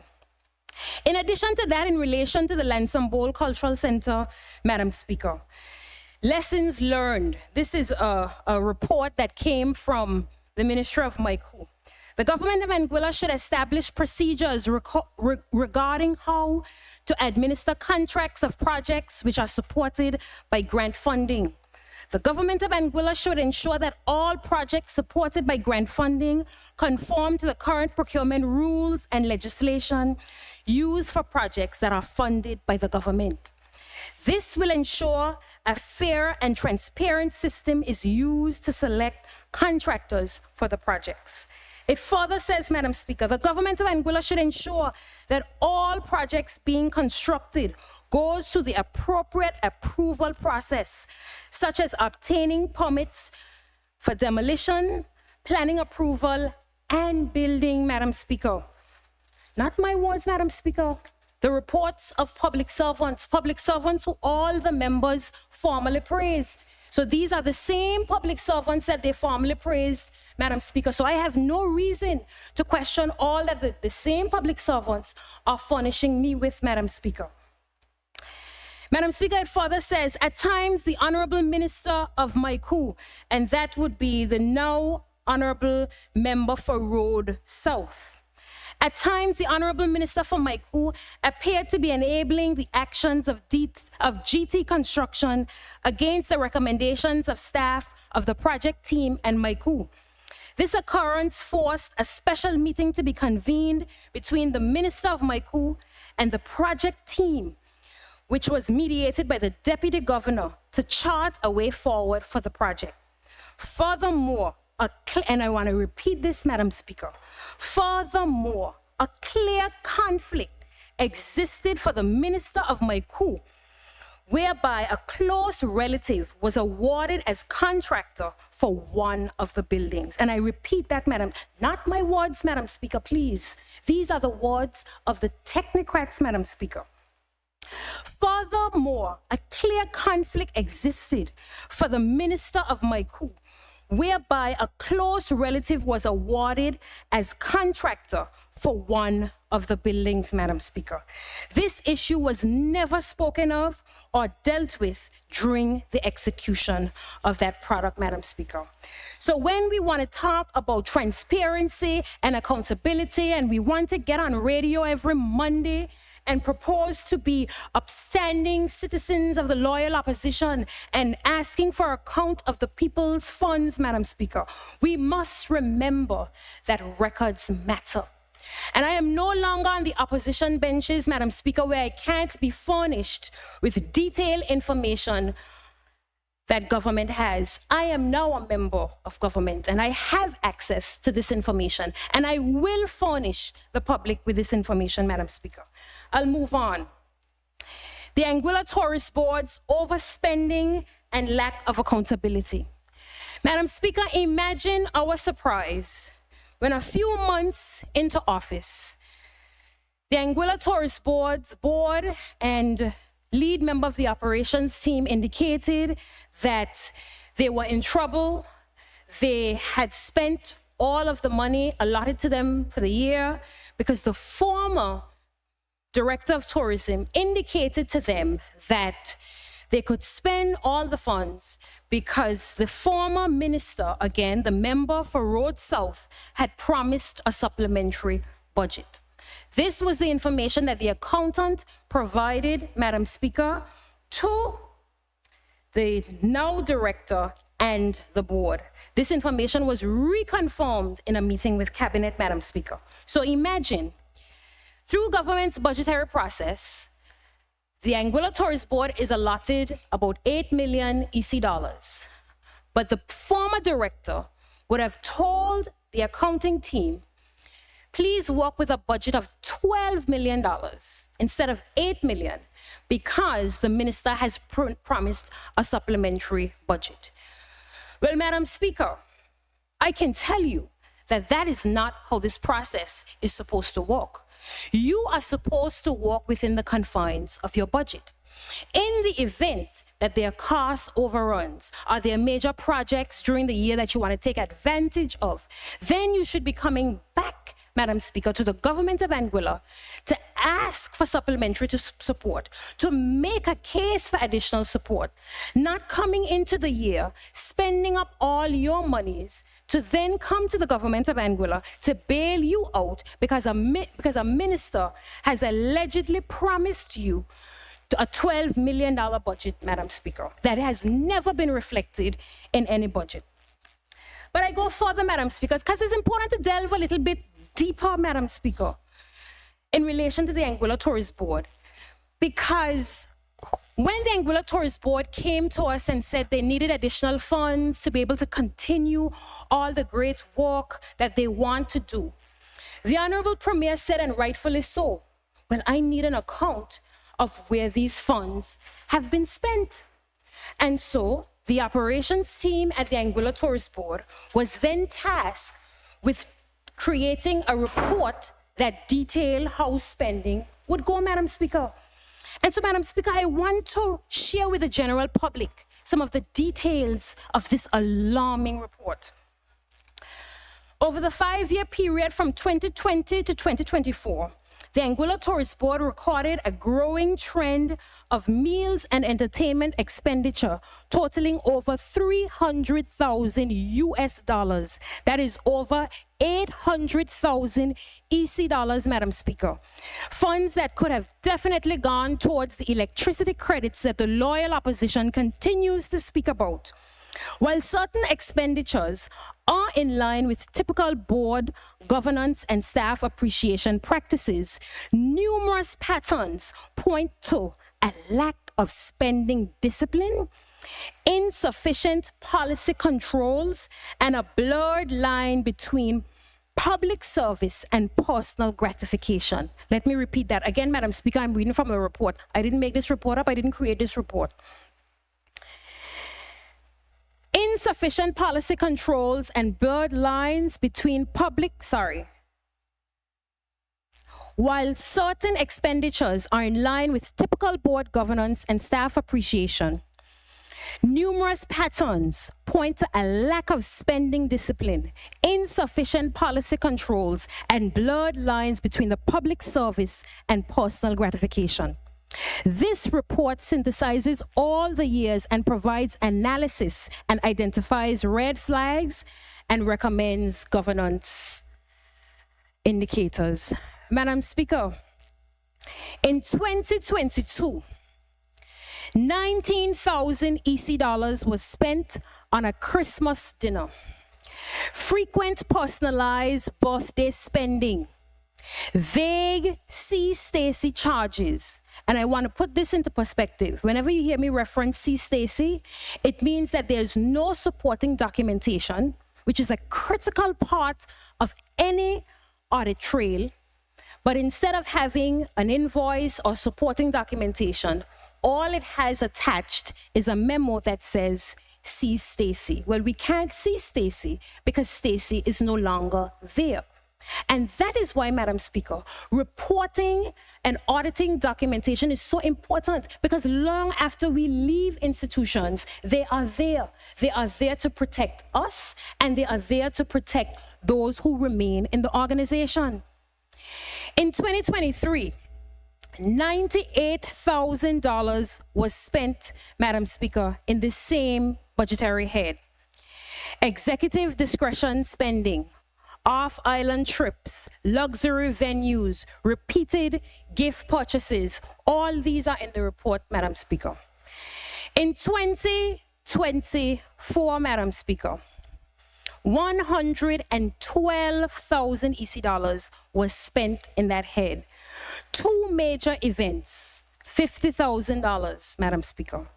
Recurring birthday spending, vague transaction justifications. And I want to put things into perspective, Madam Speaker, because in 2020, in the same head, in total, we spent 10,000 EC dollars the entire year. And you jump to 2024, and you have spent $112,000, Madam Speaker, in the same head. You don't have way more staff. As a matter of fact, in some cases, you had less staff in some times. But yet, you have this overspending, Madam Speaker. And they get further into the specifics. In 2022, December, 19,000 EC dollars spent on Christmas dinner for staff. In 2024, the chairman's farewell was 25,000+ EC dollars, Madam Speaker. Imagine you are having a farewell for a chairman of a board, and you are spending over $25,000. Madam Speaker, this money could be spent on the electricity credits that the loyal opposition keeps referring to. Because I'll further get to this further down, Madam Speaker. The concern, it says, over 40% of annual M&E in some years went towards holiday functions or farewell parties, signaling unsustainable and reputationally risky practices. Honorable member, you're disturbing my presentation. I know it's unsettling, but you are loud. It further says, Madam Speaker, executive and personalized discretionary spending. It says C. Stacy entries appear in 2022, 2023, and 2024. And I will say to you, Madam Speaker, I can put my neck on the block that you will not see any C. Stacy entries prior to April 2022, when I resigned from the Anguilla Tourist Board. All of these C. Stacy entries can only appear after April of 2022. Madam Speaker, totaling thousands of dollars. Examples include Aurora Resort, Village Bakehouse, Eyes Wide Shut tickets, and the concern, Madam Speaker, lack of transparency, audibility, and business justification undermines financial governance. Madam Speaker, this is a report I'm reading from, a report that has been verified by the accountant who met with Cabinet when the report was being presented, Madam Speaker. Weak internal controls and documentation. Descriptions such as lunch with CMO, C. Stacy, and walking through lunch appear often without names, justification, or purpose. Recurring personal gifts to directors, staff, and retirees without documentation or policy alignment. As a matter of fact, Madam Speaker, there were a number of draft policies left in 2022. To date, the board has told us when they met with Cabinet that those policies still remain in draft. Imagine, Madam Speaker, I would have drafted those policies to help with internal controls and accountability. So there was no need for anybody to come in and draft them. The policies are already there drafted, yet they remained in draft since 2022, 2023, 2024, Madam Speaker. And I'll wrap up on the Anguilla Tourist Board because I have a few more. Conclusion. The Anguilla Tourist Board meals and entertainment expenditure over 2020 to 2024 reveals increasing discretionary spending, poor documentation, and absence of internal controls. While team morale and stakeholder relations are important, which I agree, the current approach raises compliance, reputational, and fiduciary concerns. Immediate policy adoption, strict oversight, and a shift towards transparency are essential to ensure that public funds are spent ethically. So you know what, Madam Speaker? In order for us not to have the Anguilla Tourist Board empty-handed and not without the ability to represent the destination, our Honorable Premier had to then take funding, Madam Speaker, from other areas of underspend in our budget to be able to transfer to the Anguilla Tourist Board, Madam Speaker. So when you hear the honorable members talking about the electricity credits and what they should do, what they're not telling you is that the decisions made under their watch, Madam Speaker, they have implications. And the Honorable Premier cannot just spend willy-nilly, Madam Speaker. The Honorable Premier has to consider all the different elements, all the different implications, Madam Speaker, and then make decisions that are in the greater interest of the people. In addition to that, Madam Speaker, last year we had a budget of overseas travel of over 3 million EC dollars, Madam Speaker. To date, Madam Speaker, we have spent over 7 million EC dollars in overseas travel. Not overseas travel, Madam Speaker, overseas medical treatment. My apologies. And Madam Speaker, that is because this government is a people-centered and people-focused administration, Madam Speaker. And we believe that no one should be left behind, Madam Speaker. It doesn't matter if your family doesn't have, if you are without. if we are in a position to stand in the gap for you, this administration will stand in the gap for you, Madam Speaker. So yes, there may be persons who are upset that they haven't received electricity credits, but I know that there are many grateful families, Madam Speaker, who are happy when this administration stood in the gap for their loved one and gave them a fighting chance, Madam Speaker. And Madam Speaker, I make no apologies for us giving Anguillians a fighting chance, because every single person deserves a chance at life, Madam Speaker. Madam Speaker, and this aspect of the Anguilla Tourist Board's funding, before I move on, is just one small aspect. There are other major areas, Madam Speaker, that I don't have the time to ventilate currently. But I'd like to move on, Madam Speaker, to the donor-funded basketball court that was not fit for purpose, Madam Speaker. This project started way before Lansing Bowl Cultural Center.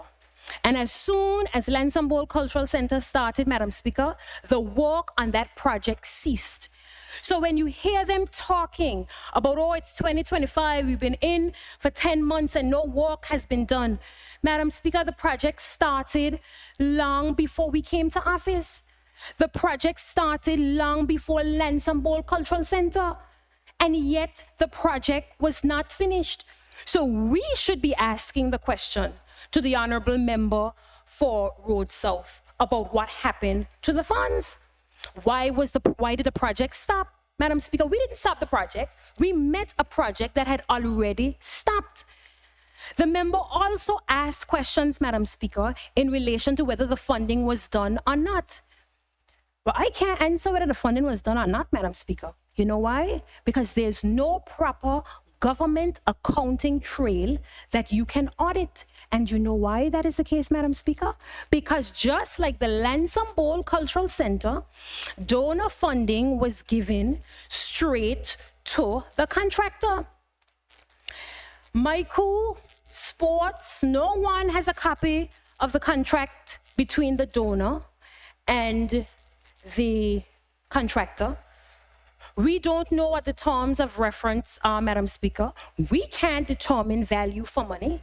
I hear people asking all the time, when are you going to do a forensic audit on Lansing Bowl Cultural Center? When are you going to do a forensic audit on the Blowing Point basketball court? But how can you do an audit, Madam Speaker, when no monies were deposited to the government of Anguilla's account? One, you have no sight of the contract, Madam Speaker, so you can't determine what were the performance indicators, whether they were met, whether there was legitimate overspend or underspend. We don't know.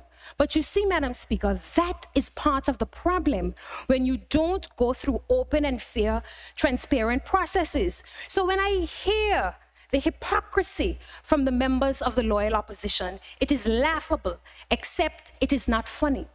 Because now this administration is part of the cleanup crew. And they would have coined themselves, Madam Speaker, as the do things crew, which is great, no problem.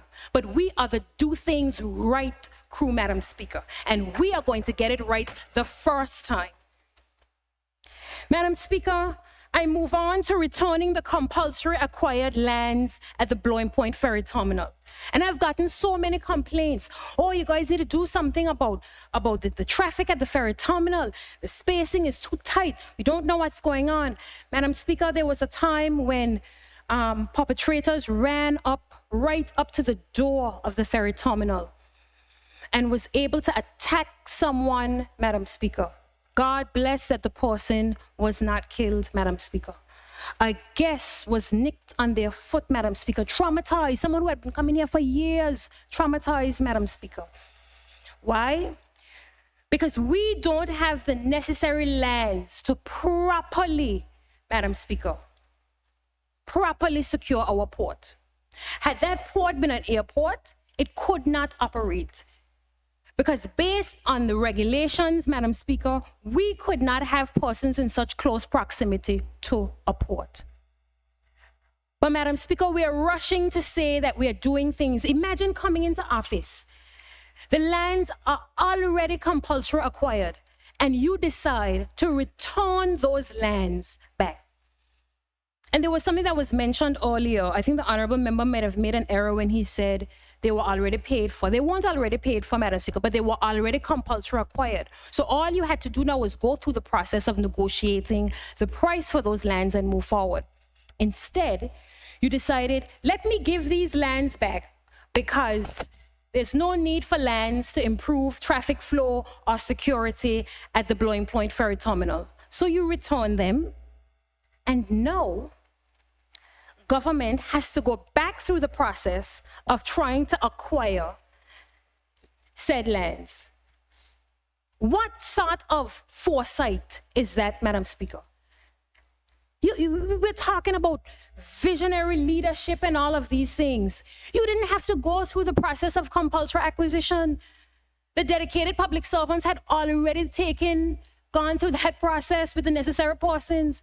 You just had to negotiate giving persons fair compensation for their property, Madam Speaker, so that we could utilize the desperately needed funds, Madam Speaker. And Madam Speaker, I hope you realize there's a consistent trend here, Madam Speaker, because who again is at the center of this? The honorable member for Road South. At the center of this, the person who constantly touts on radio, Madam Speaker, about accountability, fairness, and transparency, Madam Speaker, trying to distract persons from the facts by constantly repeating that I went on a cruise, Madam Speaker, in August, constantly repeating it, Madam Speaker, as a distraction. Madam Speaker, I didn't use government's funds to go on vacation. I used my personal funds. The member would have used his personal funds to build his house and go off-grid solar, and I've used mine differently. We're all being compensated for the work that we do, Madam Speaker. So I don't see why this should have been a topic constantly being ventilated in the public domain when the same honorable member should be able to account for all of these things that he's at the center of, Madam Speaker. Madam Speaker, I'll move on further. There was a huge announcement by the honorable member for Island Harbor about free dialysis, Madam Speaker. When we came into office, Madam Speaker, we continue to get all sorts of reports from dialysis patients. We are still being charged. We are still giving bills. I mean, it was a very frustrating period for us, Madam Speaker, because we couldn't understand why were people constantly being charged. Come to find out, Madam Speaker, no policy paper had gone to Executive Council outlining that you were giving free dialysis, Madam Speaker. And essentially, we were being told this could not be offered unless Executive Council had approved this. So then we had to then go through the process of getting a policy paper done to get it through Executive Council. And while, Madam Speaker, we would have wanted to legislate this, there was very little time. We needed to be able to give people immediate relief. So again, moving forward, these are things that we will have to enshrine in legislation: Senior Shield, Junior Shield, and free dialysis care, Madam Speaker. Again, making these general promises to the public, but not ensuring that the requisite work is being done to ensure that translates into that delivery, Madam Speaker. Madam Speaker, I'm happy to report that we were able to approve this in Executive Council a few weeks ago, Madam Speaker. Madam Speaker, sending sixth form over to the Anguilla Community College without a well-planned transition strategy or the requisite budget to facilitate such crucial transition, Madam Speaker. Madam Speaker, how do you send over a whole grouping of students with just one new position, a coordinator? No additional funding for additional teacher support, none of those things, Madam Speaker. So who then now has to step in and try to remedy some of the challenges that both students and parents continue to face in relation to that? The cleanup crew, Madam Speaker. The do things right crew. But that's okay, Madam Speaker. I love a challenge, and I will continue to work on the challenges day in, day out, until we get them right, Madam Speaker. Because if it is one thing I do, is when I commit myself to adjusting something and writing something, I do it, Madam Speaker. That's why, Madam Speaker, upon coming into office, I could find the funding to pay the junior Calypsonians, Madam Speaker, and the troops, because those were promises that I made, Madam Speaker. And when you make promises, you keep them. Madam Speaker, you hear all this rhetoric out in the public domain, but one thing the loyal opposition cannot say is that we made a specific promise and we have broken that specific promise. We promised GST relief, Madam Speaker, and we outlined specifically the GST areas that we would suggest. We didn't just give a blanket statement. We outlined the 4 areas in the GST structure and how we would adjust them. And we did exactly that, Madam Speaker. We adjusted those areas, Madam Speaker. Madam Speaker, when I went on the rostrum in Valley North and I promised that we would find the funding to compensate the troops and the junior Calypsonians, that is what we did when we came into office, Madam Speaker. Madam Speaker, we never promised $500 Anguilla credits, never once. We have always said that we understand that people are overwhelmed and they need support and they need some level of relief. So we accept when this administration was giving their $500 credits, Madam Speaker, but we have always maintained that we don't need $500 credits, Madam Speaker. We need lower cost of electricity that is sustainable, Madam Speaker. Our economy depends on it. Our supermarkets depend on it, Madam Speaker. Lower energy costs will benefit every single member of this country, Madam Speaker. It doesn't matter who you are or where you go. And that is why we are steadfast, Madam Speaker, in our path to get to renewable energy integration. Imagine the member coming here today saying, I think we need to chart a different course. Continue to keep the electricity bills high and focus on putting the electricity underground. I'm not disputing that we should look at putting electricity underground, Madam Speaker. But to say that you should abandon renewable energy for the other, I think that is absolutely outrageous. And Madam Speaker, the records are there. The member is on record saying he thinks we should not worry with renewable energy anymore and put it underground. But Madam Speaker, putting it underground does not bring the cost of electricity down. We need to give people long-term sustainable relief. These quick fixes, let me give you a $500 here and let me wait 3-4 months, give you another $500. No, you need consistent lower level electricity. So when the members of the opposition get on radio and say, oh, they're not doing this for you and they're not doing that for you, we never promised those things, Madam Speaker. When we were on the platform, we were very, very, very careful about the things we promised and the commitments we made, Madam Speaker, because we were aware of some of the decisions that they were making at the time, Madam Speaker. So I want to continue to put on record, Madam Speaker, that this administration is focused on delivering the promises that we made and not the short-term quick fixes. Madam Speaker, we are about to open a terminal building, Madam Speaker, that will be glassy, beautiful and shining and still way smaller than it needs to be, Madam Speaker.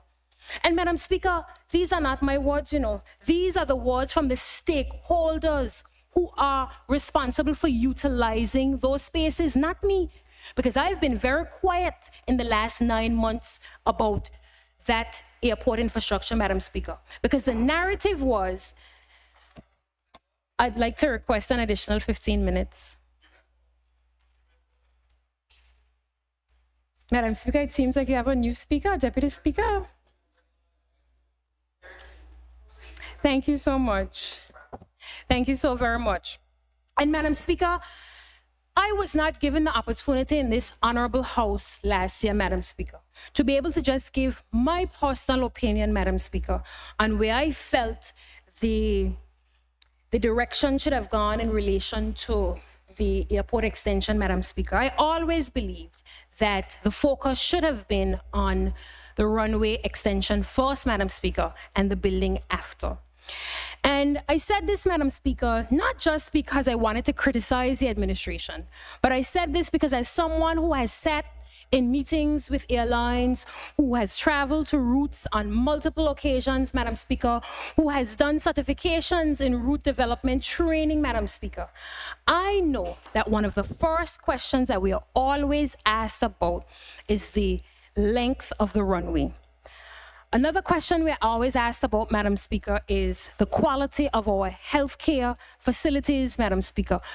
I've never, ever been in a room where I've been asked about the terminal building, Madam Speaker. Never once.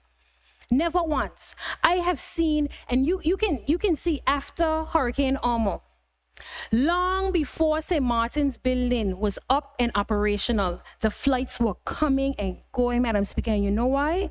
Because the runway length was adequate and was no issue, Madam Speaker. And I've always maintained that airport development is important, but we need to do two things.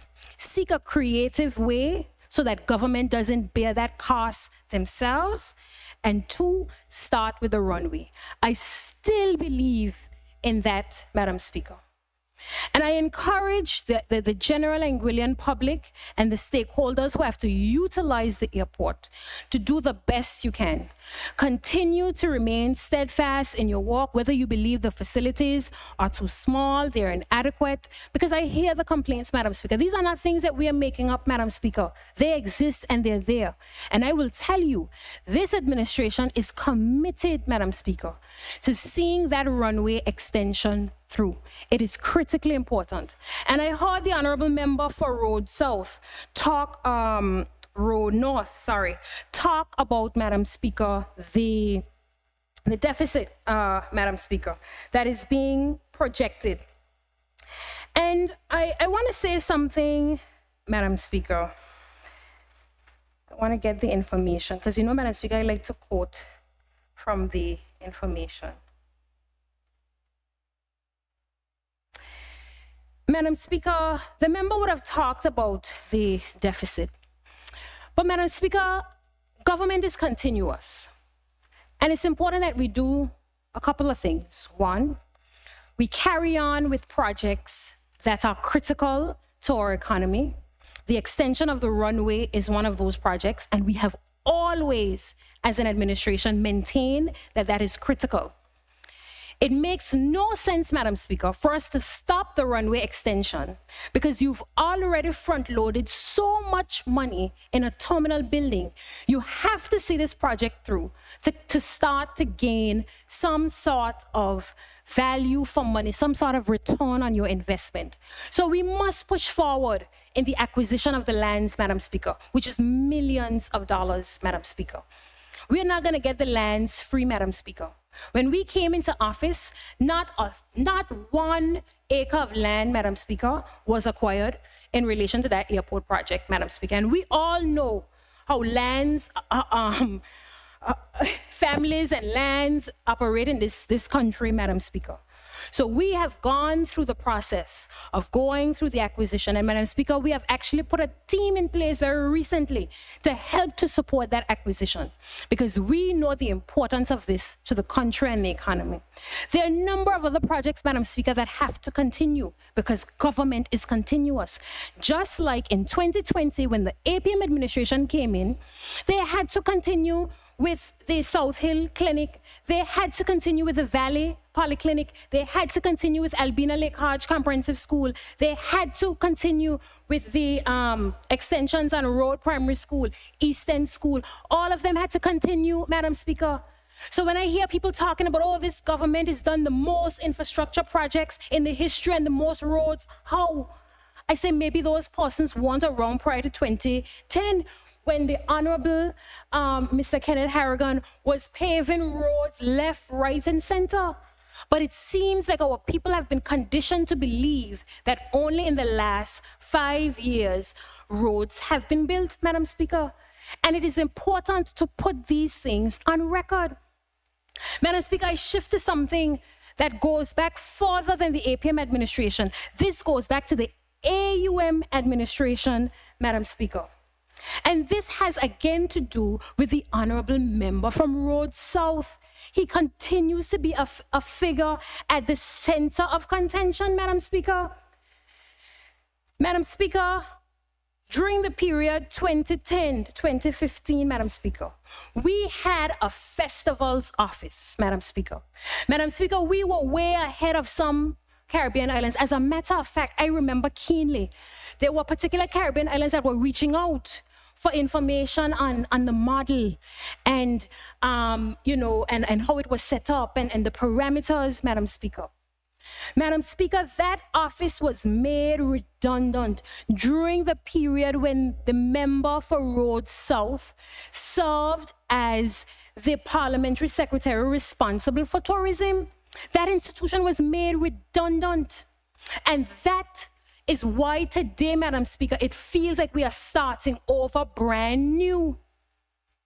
The member would have indicated, Madam Speaker, that there were issues within the organization. There was a lack of accountability and all of this. So, Madam Speaker, you solve lack of accountability by making an entire office redundant? Is it that you don't support the mandate of festivals development? Is it that you didn't understand the importance of it to the creative economy? Madam Speaker, is it that you didn't understand the importance of it to the tourism economy? Because let me tell you, ask St. Kitts about the money they bring in for their festival. Ask St. Lucia about the money that they bring in for their jazz festival, Madam Speaker. Even ask Nevis about the growing mango festival, Madam Speaker, just there across the waters, Madam Speaker. Madam Speaker, so fast forward, Madam Speaker, close to, I would say, a good 10, 15 years later, we now will be implementing a festivals commission, Madam Speaker. Through a statutory body, Madam Speaker, we will have the necessary controls and protocols in place, Madam Speaker. And I must put on record, after the redundancy that occurred, Madam Speaker, the government of Anguilla was taken to court, sued by some of the same people that we made redundant and fired, and handsomely rewarded because the court believed that they were wrongfully dismissed, Madam Speaker. And who do you think had to cover that bill, Madam Speaker? The people of Anguilla, Madam Speaker. The people of Anguilla. So when I hear people talking about transparency and accountability and use of government's funds, and so many decisions that they have made, Madam Speaker, currently now and in the past. Because remember, Madam Speaker, the general public shouldn't forget that I read out a memo written by a former governor in relation to an MOU agreement that was negotiated among the honorable member for Road South and his dad and what would have occurred. And I'll bring that back to the House of Assembly because I think repetition is important, Madam Speaker. Because when we talk about records and we like to attack people personally, Madam Speaker, we need to remember that we also have records, Madam Speaker. And we are no longer on the opposition side. So I've said all of this to say, Madam Speaker, that the decisions that were made in the past have implications for us now and this budgetary process, Madam Speaker. So we may be appearing to be moving a bit slow, Madam Speaker, but we are going to do things right. And I spoke, Madam Speaker. 2 minutes, member. 2 minutes. And I will close on this. I spoke, Madam Speaker. I apologize. The clock says 5 minutes. 5 minutes, but you should Thank you, wrap up. Clerk. Madam Speaker, I thank you for that. And I'll close on one final point, Madam Speaker, in relation to the Lansing Bowl Cultural Center. Because the member for Road North indicated that we are now going to invest funds in it. Madam Speaker, government is continuous. What do they expect us to do? The original plan for the Lansing Bowl Cultural Center included DYC offices, taking DYC out of rent and putting them into that space, Madam Speaker. It's unfortunate that the 16 million EC dollars was not enough to completely finish the structure, Madam Speaker. Quite unfortunate. But that being said, the need for them to be in proper office accommodation still remains. So this administration, as a responsible administration, we have to finish the project, Madam Speaker. But we're not going back to the donor for additional funding, Madam Speaker, to keep us on the hook for additional money. We are taking government's funds to complete the project, and we are going through the procurement process. And so I just like to tell the contractors out there, a number of these are out for procurement. I encourage you to bid so that we can have a good pool of contractors to complete this project. Madam Speaker, I want to thank the members of this honorable house for the opportunity to present here today. I want to thank the people of District 3 for the opportunity to serve them with grace and with distinction, Madam Speaker, and I will continue to do so, Madam Speaker, because I believe that proper representation is important and that we must walk above and beyond to right the wrongs that exist, Madam Speaker. Madam Speaker, I thank you once again for the opportunity, and that is the end of my budgetary presentation. Thank you. Thank you, member. You were able to stay to time with your extra 15 minutes. Thank you for your contribution. I now propose to take the lunch break, and I'm going to invite us to return at 2:15. Is that adequate time? 2:15? Yes, members? Okay, this house stands down until 2:15.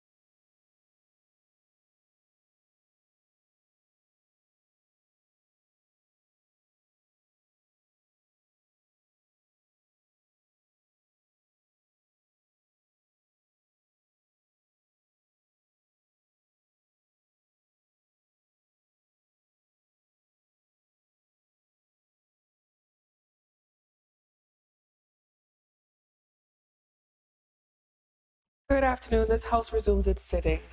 The debates are continued.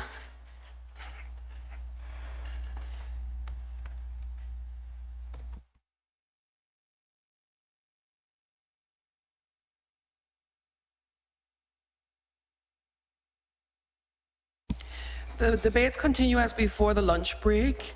I invite any other members if they wish to speak to the bill that is on the floor, a bill for appropriation 2026 Act 2025. Does any member wish to speak or contribute to it?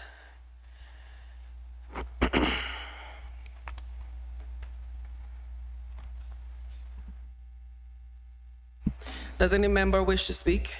The chair recognizes the honorable leader of opposition, Dr. Webster. And Dr. Webster, just remember, your time is a lot more generous. You do have 2 hours and 10 minutes, and if you require an extra 15 minutes, you can also indicate. Thank you, Madam Speaker. Good afternoon, all. And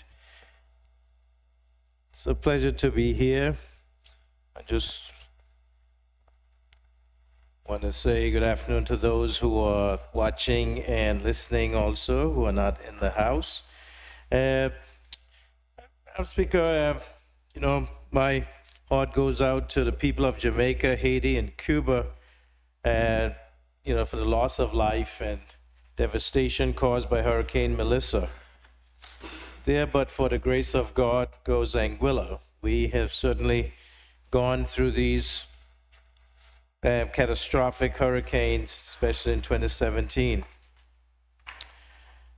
Madam Speaker, I want to take this time to compliment the work of the public servants, especially those in the Ministry of Finance, for putting together the budget and going through all the budget meetings, the deliberations. The 2025 budget states, and this is not just another budget, it is a declaration of belief in you, the people of Anguilla. It is a promise that your dreams, your resilience, and your hard work will drive the future we build together. You have faced challenges with courage, embraced opportunities with determination, and carried this island forward with pride and grace. Madam Speaker, the 2025 budget address was titled Building the Anguillian Dream, Progress for Today, Hope for Generations. And I guess running this through ChatGPT, it would be modified. That is the title of the 2026 budget address, Moving Forward Together, People, Purpose, and Prosperity. We said progress, they say moving forward. We said carried, you say sacrificed. We said a roadmap, you say a blueprint. Same difference, Madam Speaker. And I'd like to thank the Premier and the AUF administration for fully adopting the policies and the projects of the previous APM administration. This 2026 budget is an endorsement of the APM plan. Madam Speaker, throughout the term of the Anguilla Progressive Movement, the AUF complained that we were moving too fast, doing too much. People could not eat concrete. So the AUF intentionally slowed progress upon coming to office. And page 8 of the budget, as was stated earlier, the Premier stated, upon taking office, we made a conscious decision to pause, reassess, and realign investment priorities. Throughout the budget, Madam Speaker, the economic indicators, the projections, and the anticipated deficits show that pausing, slowing, or abandoning the project started or proposed by APM was a bad decision. And we've heard that mantra stated in this House before, Madam Speaker, about the AUF and bad decisions. Madam Speaker, the ECCB projected the GDP to have grown by 5.21% in 2024 and to hit 6.24% in 2025, driven by tourism and construction. The AUF pause, which stopped road projects, infrastructure projects such as the Blowing Point Sports Facility, the Island Harbor Basketball Court building, the government administrative offices buildings, also slowing down major tourism development projects, led to the ECCB revising the GDP growth downward, Madam Speaker, to 3.8% in 2025 and 2.7% in 2026. And what has led to this slowing down and these downward projections, Madam Speaker, is the intentional slowing of the economy by the AUF administration. There's nothing different that has occurred other than that upon the elections of February 2025, AUF came into office and intentionally paused, realigned, slowed down, whatever word we want to use, and the economy is showing. And the people of Anguilla are suffering because of that decision, Madam Speaker. The changes in the GST structure, which has caused a decrease in imports and import duties, an increase in costs to businesses, which now have to include taxes for services in their prices, including food prices, and increases in the cost of living. We call this Kyleinflation, Madam Speaker, and this has crippled the Anguillan economy. Madam Speaker, recurrent revenue for 2025 was budgeted at 335.5 million EC dollars. And this was a conservative estimate because all the estimates that were done in the 2025 budget were very conservative. We were trying to cater for any global events which could occur. The forecast is now 289.3 million EC dollars, a 14% decrease due to decreased revenue from imports and the GST. Taxes from goods and services are 28 million EC dollars less than estimated, and due to post-GST reforms, which have impacted this revenue line. This is on page 6 of the Premier's budget for 2026, Madam Speaker. The Universal Social Levy is 3 million EC dollars lower than estimated. And this is the USL is an indicator of employment, since it is based on a percentage of earnings. This indicates that less people are working or wages are decreasing. Taxes on international trade, which directly translate to custom duties, are $14.5 million lower than estimated. All these indicators, as earlier pointed out by the member for District 5, show that the economy has slowed, paused, and the country has been put in standstill. In fact, Madam Speaker, while we were at lunch, I saw a social media post that said the country is at a standstill since February of 2025. Now, the effects of the GST relief plan are well known, Madam Speaker. You know, the Minister of Economic Development himself said that the prices could go up or they could come down. It just depended, and that any of these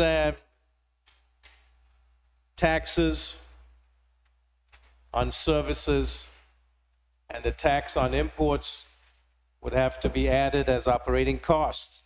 And Madam Speaker, we know that if you have to add costs and there's no claim back, that the prices will go up unless there's a drastic reduction in something else, shipping or the cost of goods before they get to Anguilla. And so there's still no relief for the people of Anguilla, Madam Speaker, and the people are talking about this. They're not yet out there crying out publicly about it, but they talk to us. And they say the cost of food has increased. The cost of electricity has increased. And they would like to see some direct relief, Madam Speaker, such as electricity credits. There are no food vouchers for the elderly or the vulnerable. No decrease in healthcare costs or ASPA fees or water fees. Madam Speaker, when we came in 2020, the country finances were in such dismal state and disarray that it was necessary for the Anguilla Progressive Movement administration to increase fees so that the health authority could be viable, water could be kept on, ASPA could continue to function. In fact, ASPA was asking us to okay $2 million in a line of credit, Madam Speaker. But there was no way that we could accommodate that because you had to get UK approval, and the UK was not having any of that. And 9 months in, Madam Speaker, in fact, from this side, back when the AUF was in opposition, we'd hear about the 18 different fees and taxes that were levied. 9 months in, they have not made any effort, Madam Speaker, to change any of those fees or to reduce any of those taxes. And that is telling, Madam Speaker, because when you run on a slogan of people first, then you'd think that the first thing would be done would be to give people relief. But Madam Speaker, we know that has not happened. And we heard earlier that there's no intention to give electricity credits or to give food vouchers or to provide any further public assistance to needy families because they just don't feel that that is necessary, Madam Speaker. But the people talk to us, Madam Speaker, and they let us know that they are feeling the effects of a slowed economy, of reduced jobs, of projects that were going that are stopped, of projects that were planned that have not started. And Madam Speaker, this will have a telling effect. And we know what ends up happening over time. The AUF has a history, Madam Speaker. Just like as was mentioned earlier, Madam Speaker, in the budget of 2025, we had proposed reducing the bulk fuel levy. Now, the bulk fuel levy, Madam Speaker, was in the medium-term economic and fiscal plan from 2016. We know what happened in 2016, Madam Speaker. This is with the banking resolution, which we still have not seen the details of, even after 5 years in government. And Madam Speaker, one of the areas to get revenue was the bulk fuel levy. And it was proposed that the bulk fuel levy would be levied on the two main suppliers of fuel at $750,000 each. Because there was a gap that needed to be filled, and 1.5 million was proposed that could come from increasing the bulk fuel levy. There was a lot of rancor about that, Madam Speaker. But, Madam Speaker, when we could do better, we decided that we should do better, and we decided to reduce the bulk fuel levy on those suppliers. And that was supposed to come to the House, Madam Speaker. It was included in the 2025 budget. And one of the conditions with reducing that was that fishermen would have a reduction in the price of their fuel. Madam Speaker, that has not happened as yet. And we are wondering why the Anguilla United Front, after 9 months, has not addressed the bulk fuel levy.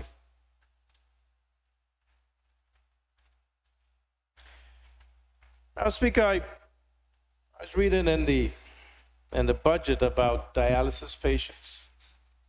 Now, I know that we proposed, long before the budget was written, for the 2025 budget, that dialysis patients would not have to pay for dialysis. And I know that this was discussed in Executive Council, Madam Speaker. So to hear now that because it was not legislated, that it wasn't happening, that is news to me. On a point of order, Madam Speaker, that is misleading. I didn't indicate that it wasn't legislated. I said that it was never taken to Executive Council, an approved policy, and that remains. So if the Honorable the Honorable Member for Island Harbor can produce the Executive Council minute where they took the policy before, we will gladly accept it. But everyone in the Department of DHS said they had no documentation in reference to that. Member, your response? Madam Speaker, I would think that I'm not losing my memory, but I do remember that this was discussed. We have permanent secretaries that I'm sure can attest to that dialysis patients were not supposed to be paying for health care at the public hospital. I think what the point of order, just if I can explain, I think the point of order you've raised is that you didn't say that it wasn't legislated. I think the words that you used is that it wasn't legislated. The Premier said that I said that it wasn't in effect because it wasn't legislated, that it was taken to Executive Council. However, the permanent secretary at the time, who actually happens to be in the House right now as the acting DG, was the permanent secretary for health at the time. And there was no documentation that was presented to us that anything had been taken to Executive Council and approved in relation to that particular policy. So we had to start over to ensure that it could be progressed. Okay, so the member is clarifying what she indicated. Honorable member, the member is clarifying what she indicated before the break as to what her facts are. Do you have a response to her position on it? Yes, Madam Speaker, I stand by what I said, that this was a policy that was approved, that dialysis patients would not pay for health care. I will follow up on that, Madam Speaker, if you may allow me to continue. Proceed. Thank you very much. Now, the only issue that I remember that was not approved prior to the election, Madam Speaker, was that we also wanted patients with disabilities to be covered as part of Senior Shield. But again, as I said, I will clarify. Speaker, the other concern I have is that in this budget, I do not see where the patients with Senior Shield and Junior Shield, where their medications would be covered. Now, one of the proposals that we had before we demitted office was that there would be a monthly stipend given to patients who had Senior Shield and Junior Shield, so that any medications that were not available in the public pharmacy, that there would be a stipend to assist with that. I'm just wondering if that is something that was considered or has not been brought to the attention. Madam Speaker, as I said earlier, this budget has a lot of the policies and the programs that the APM had put forward. But what is amazing is how the .ai domain name registration revenue is being used, Madam Speaker, to prop up the whole budget. Madam Speaker, revenue from the .ai domain name registrations are projected at a 40% increase above the budgeted amount. And I say to this, thank God for .ai domain name registration. And thank the APM for having the foresight and vision to outsource .ai.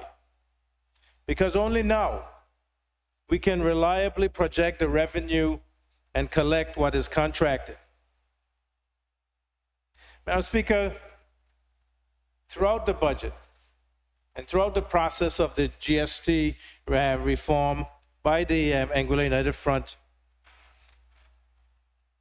the .ai domain name registration revenue, which has built up the reserves, has been the focal point to allow these tax structures to be changed, to be undermined, with full approval from the United Kingdom government.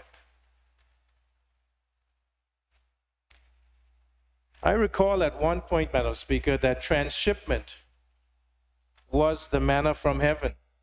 And we know what happened with that. And so we all know that to put all our eggs in one basket is not good for Anguilla's future.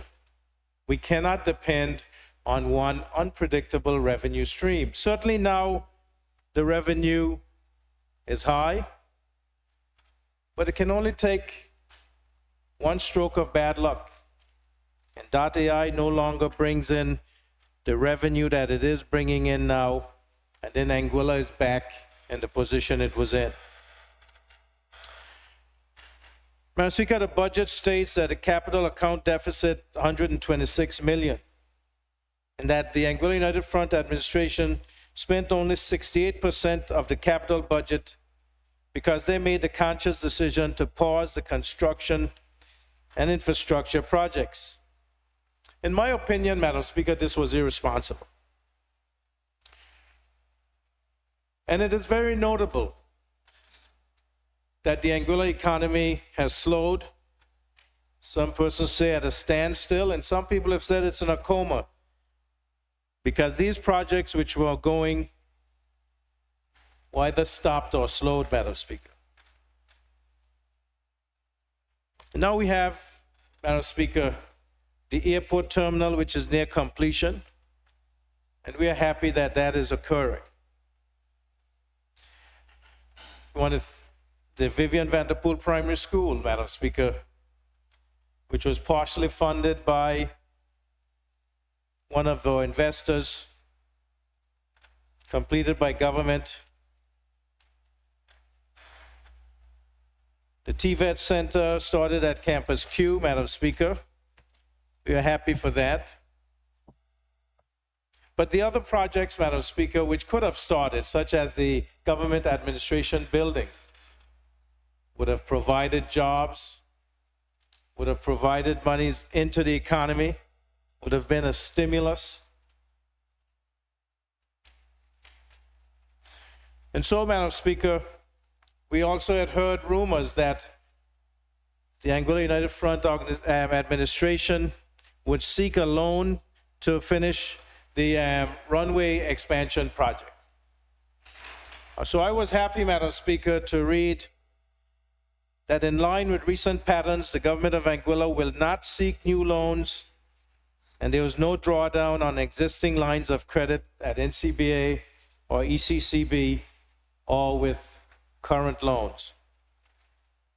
And so hopefully there'll be no further talk of additional loans to continue to burden the people of Anguilla, Madam Speaker.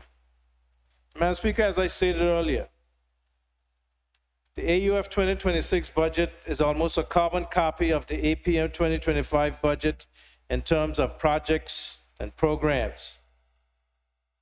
Although I will argue, Madam Speaker, that our budget was more people-centered than theirs. Madam Speaker, security is of paramount importance in Anguilla. And I applaud the efforts of the Royal Anguilla Police Force and the proposed additions, the recruitment, the training program that is planned. I welcome that. And I am in full agreement, Madam Speaker. Border management at our ports and our coastline with the new radar systems, essential, Madam Speaker. And I'm in favor of that, Madam Speaker. We want to thank the United Kingdom government for the equipment, technical assistance provided. And Madam Speaker, it is time for us to stop talking about CCTV and get those cameras up. This almost 2 years, going on 3, Madam Speaker, that this has been budgeted. And I can't understand why we are still talking about that there are no CCTV cameras and monitoring.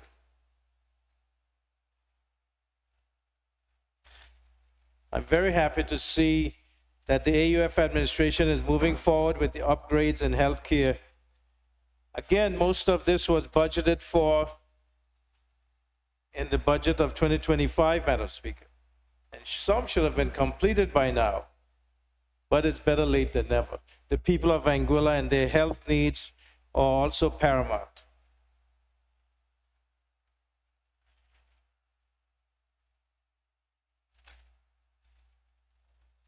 Madam Speaker, the senior advisor to the Minister of Health said he would make a lot of things happen for healthcare. So I was looking at the budget line for Department of Health Services. And Madam Speaker, I see there 2 general surgeons that happened under APM, 2 pediatricians that was proposed under APM, an orthopedic surgeon where there's a line item and a 1 in the place means that it is there. That was budgeted for under APM, a non-invasive cardiologist, Madam Speaker.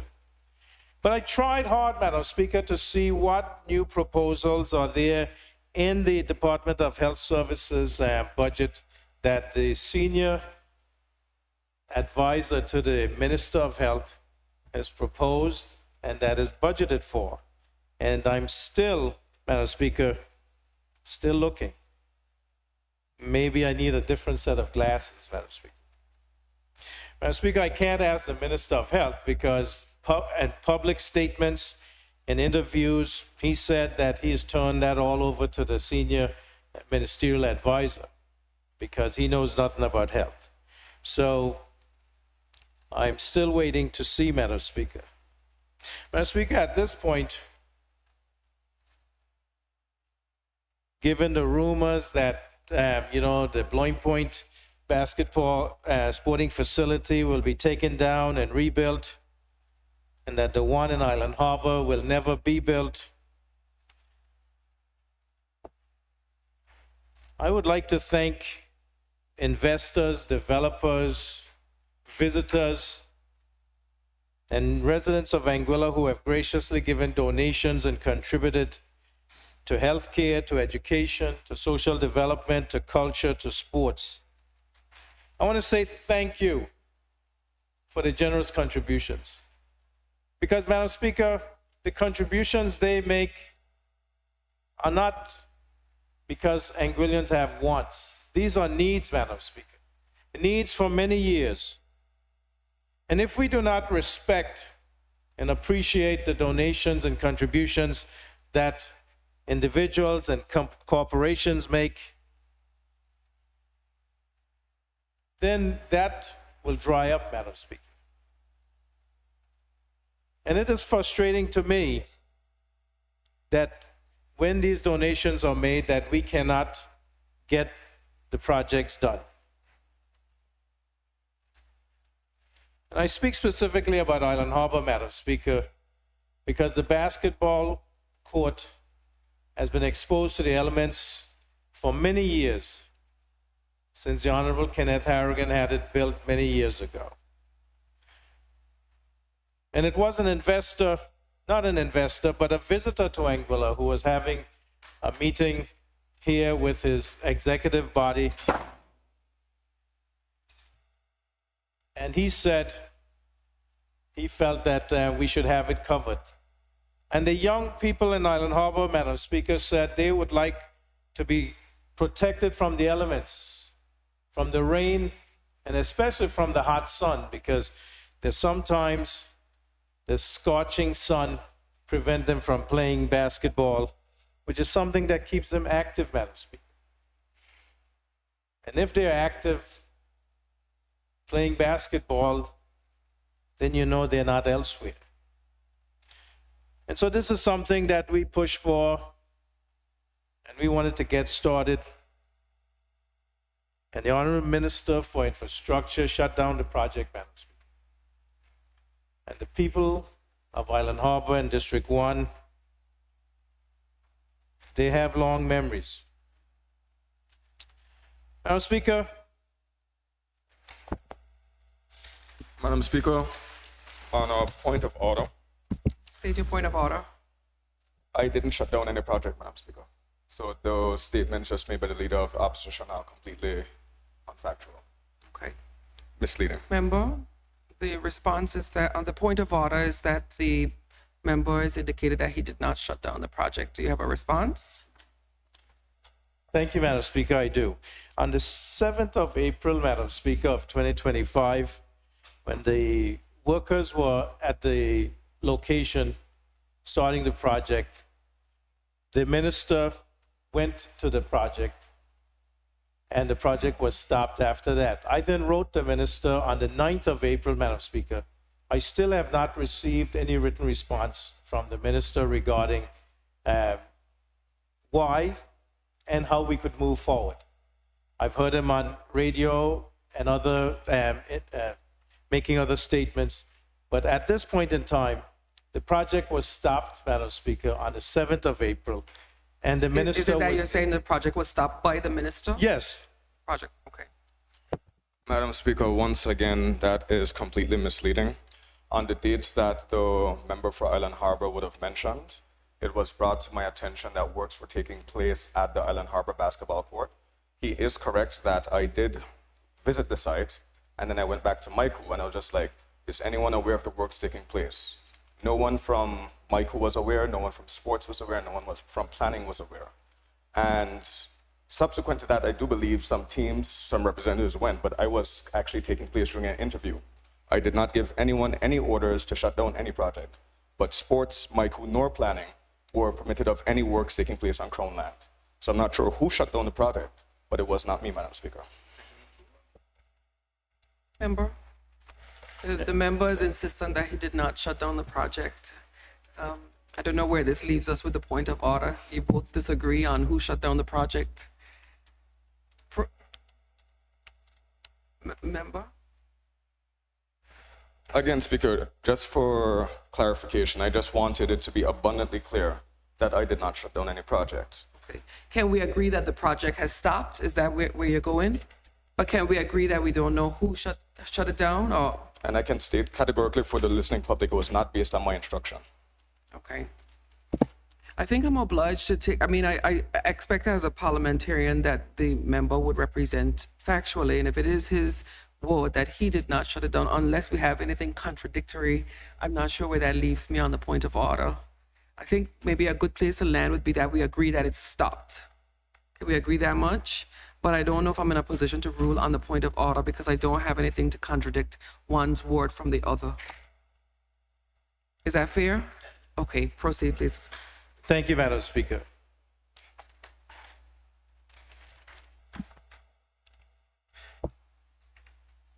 Madam Speaker, this can be handled separately, but it would have been good for the member to also state that I did write him and he has not told us how to move forward to get it restarted, and it's been since April. But thank you. Madam Speaker, the other concern that we have in this budget is the track. And that was mentioned earlier also, that lands were designated by the previous administration for a World Athletic Track. And Madam Speaker, this is of concern because a lot was put into that, Madam Speaker, involving World Athletics, Qatar, which had designated that they would donate 10 tracks to different countries that needed them. Anguilla had made it through to, one of the short lists. And so we were hoping that that is something that would go forward. And Madam Speaker, it's now of concern that the land that was designated seemed to have now is going to be used for agriculture. Another concern, Madam Speaker, is the water rehabilitation. We had proposed rehabbing the whole water network, which would cost about 20 million pounds, Madam Speaker. And in the budget, I see, I think it was like 1.9 million that is assigned. And I'm just wondering, Madam Speaker, if there is movement still to get assistance from the United Kingdom, because we were assured, Madam Speaker, that the United Kingdom would assist with the water rehabilitation. Madam Speaker, on a point of order, the member again just misled the public. He said that he saw 1.9 million in the capital budget for water. He says he believes he saw that. No, we have 9 million allocated for water, 2026. Okay, so this should be easy to work through. I mean, it's in the You budget. can look at the budget. Okay, and I think on Wednesday when the committee comes, it's something that we can explore. So the member is correcting the figure. Do you want to be directed to it, or would you want to raise it at, on Wednesday? Okay. So just for the record, just to confirm what the member stated, what was the figure? 9 million EC for 2026. Okay, so you can make a note and deal with it on Wednesday. Proceed, Dr. Webster. Thank you, Madam Speaker. Maybe I saw something about metering and things like that, but I will recheck the numbers, Madam Speaker. It's just that for a budgetary examination, the reason why the points of order are taken, because for a budgetary examination, we still have to be careful with the numbers that we're relying on. For the member that just joined, I think there was a statement that Dr. Webster said that he thought that he had seen 1.9 for water, and the member corrected and said that it was 9 million, but there was no real dispute. So I don't think it's a point of order I need to rule on, because I think the figures are there, and we, right, good. So proceed, Dr. Webster. Thank you very much, Madam Speaker. Madam Speaker, the other APM project was the government office buildings. I see that they've committed to 2 4-story buildings to start with. We had budgeted 10 million for 2025 to get started in October of 2025, Madam Speaker. Just for clarity, because it was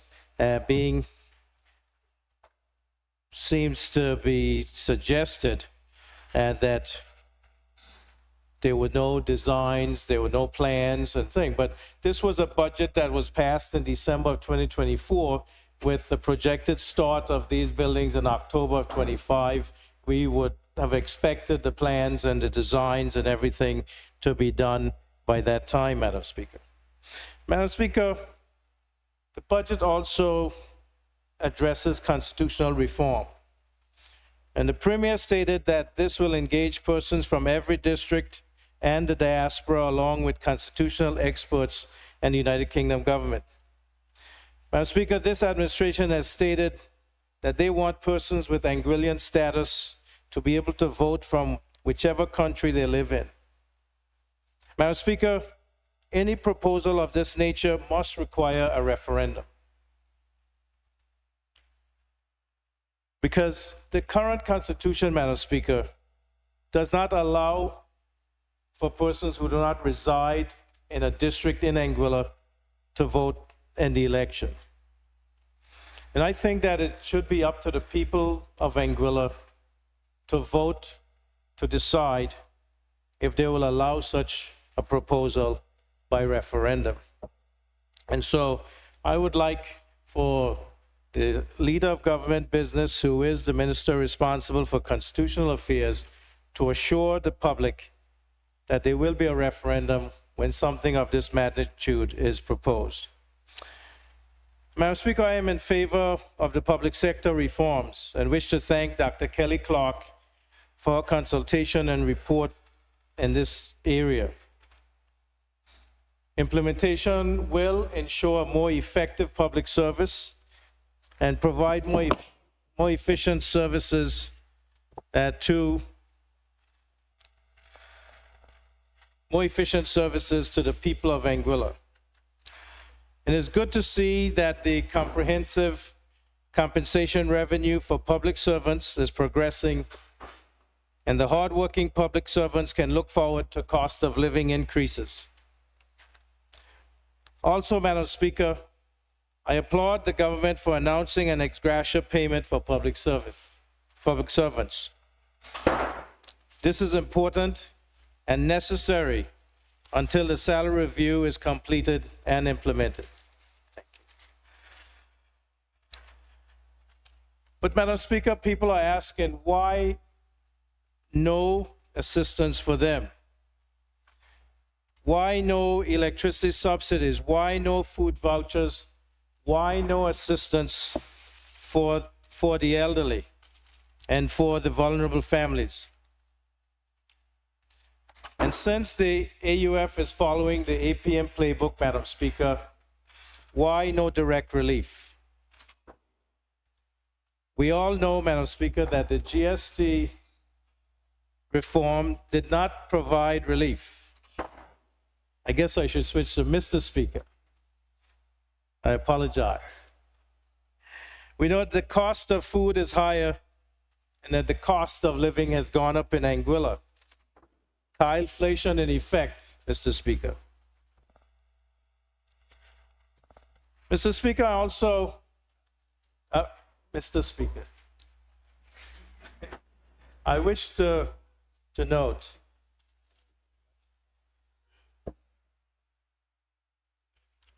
that I did not see any place in the budget for payment for the rental of the NBA, former NBA building. I'm happy for that, Mr. Speaker, because I think that that building belongs to government. Also did not see any line item for payment of IGT credits for any business that did not pass on the IGT credits to its customers. We know that there were 11 companies that applied, and only 2 of those companies met the requirements, Mr. Speaker, to be paid the IGT credits because they had followed the directions and had passed on the savings, that 9% IGT that had been paid previously before July 1st to their customers. And they could prove that in their machines, Mr. Speaker. Mr. Speaker, another concern is the offshore depositors of the NBA and CCB offshore banks, NBA PB&T and CCB, CCIB, CIBC. CCIB. And the concern we have here, Mr. Speaker, is that after the ruling by the Privy Council, where these foreign depositors now could apply to the High Court, we feel that there is a concern and a liability that is possible, a potential liability for the government of Anguilla and thus the people of Anguilla. And so we would hope that this has been taken into consideration, Mr. Speaker. Mr. Speaker, during an interview in the BVI, the Premier was lauding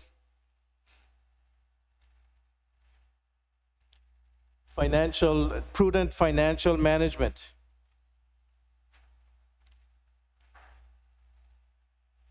And the Premier was lauded by the Premier of the BVI for such a good management of the public purse. Mr. Speaker, we know that if you compare where Anguilla was in 2020 to where it is in 2025, that all of this would be accredited to the Anguilla Progressive Movement. And so I'm happy that the Premier accepted, those accolades on our behalf. Thank you. I just wanted to go through some of the numbers. In 2020, the debt was $494.82 million, Mr. Speaker. The debt in start of 2026 is proposed at $292.4 million. So $200 million that we paid in debt. The net debt ratio was 274.53% when it should be less than 80% in 2020. Now the net debt ratio is negative 0.31%. We should compliment Anguillians, Mr. Speaker, because they endured the sacrifices to get us to this point. The debt service ratio was 28.64% when it should be less than 10%, and now it is 9.23%. And the reserves was 0.21% or 1 day of recurrent expenditure, now 87.39% or 315 days of recurrent expenditure. Now, I just recap these numbers, Madam Speaker. because it shows that where we were and where we are. And the people of Anguilla must ask themselves, how did we get to where we were in 2020 to where we are in the beginning of 2026? And that took prudent financial management. That took a competent APM team that was able to protect the people's finance money, that made the tough decisions, that allowed Anguilla to be on this path. But even there, the trend is going backward now, Madam Speaker, because at the end of 2024, we had 323 days of recurrent expenditure. Now it's 315. So even in that, we are going backward, as we showed earlier. The GDP is going backward. The deficits are increasing. And so we need to take stock of where we are and where we can be if we are not careful with the decisions that we make. Madam Speaker,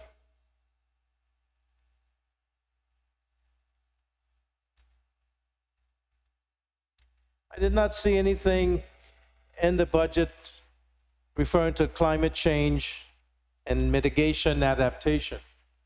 And we do know that climate change is an existential risk.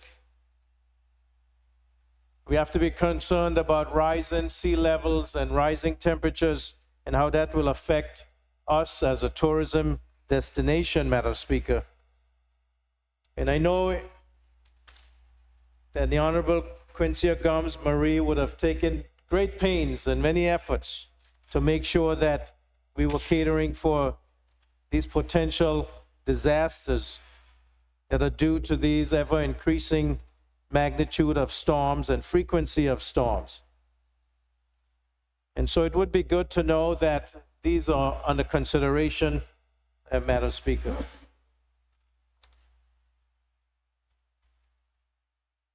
Our people continue to have needs. And these needs can only be met by government. And government must do for the people what they cannot do for themselves.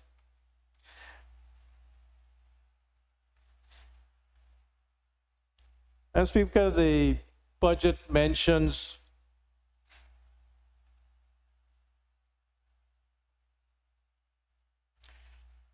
several areas that I agree with.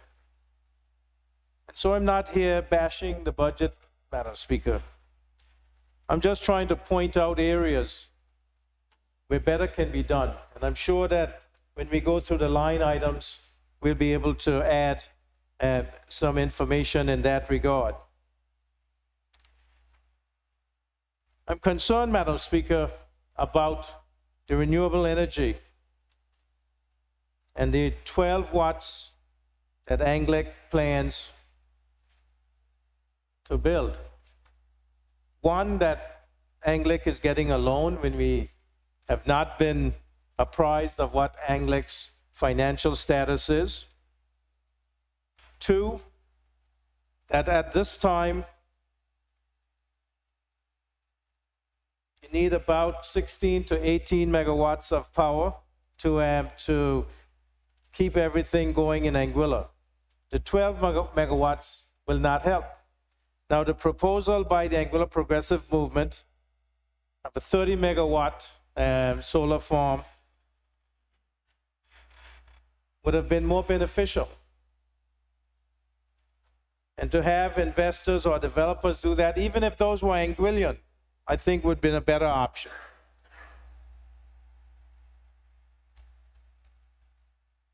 It has been 9 months, Madam Speaker, and we've heard the minister talk about his meetings with the CDB and the president of CDB at different meetings, and the team that CDB team that came to Anguilla.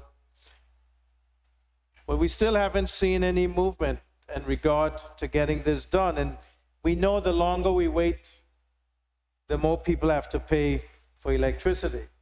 And as was rightfully pointed out by the minister, The big users, consumers of electricity, are coming off the grid because it's cheaper for them to do that, and the time it's taking for Anguilla to get to it is far too long. In fact, if we had moved forward with the APM plan,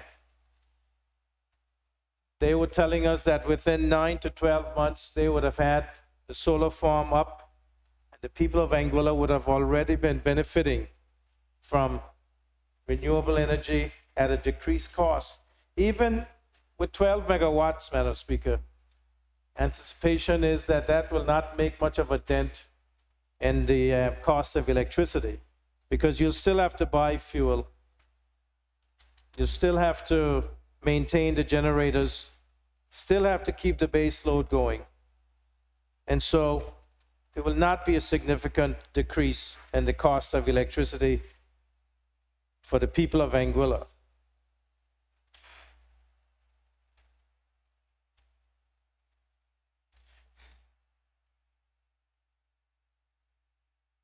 The grants and loans program through the Anguilla Development Board, Madam Speaker, for small businesses. This is something that was proposed by the Anguilla Progressive Movement and should be in effect. And I'd like to see those continue because those have direct impacts on our small and micro business persons, entrepreneurs who can get their job done, who can keep the economy going. And that's important as we continue to move forward, Madam Speaker. Madam Speaker, I saw about the fish processing plant. I don't know the location that there is. I know we got a lot of pushback from putting it in Island Harbor, which I think is the fishing capital of Anguilla. And certainly someplace in Island Harbor would have been better, but I see that they're going to move forward with that, and I commend that. But I haven't seen any mention, Madam Speaker, of utilizing the 200 miles of our exclusive fishing zone, our exclusive economic zone in this budget. I think that it is necessary at this point in time, as we continue to diversify the economy. We know tourism is our main industry and will always be. But as we diversify into fishing and farming and we consider food security, there should be more efforts, Madam Speaker, to enhance our fishing industry. And one of the areas that we'd considered was selling offshore licenses so that from 0 to 100 miles out, that Anguillians would fish that. And then beyond that, that we'd sell offshore licenses with the potential to bring in about $15 million a year into the Treasury. And also we could use the information from those fishers to determine what was the value of our exclusive fishing zone, Madam Speaker, because they would be able to tell us what they catch, and then we can extrapolate what it would be worth. Madam Speaker, this is important as we move forward.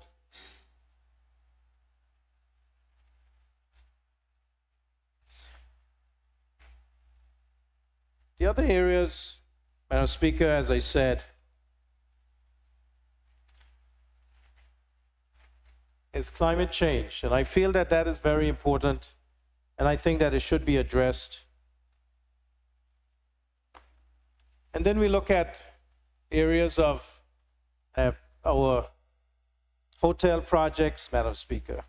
And certainly there were several MOUs that we left, some signed, some negotiated, just about to be signed. And the one that is of concern, Madam Speaker, to me is the Savannah Bay Development Project. Madam Speaker, I've been in touch with the developers, and I assume that recently the Minister for Economic Development must have found the phone number I gave him, because I see that it is back on the table that the Savannah Bay development will move forward. there was never any concern whether it would move forward or not, Madam Speaker, because, as I said, the developers are committed. But one thing that is written in the MOU is that they would build the boardwalk in Island Harbor. And I don't know, it seems that, as was mentioned earlier, the three districts that seem to be getting the shaft are District 6, District 5, and District 1.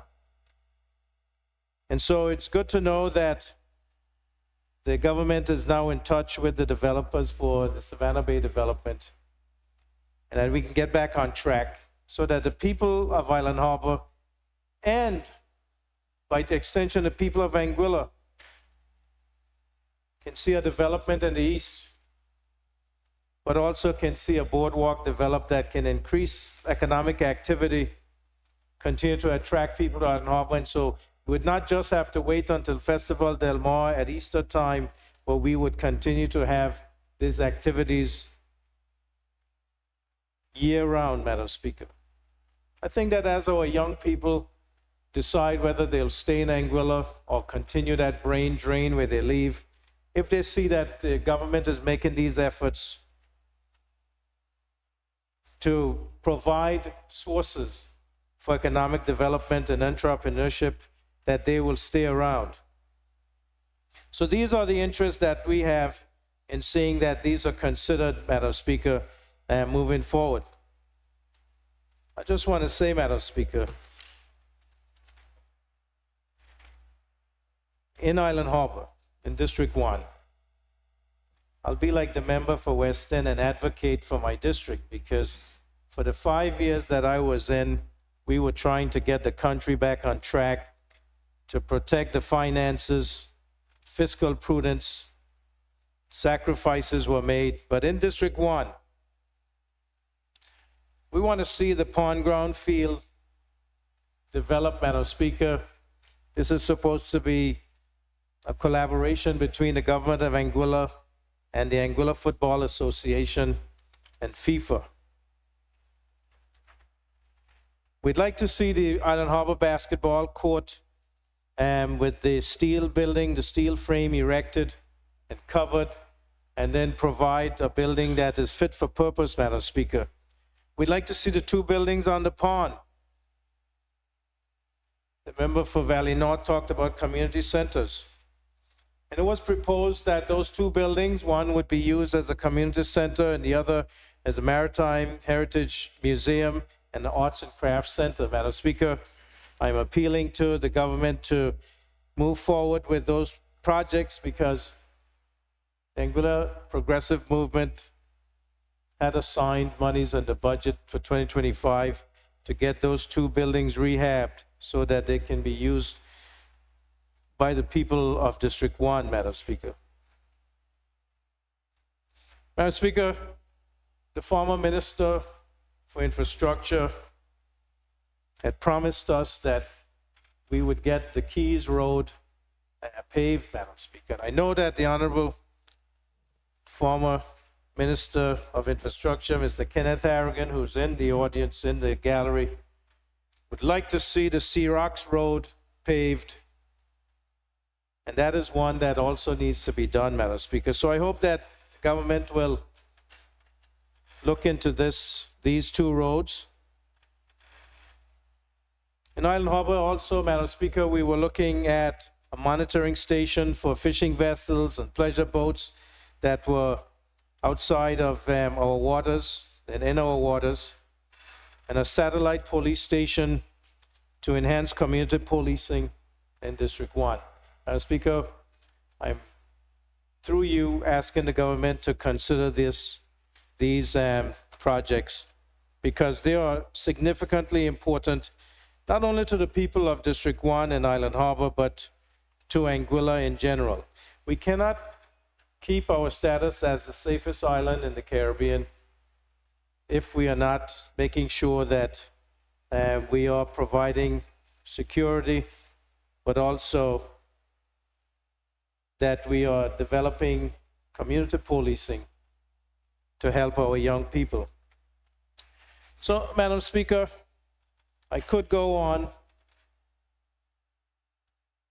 But I just want to say that APM restored Anguilla's economy innovatively and sustainably. We advanced through adversity and started the process of restoring prosperity. We envisioned an Anguilla reimagined, economically resilient, socially inclusive, and fiscally responsible. We initiated the Anguilla Blueprint by harnessing technology, empowering our youth, and building for the future. We invested in the Anguillan dream, progress for today and hope for generations. Madam Speaker, if the AUF administration follows the budget as presented and sticks to the policies outlined, then Anguilla has a chance, but their record shows otherwise. On my left, I see leadership that delivered results. In front of me, Madam Speaker, only time will tell. Thank you, Madam Speaker. Thank you, honorable member. Are there any other contributions? Does any member wish to speak to the appropriation bill that is on the floor? Does anyone wish to speak? Did I see your hands? Oh. I recognize the honorable member for Road South. Thank you very much, Madam Speaker. Madam Speaker, I would be a hypocrite if I were to rise here this afternoon to oppose this budget.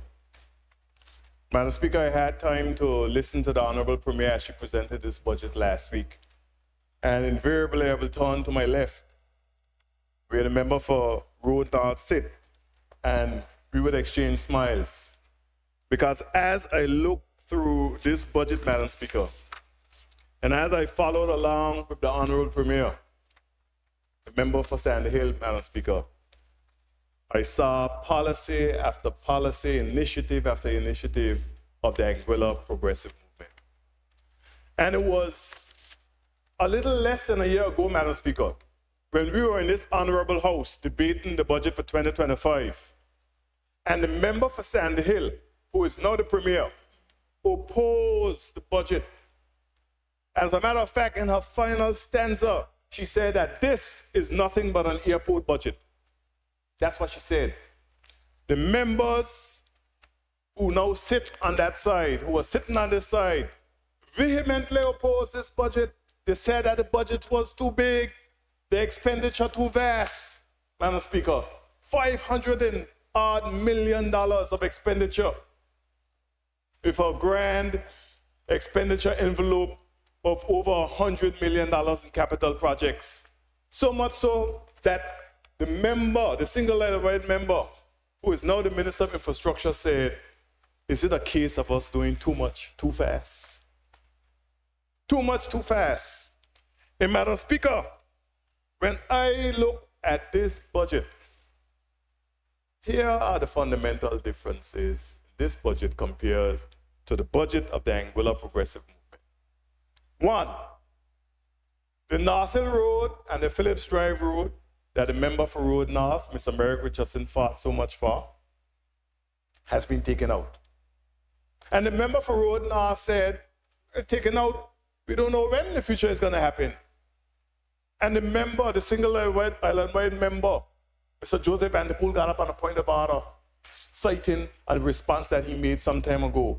That response says nothing, because it was in April of 2015, Madam Speaker, when the Minister of Infrastructure and the Anguilla United Front sat in a forum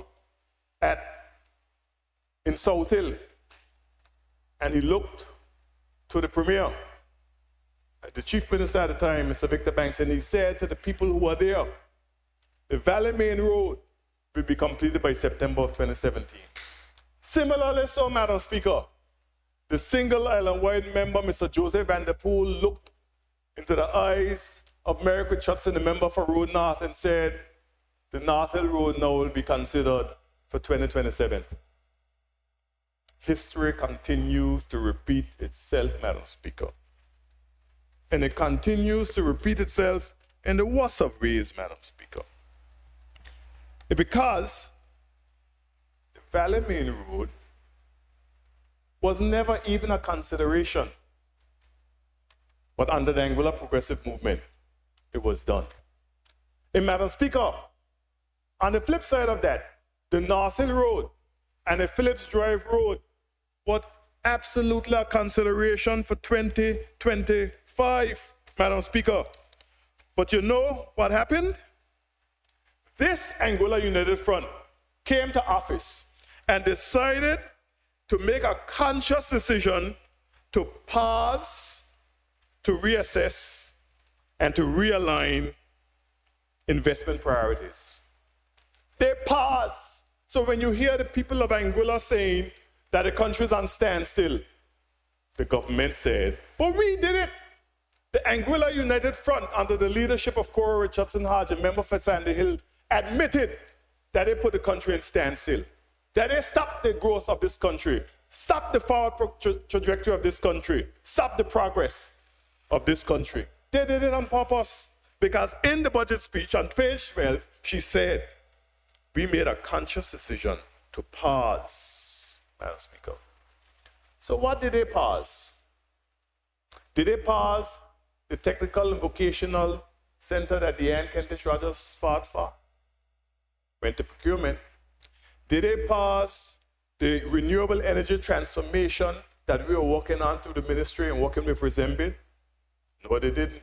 Did they pause the development of Zendeda Haven and the investments in the prisons and the revisit of the public service salaries? No, they didn't.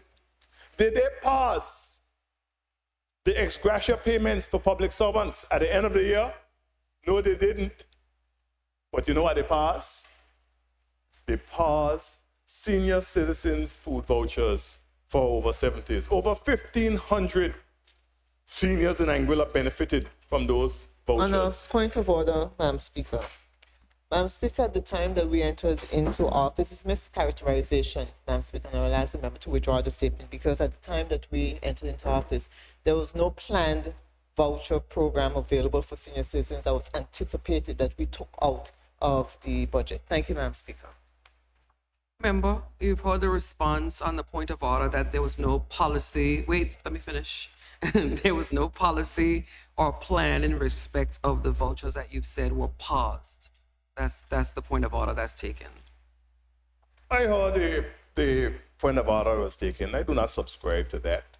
Well, I have to rule on it. So what is your response My to response it? is that that is unheard of, because the truth of the matter is that year after year, the Anguilla Progressive Movement Administration provided electricity credits to the over No, you're talking about 6,000 people food of Anguilla. voucher. Remember, it's a food voucher. Let's just rule on the point of order. It's a food voucher program that she said her point of order is in reference to, that there wasn't anything that she met in office, from what I understand, that was paused in relation to the food voucher program. I understand what the member for Do you Sandy Hill accept said. that I do as not it relates- I do not accept that, because in the budget address, in one of the final stanzas of the budget address, she spoke of the ex gratia payments. No, I'm speaking Right, about. I understand. Member, there's a point of order. We haven't moved on to your speech as yet. The member for Sandy Hill has taken a point of order just on one narrow thing that you've said. The point of order that she took is that you've said that when she came to office, her government paused the food voucher program. She didn't talk about electricity credits or those things. And what her point of order is that there was no food voucher program to be paused. So that's why I'm asking you, what's your response to her point of order on mischaracterization of that one narrow point? Either there was a policy or there wasn't to be paused.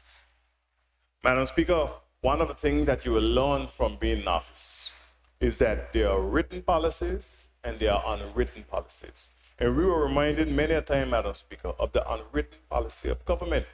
And one of the unwritten policies of the Anguilla Progressive Movement was to provide seniors with food vouchers. Okay, so then that Madam helps. Speaker. Wait, hang on, I'm still on the same point of order. So the point of order then is that there was no policy, and now we have to agree on whether we determine a policy to be written or unwritten. That's where we are. So, member, the response to your point of order is that there have been written and unwritten policies, and that the response is the food voucher program was an unwritten policy. Member from Road South, it was an unwritten policy.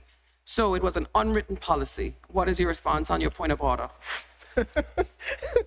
Madam Speaker, sorry, I don't. I'm trying not to take this matter lightly because it's a serious matter. But I've never heard more nonsense in my life, ma'am. No, And I say that- member. Yes, ma'am. Just confine it to the response to I what do not his agree, response Madam is. Speaker. You do not His agree. response in terms of there being a written policy and an unwritten policy makes no sense. The member is saying that there was a policy that we stopped, a food voucher program that we stopped when we got there. If there's no policy, no written policy, where's the unwritten policy that we are to abide by? It just didn't exist, Madam Speaker. So I'll ask him to withdraw the statement okay. and to move forward with the debate without seeking to mischaracterize the sequence of events. Thank you, Member, Madam can we get past this one point of order? What is your response to the response? So the member has a position that there was no unwritten policy to be paused. Your response is that there was an unwritten policy to be paused. Is that the position that you maintain?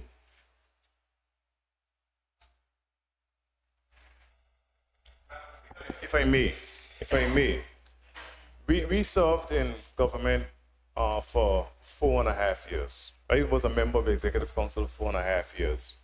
I was a member of government for almost 10, collectively.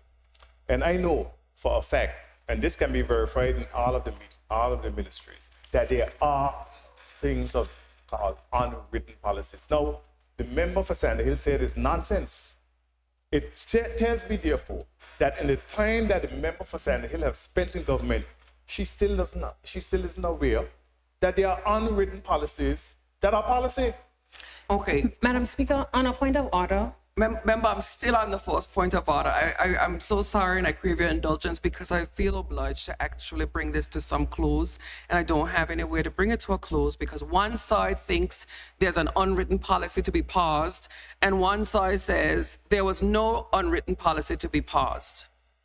Madam Speaker, if I could be of some assistance, I think that it would be easier if the member would recharacterize his statement to the effect of stating that there was an intention for their administration to continue a food voucher program had they been in office. Because I don't think that in terms of our unwritten policy, a new administration taking office could even contemplate something that is not even present to be able to continue. So it would be better if he gives an indication as to what they would have done had they taken office again in February of 2025. So, the member from Sandy Hill is inviting you to consider the position that perhaps it was the intention to continue it, but not that to say that it was a policy to attribute that weight to it.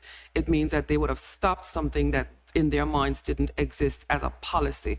Would the member be invited to consider the position that you expressed it in the form that you were intending to continue this? And it wasn't something that they did, it's simply something that they did not do, rather than attribute it to being a policy? Would that be a fair middle ground? No, there's no fair middle ground for the member for Sandy Hill. There's none whatsoever. No, member, I'm not talking about a fair middle ground for the member of Sandy Hill. I'm talking about a fair middle ground on the point that is in dispute. Madam Speaker, the reality is that the Anguilla Progressive Movement provided senior food vouchers on multiple occasions.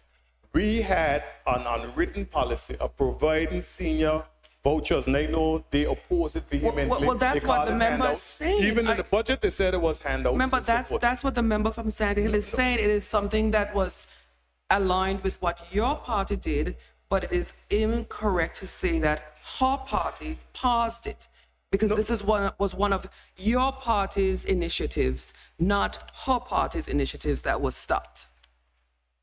Madam Speaker, you said it, not me. I'm not saying anything, and you don't need to point to me. I'm trying to come to a conclusion on a point of order that's still live. Madam The Speaker? member has objected to you saying that she stopped a policy.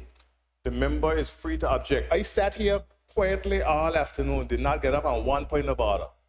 She's allowed to make points I of order, agree. member. I We would have agree. been past this already if we could come to some agreement. what if you listen to what she's saying? She's saying there was no policy to be stopped because when we went to office, there was no policy. And all she's doing is inviting you to consider whether what you're intending to say is we as an APM government were intending to continue this. They did not. Madam Speaker, October the 13th, 2025 gave me 54 years on this earth. And at 54, if I don't know what I intend to say, then I should not be on this earth. I know what I intended to say, and I stand by what I said. I am not compromising in using the verbiage that the member for Sandy Hill is providing, because how can I concede a victory when the victory is already in the hands of the people of Anguilla? They have already Why do you seen consider a point of order of victory, though, member? Yeah, because you are between the member for Sandy Hill, the member for Valley North, and the speaker. You seem trying to get me to agree to the position of the member for Sandy Hill. Member, these are some very unusual points of order. I think your honorable leader would like to assist me because I'm going to give you back the 15 minutes of time. Okay? It's paused. Okay, very good. No, I think I think that we have to come to some position on this. I can't move on without ruling, and I have to either sustain or overrule. I think it is a valid point of order because what she's saying, because let's think about policy as a definition.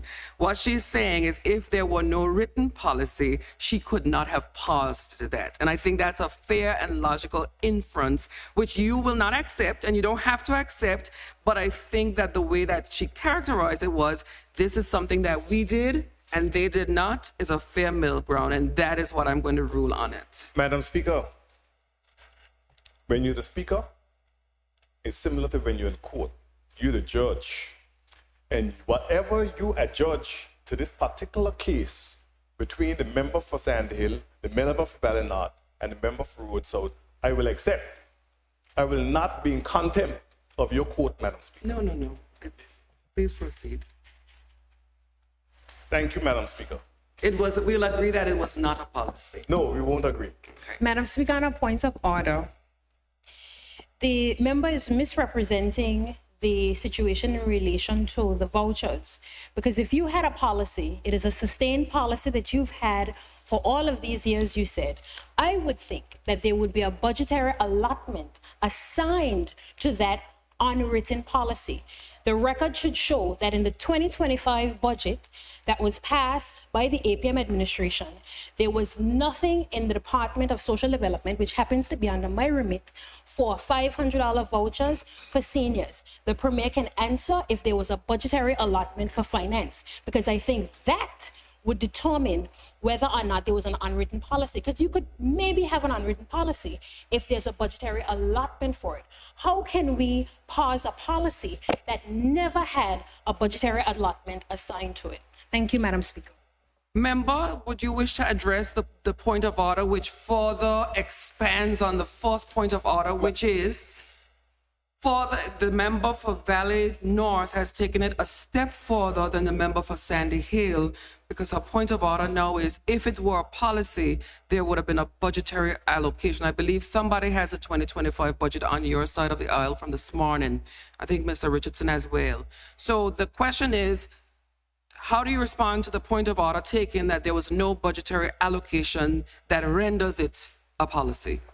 Madam Speaker, there was no budgetary allocation for the Calypsonians. Food vouchers we're on. Yes. Food vouchers Right? we're on. So when the member for No, take your Valley time, North- member. So when Listen to the member for question. I understand the question, but I'm responding to the question. You asked So me what how does do I- Calypsonians have to do with food vouchers? Because there was no policy on that. Well, And we there was don't- no budgetary line item either. I don't know what you're talking about. Are you But the answering member for Valley Are you South- going to answer the point of order, or should I rule without your answer? Are you going to answer? Take your time and answer the question. There's no fight. Madam Speaker, it's not a fight. I'm trying to answer the question, but before I could even get into the question, you stopped me from Because answering you're the talking question. about Calypsonians with respect to food vouchers. So Because go ahead. Because I'm showing the context Go ahead. in terms of whether something's a written policy and is a budgetary line item. Because a member for Valley North She had a big issue with $1 being a line item in our budget, but today when you look in this budget, there's $1 for an orthopedic surgeon and a cardiologist. No, we have surgeons. Okay, So member? my point is Member. that just as there was no budgetary line item for junior Calypsonians and troops, there's no budgetary allocation for the senior citizens food vouchers. But the fact is Well, that the senior that is citizens exactly where we need, received that's where we a need to full land. voucher. Was there a budgetary allocation or not is really what the issue was. Not the orthopedic surgeon, not the Calypsonians, okay? The point of order that she raised is that it isn't a policy because, and this is a continuation of the first point of order. It is not a policy that could have been capable of being paused because there was no budgetary allocation in respect of it. It's either yes or no, and we move on. There's no need to protract a matter that's a straightforward question. Madam Speaker, I am not protracting this issue because I already made it clear. Whatever your decision is as an arbiter, I am fine with. So whether you rule in my favor or against me, I am fine with. I'm not ready to make a ruling. I'm asking you to respond to the point of order. But I responded. So there was a budgetary allocation I or didn't no? say that wasn't the issue whether or not it was a budgetary allocation. The issue was whether or not it was a policy that was stopped. Member for Valley North, please state your point of order again for the record. Thank you, Madam Speaker. Madam Speaker, I said that the member was misrepresenting the situation around the food vouchers as there was no budgetary allotment assigned to it. So if you were saying that there was an unwritten policy, I would imagine that there would be the budgetary allotment to support that policy. We have the 2025 budget here, and all of the, on page 7, the recurrent. Just succinctly, member, your point of order, therefore, is that there's no budgetary allocation, as you said before. Correct. And member, what is your response? And then I'll rule. My response is that when you're in government, you have to be nimble. And many times, there's no budgetary allocation. We spoke earlier to medical treatment overseas, for example. And there are several times when there's no budgetary allocation and you have to jump in and make a decision. So when I say that the Anguilla Progressive Movement, when we were in office, we were providing senior citizens food vouchers. That is a material fact. And this administration have not done so. So they have stopped it.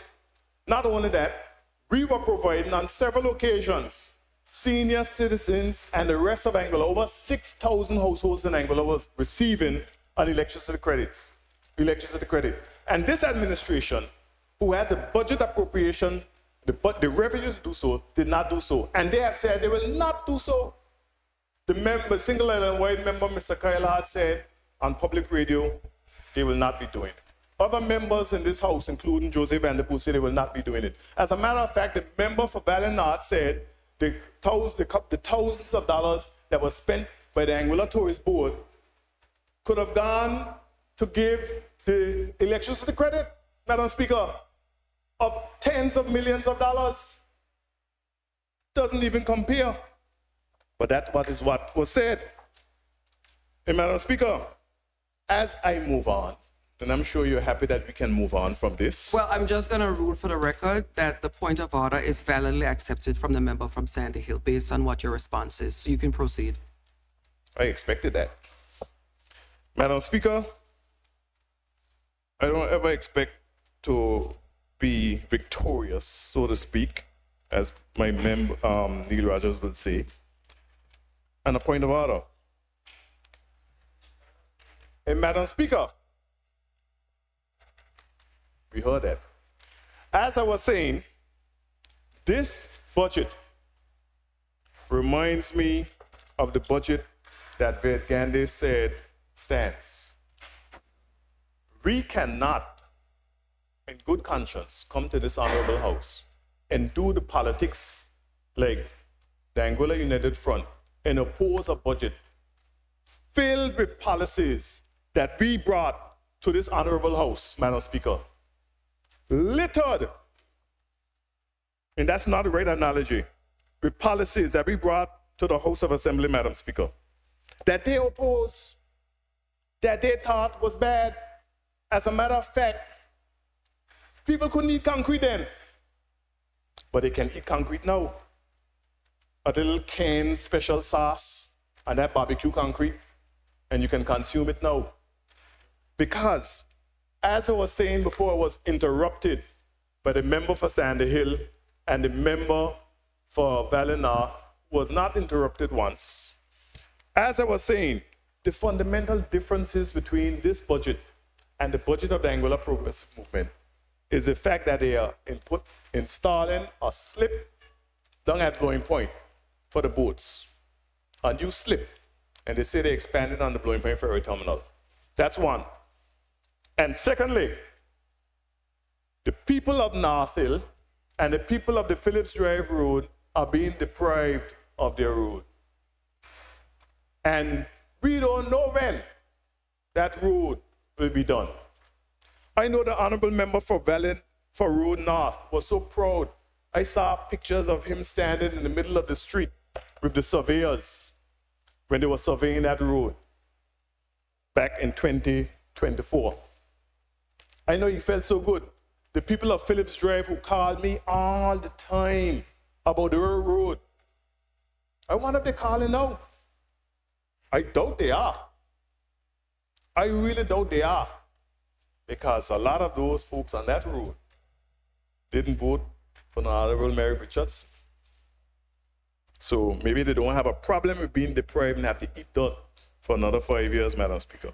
But I wouldn't be surprised if the road get done in 2029. I wouldn't be surprised if a lot of these things get done in 2029 because that's the history of the Anguilla United Front. Starve and feast. They starve you for 4 years and then they give you a feast in the final year. In 2000, Madam Speaker, the Anguilla United Front came to office. And this is the legacy of the Anguilla United Front. The Anguilla United Front came to office in 2000, following up the leadership of Hubert Benjamin Hughes, who had followed up from Emile Gomes, who had followed up from Ronald Webster, who all wanted a commercial international airport out in Birmingham. Hubert Hughes had gotten far in terms of designs were done, geotechnical studies had commenced, and the Anguilla United Front came to office in 2000 and said, we don't need an airport, Madam Speaker. We don't need that type of airport. And for all that 10 years, they didn't need an airport. They wanted to develop a small airport in Wall Blake, no terminal facility, expand the runway a little bit so a little larger private jet could come in. As a matter of fact, the then leader of the Anguilla United Front, he said, sorry, he wasn't the leader, Mr. Banks, he was the Minister of Finance. He said in many public addresses that the reason for extending the runway a little bit was for the American Eagle ATR 72. Later we found out that that was not the truth. And to this day, the people of Anguilla is paying for that. Still paying for it. Still outstanding issues over 20 years later at the Clayton J. Lloyd International Airport that was previously the Waldbeck Airport because of the bad decisions that was made by the Anguilla United Front, Madam Speaker. These are historical facts.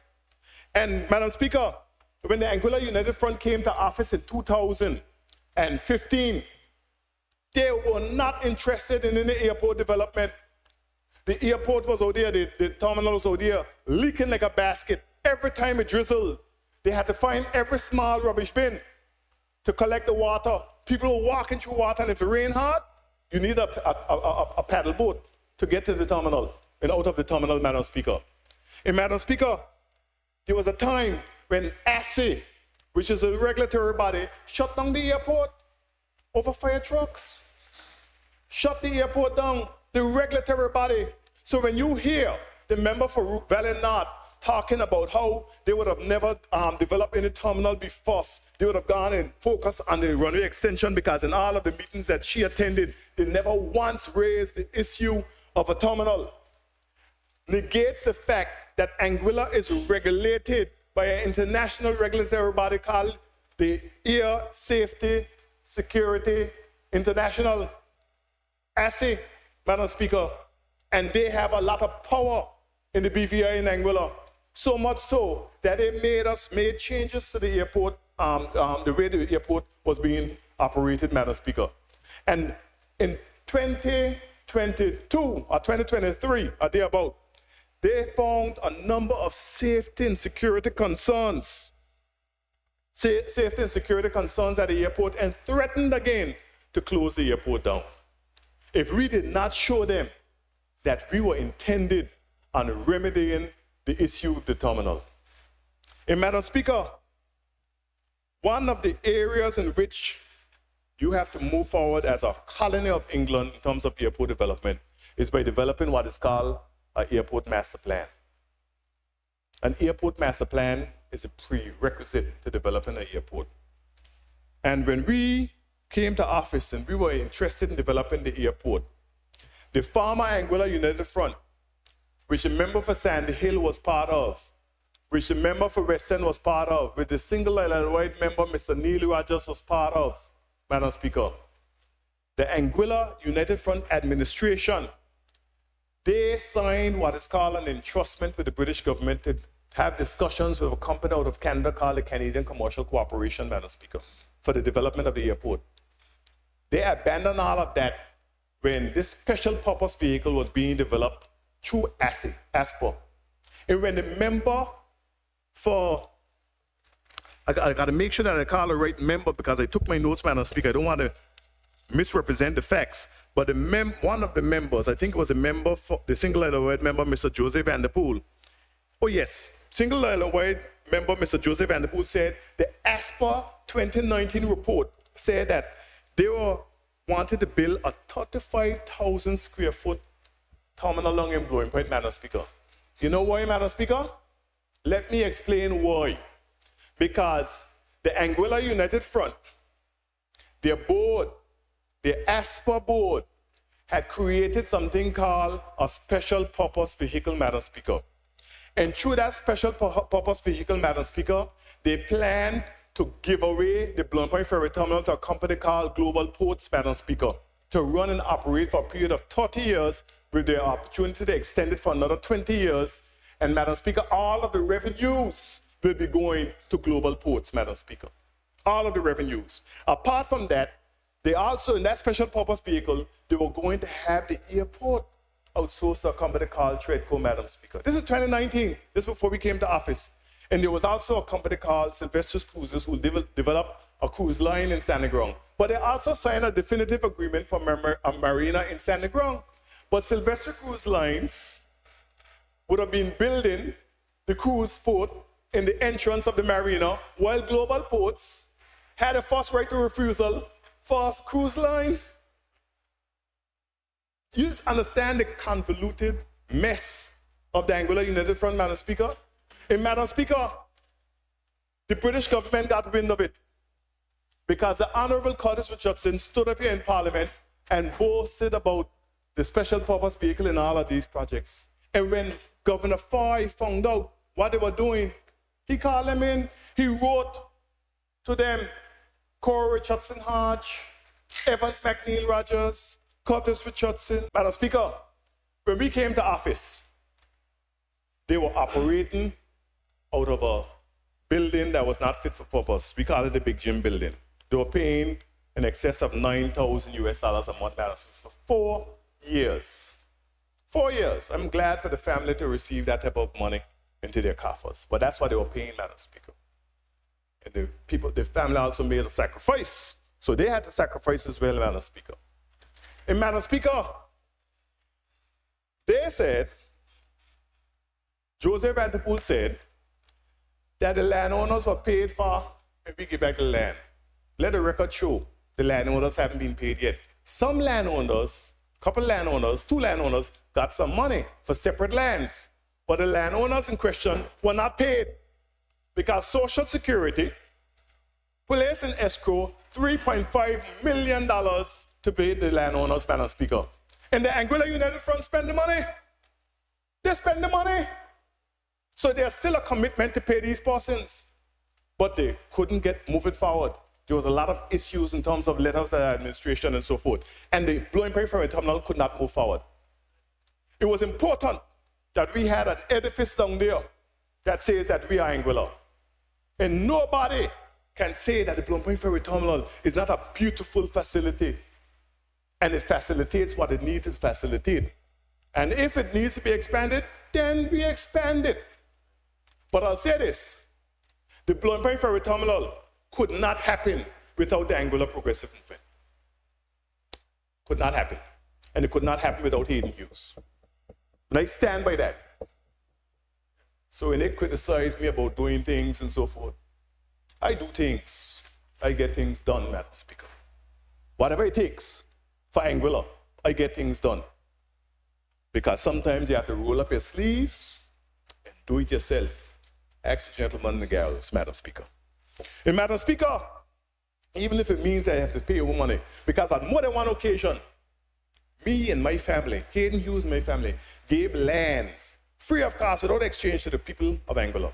That includes the Calvin Washington Lake Road that sits on my land. Go to the land registry without a compensation cent. And the Valley Main Road, me and David Lloyd gave land without compensation to facilitate the Valley Main Road. No compensation, no exchange of lands. Okay, so when they ask about things that we do, those are the things, some of the things that we do, Madam Speaker. And Madam Speaker, when we wanted to move forward with the Bloemfontein Ferry Terminal, there was all kind of opposition. They even wrote, public servants wrote to procurement and said to procurement, don't even consider the Bloemfontein Ferry Terminal because the money is not enough and it can't get done. Facts, Madam Speaker. So I had to roll up my sleeves, Madam Speaker. And maybe the money wasn't enough, because the money wasn't enough. But we got it done, because through the taxpayers of Anguilla, we had to add another $2 million of taxpayers' money to get it done. But if you don't start, you can't finish. And we started it, and we got it finished. Valley Main Road. The guys in the ministry told me it was pie in the sky, it couldn't happen. But today we drive on it, they criticize the media and I'm still there. I see on Peyton the other day, Dr. Webster. And Madam Speaker, the airport road, vehicles were falling off the side, tipping off the side. And they said, no, we got to get that done. We got to get it done now. And they said, it can't be done. I called my premier over to the Ministry of Infrastructure. The premier said, whatever it takes to get it done, make sure it gets done. And they oppose it and they fought against it down in the ministry. The ministry that you inherited. They fought against it. And they had to get the governor's office involved. The governor's office involved.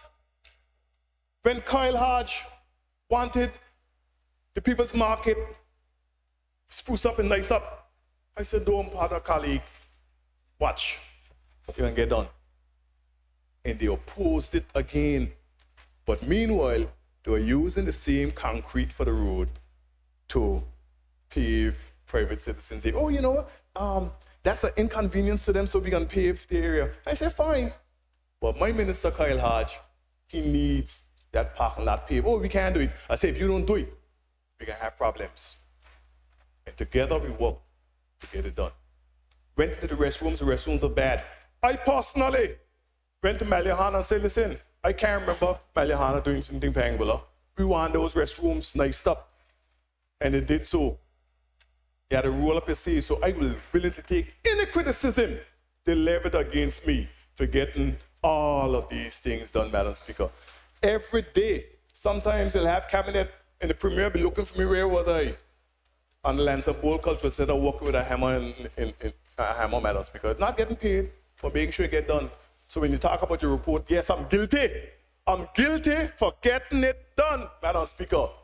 And for all of those persons who criticize me for the airport terminal, and for the apron works, and the extension of the runway, and for the Valley Main Road, and the airport road, and the Louis Price Road, the Patience Gums Road, and the Sandy Hill Road, and all of these roads and infrastructure projects, Madam Speaker, I stand here, Madam Speaker, guilty of getting things done for the people of this country, Madam Speaker.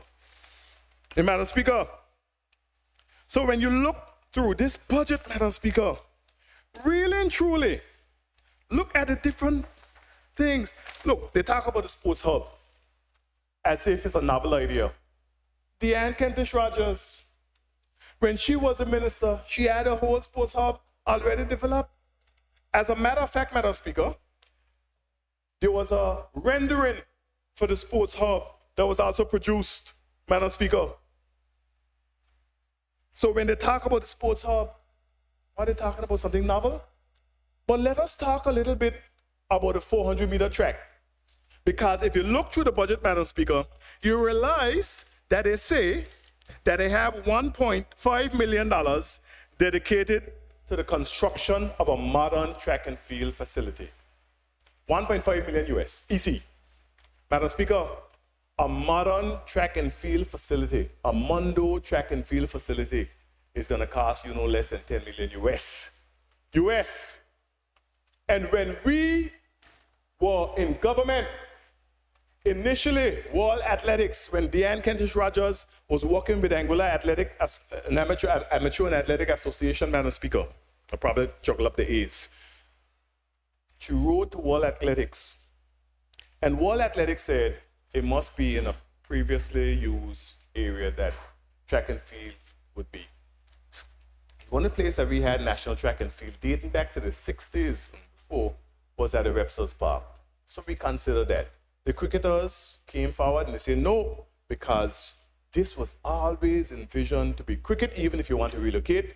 We had to back down, we had to go and make the appeal to World Athletics.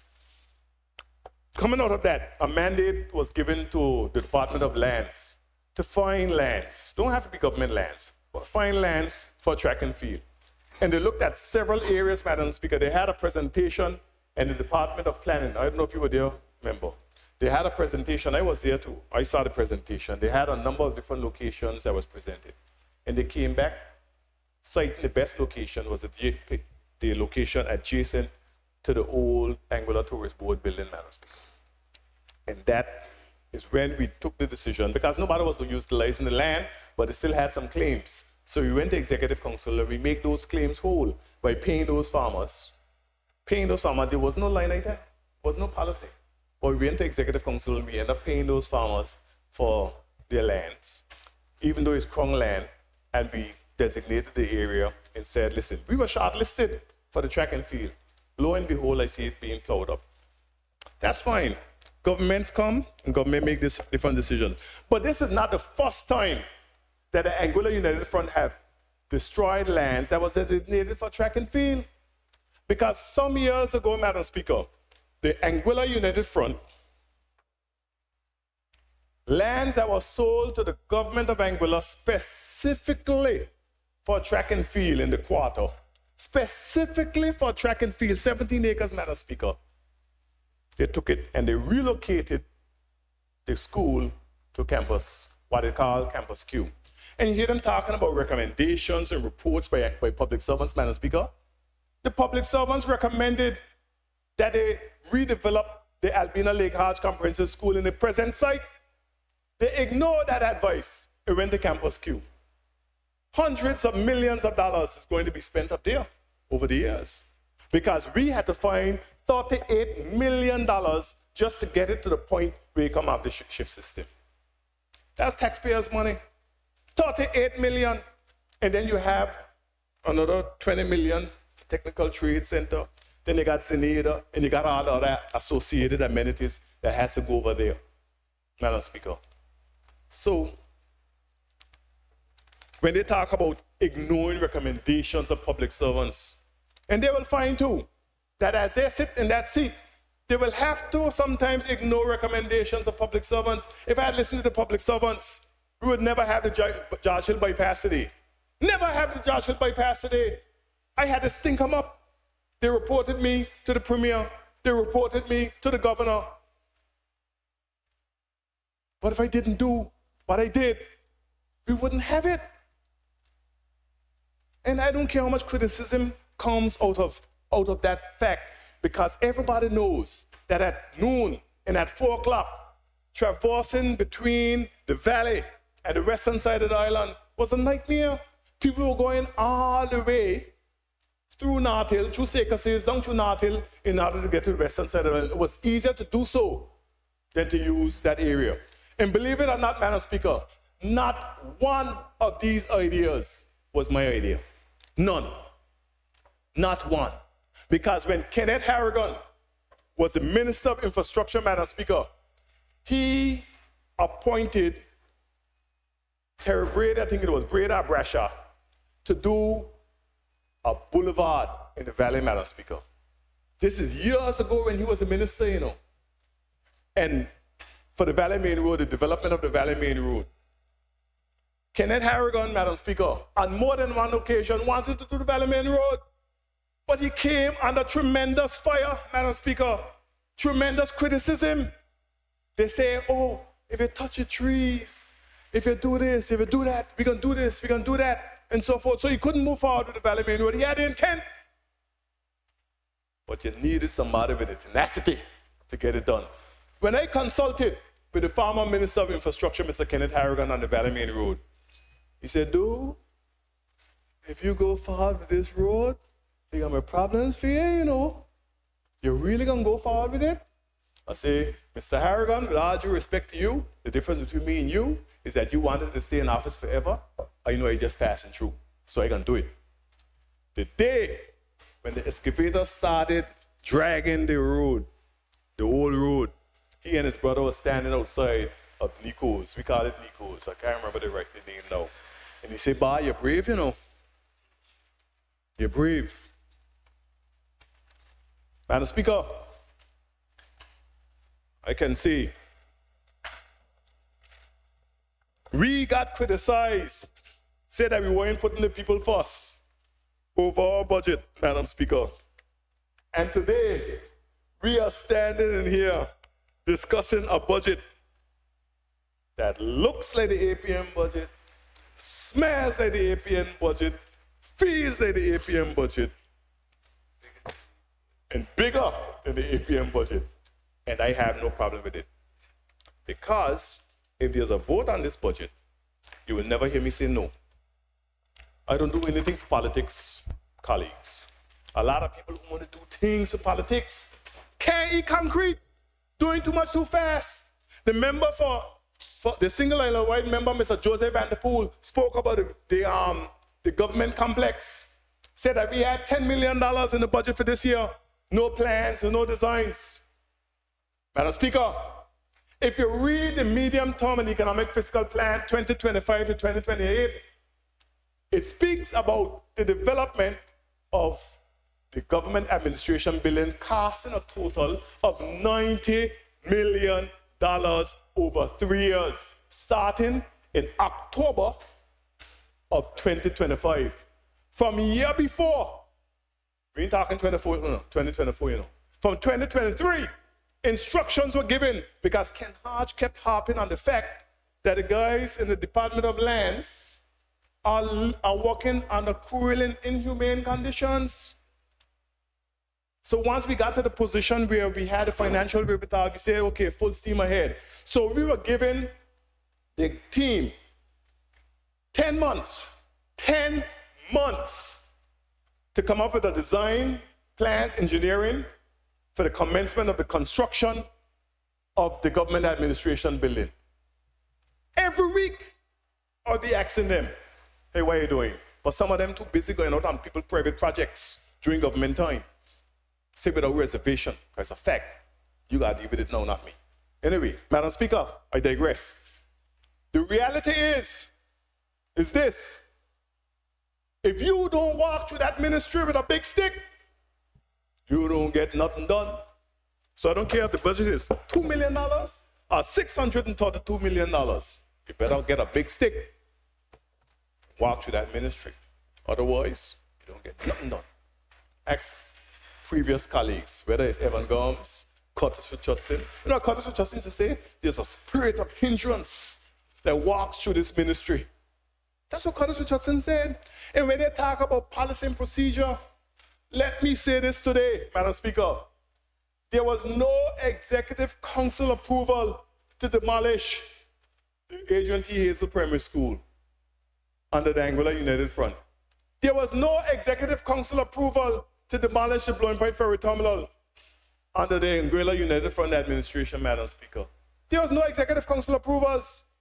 They were demolished. As a matter of fact, when the word came out that they were going to be demolished, hoteliers reached out to me because I spent 16 years in the industry. I got a lot of friends in the industry. And they said, listen, as it relates to the Blooming Ferry Terminal, we will upgrade it. And when they're ready to build a new one, then they can go ahead and demolish it. I see you're really talking to the wrong person. But they said, well, it seems they talk to the right people, and the right people seem to be opposed to it. I said, well, you need to, exert some sort of influence. But it was demolished without executive council. And Madam Speaker, it didn't go to executive council. None of these things went to executive council.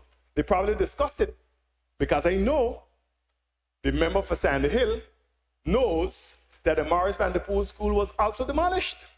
And that didn't go to executive council. But I'll tell you this, thank God for Curtis Richardson. Thank God for Curtis Richardson. Because if it was not for Curtis Richardson, we'd have just put some paint back on the Morris Van Der Poel Primary School. We'd have slapped some blocks in the Adrian T. Hazel Primary School and put back on the old roof on the 1963. On a point of order, Madam Speaker, on a point of clarification, the projects that were demolished and built were done through the program where the 60 million pounds were given. And so while it wasn't through the formal executive council, the Anguilla program would have made determinations, and it's through that program in which I was a member of that committee, would have made decisions in terms of the demolition and construction of those projects. And of course, that was subject to the presentation of business plans, etc., business case for the development and redevelopment of those areas. So I just want to let the member know that it was through the Anguilla program that those decisions were made. Thank you. Madam Speaker, the member for Sandy Hill is being factually incorrect. And I won't dare say that she's lying. Maybe she doesn't remember.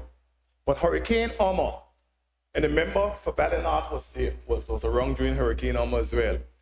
And Madam Speaker, Hurricane Irma came on the 5th of September 2017. 6th of September 2017. On the 6th of September 2017, Madam Speaker, Hurricane Irma finished her destruction in the morning of the 6th of September 2017. The morning of 6th of September 2017. I came out of my house. I walked up the street because the poles were shoot all across. Member, are you answering the point of order? I'm answering, Madam Speaker. I'm answering. And when I got up in the vicinity of Mings, I saw Curtis Richardson. And Curtis Richardson was telling heavy equipment operators right there outside of Mings, in the middle of the road, to go and demolish these assets. Because there could not be any meeting between 12:01 a.m. on the 6th of September and 11 a.m. on the 6th of September that the member for Sandy Hill would have been discussing Anguilla program projects at that time in developing business cases. Because, Madam Speaker, the reality is that the Anguilla program came much later. Okay, member from Sandy Hill. Thank you. Madam Speaker, in terms of the education projects, and that's what I'm specifically speaking about because I was Minister of Education at the time. So I'll narrow it to that point. The Ministry of Education had to first assess whether or not, and that was along with the Ministry of Infrastructure, which of the education projects were able to continue to be operational and which ones could not. There could have been no demolition without the authorization of Education Ministry. And so an assessment had to be done in terms of all the schools. And if we wanted to get schools reopened, we had to determine which aspects had to be redemolished, which had to be rebuilt and replaced so that the children could continue back into school. And so in terms of the demolition of certain aspects, that was done prior to the Anguilla program, and the member is correct in that respect, but the demolition had to take place based on the determination as to which buildings were needed and what could be done without under the Ministry of Education. Thank you, ma'am.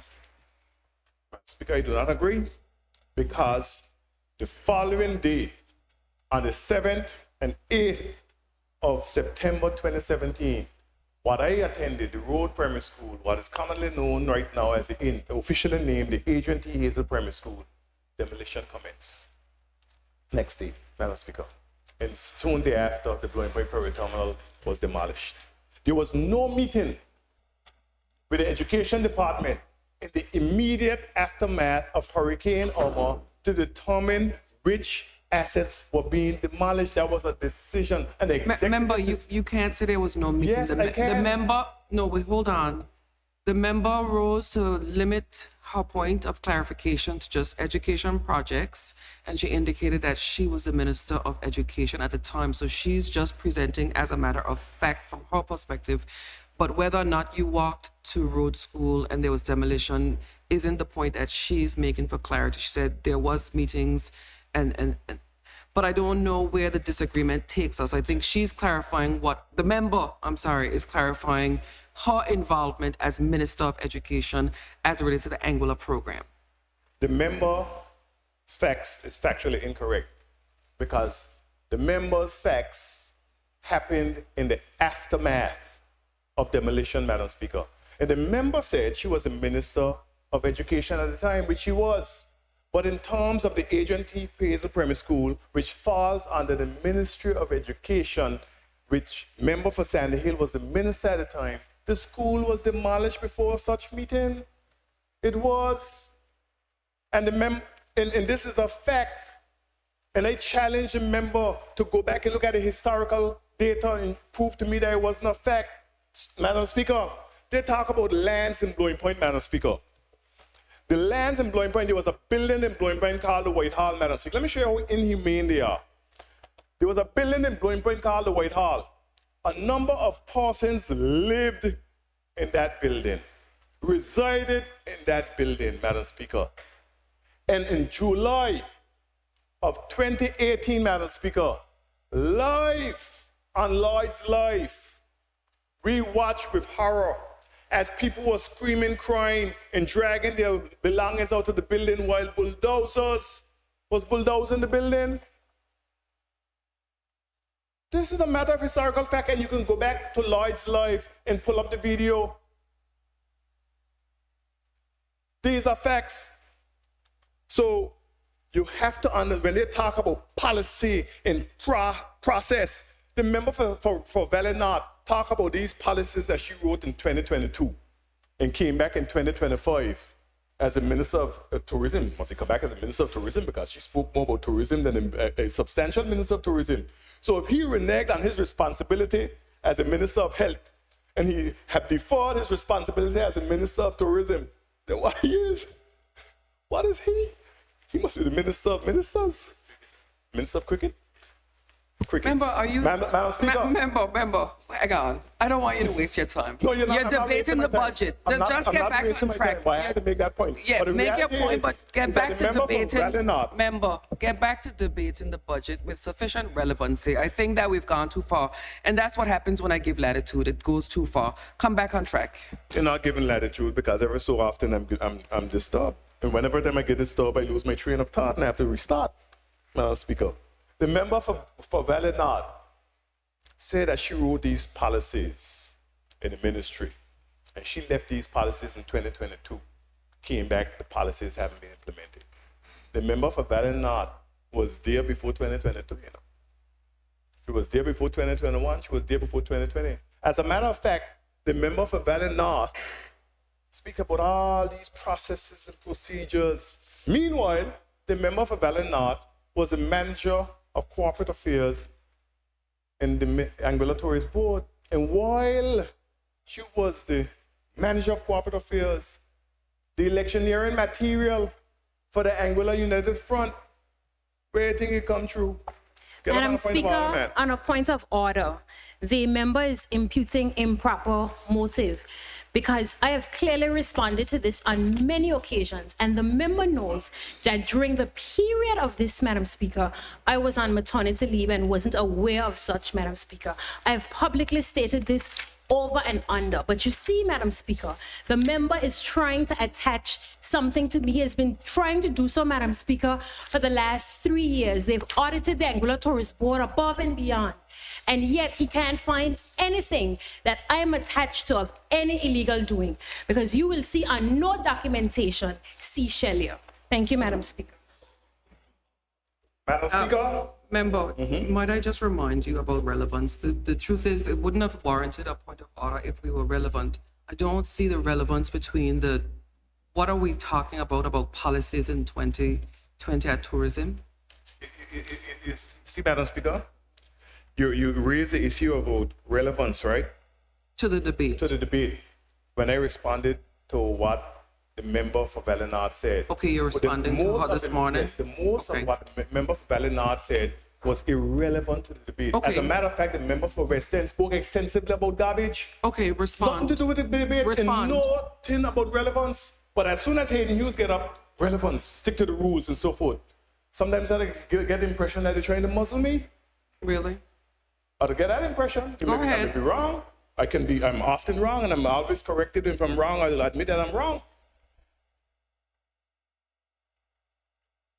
So, but Madam Speaker, but when the member for Valenard speak about the tourist board, Anguilla Tourist Board, she's trying to affix anything that happened at the Anguilla Tourist Board to Hayden Hughes. That is why she was speaking about it, because she keep on saying the member for Road South every time he's in office. That's what she was saying. But she was on maternity leave, she said, so she didn't sanction the electioneering materials for the Anguilla United Front to come to the tourist board, even though she was the manager of corporate affairs, even though she was an accounting officer in the Anguilla Tourist Board. You see what Madam I'm talking Speaker, about? on a point of order, I've made this abundantly clear, and the member still continues to repeat this. He is imputing improper motive because I can guarantee you he cannot find any documentation with my signature affixed to it in relation to what he's speaking about. So I would ask him to stop imputing improper motive. Member?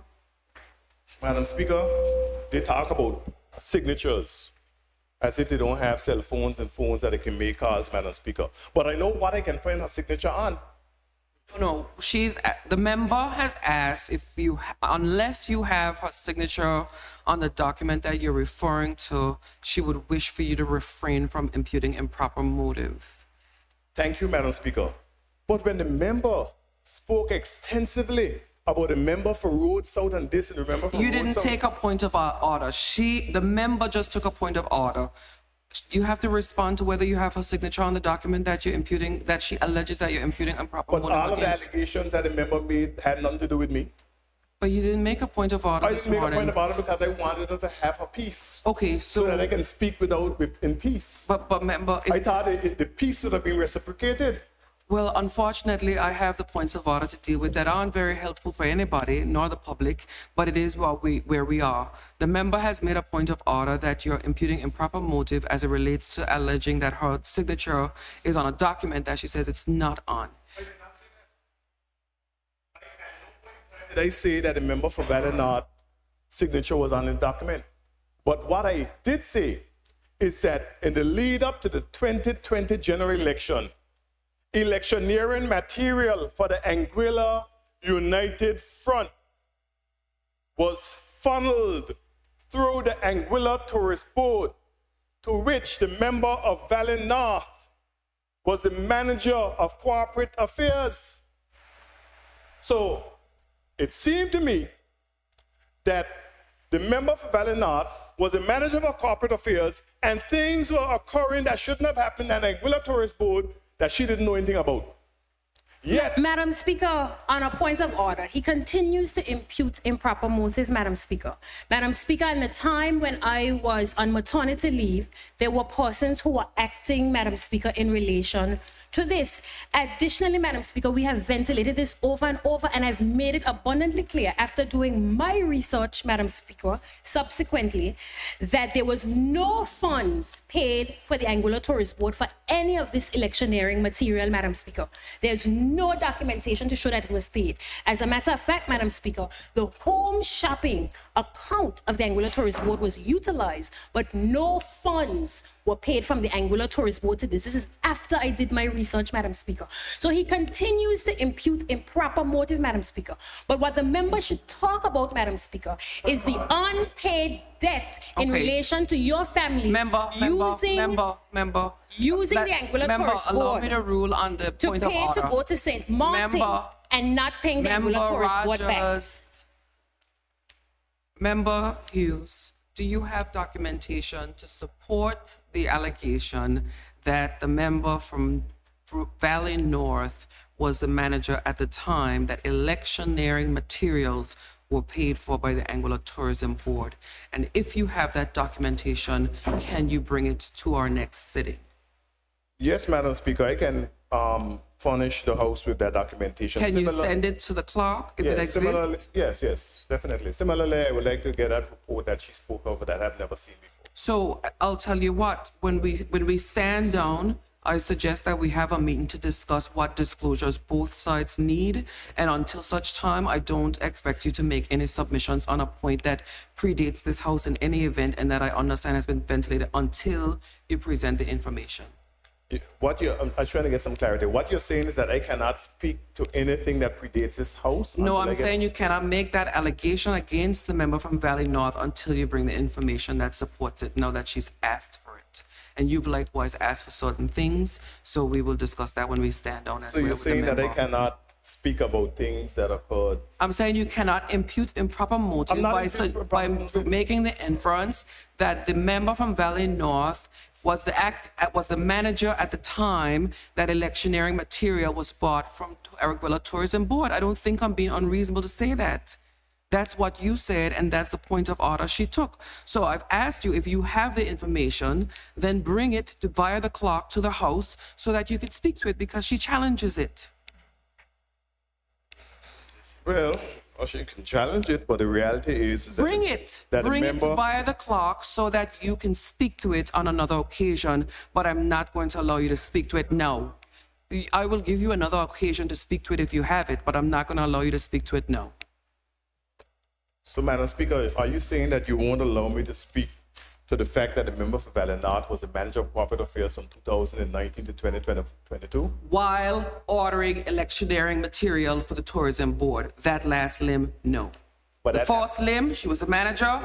That's a matter of fact. You can agree it. If you make an allegation about her involvement in something of that nature, you have to bring that evidence to the House. I will present the evidence, Okay. Madam Speaker. I will Thank present. you. Via the clerk. The member for Valley North knows it to be a fact, though. It doesn't matter what the member Yeah. from Valley North knows. I will bring that evidence, Madam Speaker. Good.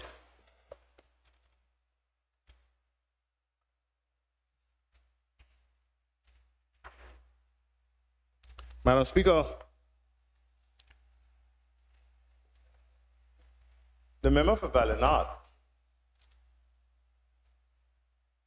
doing a lot of squats today. The member for Valley North, Madam Speaker, after Tim Foy gave a directive to the Anguilla Public Service and statutory bodies that nothing that binds a future administration can be signed in the lead up to the 2020 elections. The member for Valley North affixed her signature as a witness to a contract to manage the Anguilla St. Martin dock, Madam Speaker, even though the borders were closed and there was no opening in sight. It goes further, Madam Speaker.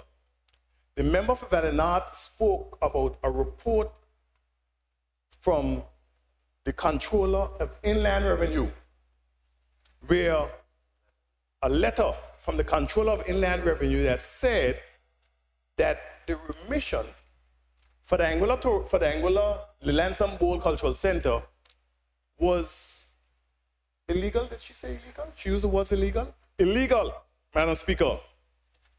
Madam Speaker, I can say this. Every aspect of the Lanson Bowl Cultural Center, and the member for Valley North acknowledged this on Class FM, went through Executive Council and was approved by Executive Council, Madam Speaker. But when the Anguilla United Front was in office, Madam Speaker, when the Anguilla United Front was in office, they made deals with developers to upfront costs, Madam Speaker, and then they will give them back the money through a tax rebate, Madam Speaker, without going through any executive council.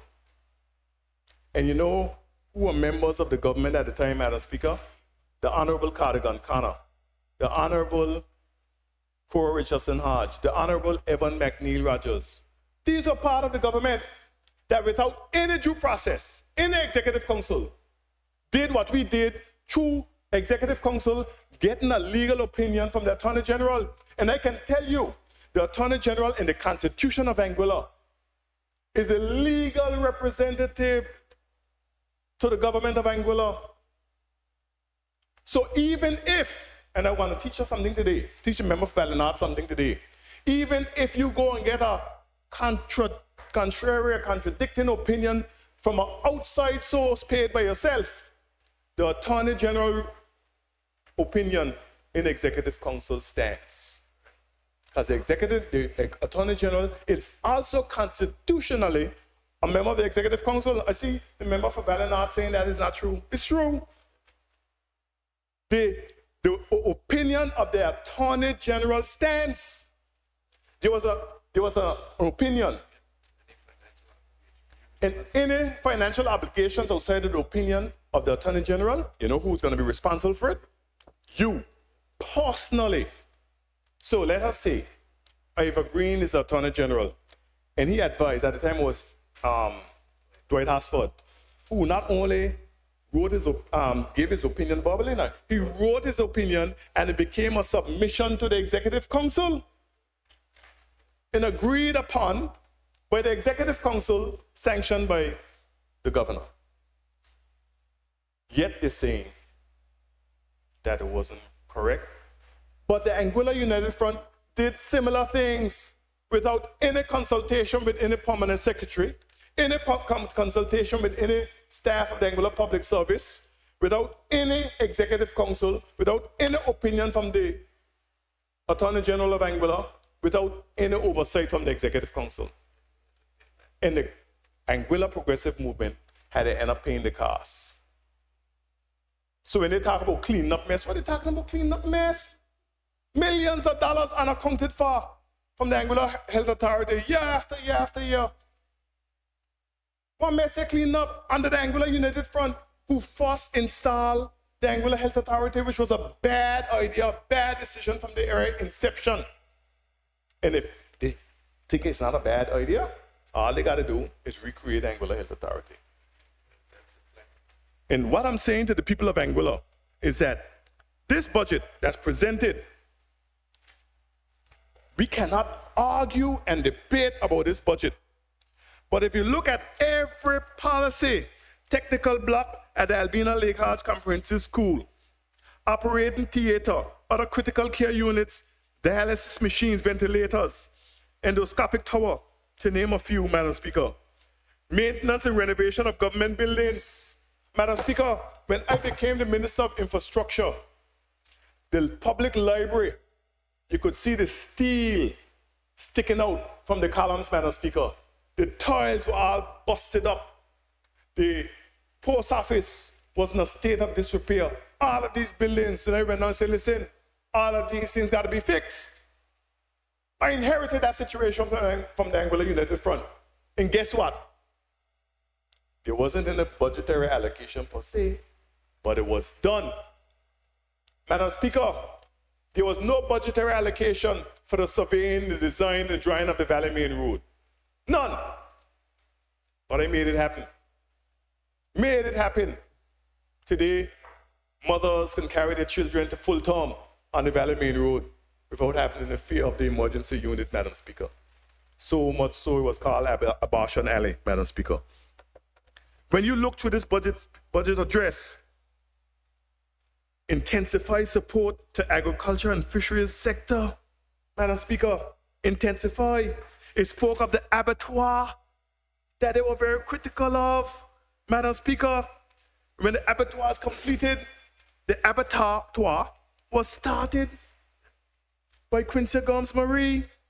Provision of shade houses, water tanks, poultry importations. We get now like this just start happening after February 29, 2025. Catastrophic risk insurance facility, and every administration does that. dating back decades, Madam Speaker. That's the insurance policy in case we have a natural disaster, Madam Speaker. They boast about reserves and these type of things. But when we talk about our reserves, it was on the backs of the people of Anguilla. So you know what? We're going to give GST relief that caused the people of Anguilla to pay more for food. So how is that relief? How is it relief when you are going and buying a box of chicken for $10 and 13 cents GST, and today you're paying $14 for the box of chicken with no GST? And you feel good because there's no GST, but you're paying $3.87 more. That is not relief. When you go through this budget, Madam Speaker, and you look at all of the policies and projects, Madam Speaker, the Family First program, Deanne Kentish Rogers, it's as if them still said, we are expanding compassion. The Junior Shield medical program, broadened this year to include dialysis patients. But we said it would include dialysis patients. Even the member for Valley North accede to that fact, Madam Speaker. Madam Speaker, the Family First program, the substance abuse counselor, clinical psychologist. And I think as the member for Valley North spoke about, or one of the members spoke about the fact that these jobs had been advertised and persons have not taken up the offers. Sorry? Member for West End. And he's correct. There's something else that the member for West End spoke about that I totally agree with him. We talk about the baton was shared more than once. But he's absolutely correct, Madam Speaker. A lot of these jobs have been advertised and re-advertised. And sometimes nobody from Anguilla, most times nobody from Anguilla applies. And then even when persons from the region apply and they look at the salary scale based on the cost of living, what happened? They decline. So it comes down to a point of paying these persons to take up these jobs. But we know that the Anguilla United Front don't like foreigners in these positions, what they consider foreigners. So I think it's a member for Valley North say we have to train these people to make sure that Anguillians take these positions. But yes, I do agree, we can agree on certain things, but it will take some time to train these people. But they have to take off their xenophobic lenses in the meantime so that we can move forward with qualified people to provide these type of services that is envisioned in this budget and was envisioned in the same budget that was presented by the Honorable Premier Dr. Ellis Lorenzo Webster. Madam Speaker, we already spoke about the $1.5 million, which is totally insufficient, Madam Speaker. And the Blowing Point basketball court, Madam Speaker. The Blowing Point basketball court. So the Blowing Point basketball court was a gift that was gifted to the people of Blowing Point from a long-time lover of Anguilla, a visitor of Anguilla, Madam Speaker. And Madam Speaker, I met him and said he was looking at all the things that I was doing. He liked what I was doing. What would I like? I said, I don't want anything. I don't want for anything. But what I would like is a basketball court in Blowing Point because the kids want a basketball court because every day they go up to the basketball court next to the Anguilla Tennis Academy to play. And I know when you're doing tennis, you don't need the noise. It's not the best situation with Anguilla Tennis Academy and the basketball court because, Madam Speaker, believe it or not, many years ago, that land with the Anguilla Tennis Academy was acquired by the Honorable Hubert Benjamin Hughes to develop a sports facility in that area. And when the Anguilla United Front came to office, the owners of the Anguilla Tennis Academy approached them about the Anguilla Tennis Academy, and they granted that land. But prior to them being granted that land, that basketball court was built in 1997, Madam Speaker, by Leandro Risotto for the community, Madam Speaker, when Hubert Hughes was the Chief Minister of Anguilla. And in the agreement between the Anguilla Tennis Academy and the government of Anguilla, the Anguilla Tennis Academy was supposed to build a basketball court in Blowing Point proper to replace the basketball court at the Anguilla Tennis Academy, Madam Speaker. That was the agreement. And you can go back, I'm working from memory, but my memory still works. And that was the agreement. So the Anguilla Tennis Academy was supposed to build the basketball court in Blowing Point, and they will control all of the lands, including the land where the existing basketball court where the kids from Blowing Point play basketball. So the Anguilla Tennis Academy have been doing a tremendous job over the last 30 years, but they were never able to complete their center court. They had a center court that they had started on the western side of the Anguilla Tennis Academy, but it was never completed, whether funding issues or what have you. And I would hope that Cardigan Connor will find some funds to help the Anguilla Tennis Academy to complete that center court, because it'd be great for Anguilla, because he speaks a lot about sports tourism. But the agreement to build the basketball court in Blowing Point never happened. And when Curtis Richardson, who was the elected member for Road South, was the Minister of Infrastructure, he too promised to have the basketball court in Blowing Point built. And time ran out. He was hoping that Treadco, when they were building the airport, they will build a basketball court. So when I met this particular lover of Anguilla, Bob Seamus, we call him Bob. He's been living in Anguilla a long time. I mean, visited Anguilla from way back in the days, from, back in the old Banky Banks days when Banky Banks had all black hair. And Madam Speaker, I said, we need a basketball court. He asked how much it costs. I said, about $300,000. I just throw a figure in the air. He said, consider it done. A basketball court. A basketball court. Nothing more, nothing less.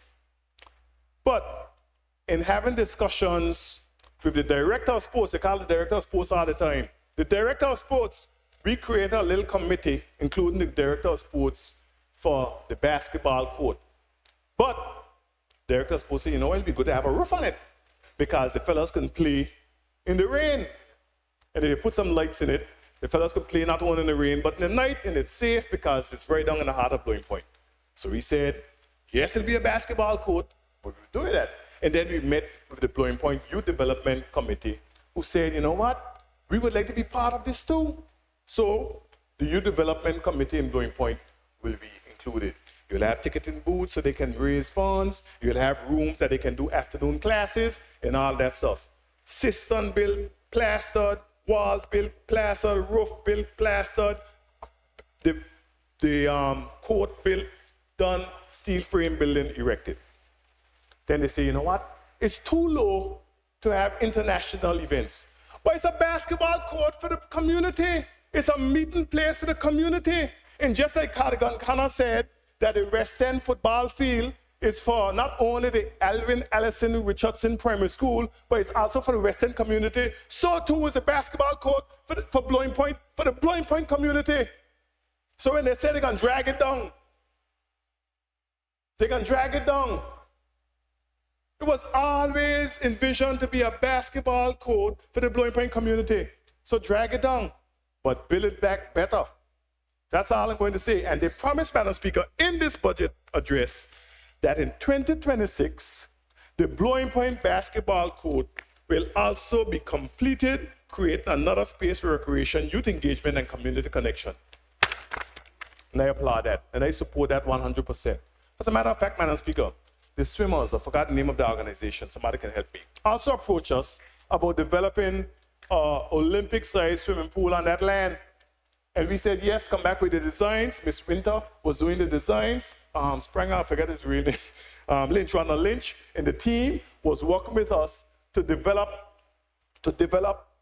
an Olympic-sized swimming pool in the area. So you'll have the swimming pool, and also, I'll just call you Premier, Dr. Webster, member for Island Harbor, we also had a verbal agreement. And I say a verbal agreement because it was in front of a lot of people, that the Anguilla Football Association would develop a soccer field adjacent. And then we look at the land, the acquisition of the lands for that they call the Blowing Point field that is privately owned, that we had already engaged in discussions about acquiring that land. So you can play cricket down there. So you'll have cricket, you'll have soccer, you'll have swimming, you'll have community engagement for the community. So if Cardigan Connor who is the elected representative for the people of West End, can have a soccer field for the community of West End, why can't Hayden Hughes, who is the elected representative for the people of Blowing Point, have a facility for the people of Blowing Point? Just like Cardell Richardson has an organization to develop things for the people of Valley South. So why is it Blowing Point people got to come last? Y'all don't care about Blowing Point people? So it should be, no, we got to do it this particular way to have regional events. And Madam Speaker, I happen to share this side of the table with a gentleman who's been involved in youth development all his life, Mr. Merrick Prince Richardson. The Prince should be called King. Hail to the King. And Madam Speaker, he knows that we have regional events in the old dilapidated Rodney MacArthur Ray Auditorium. I show Mr. Ray, my old good teacher, but like his name removed from that. It's such bad shape and it's been leaking like a basket. Yeah, they play basketball.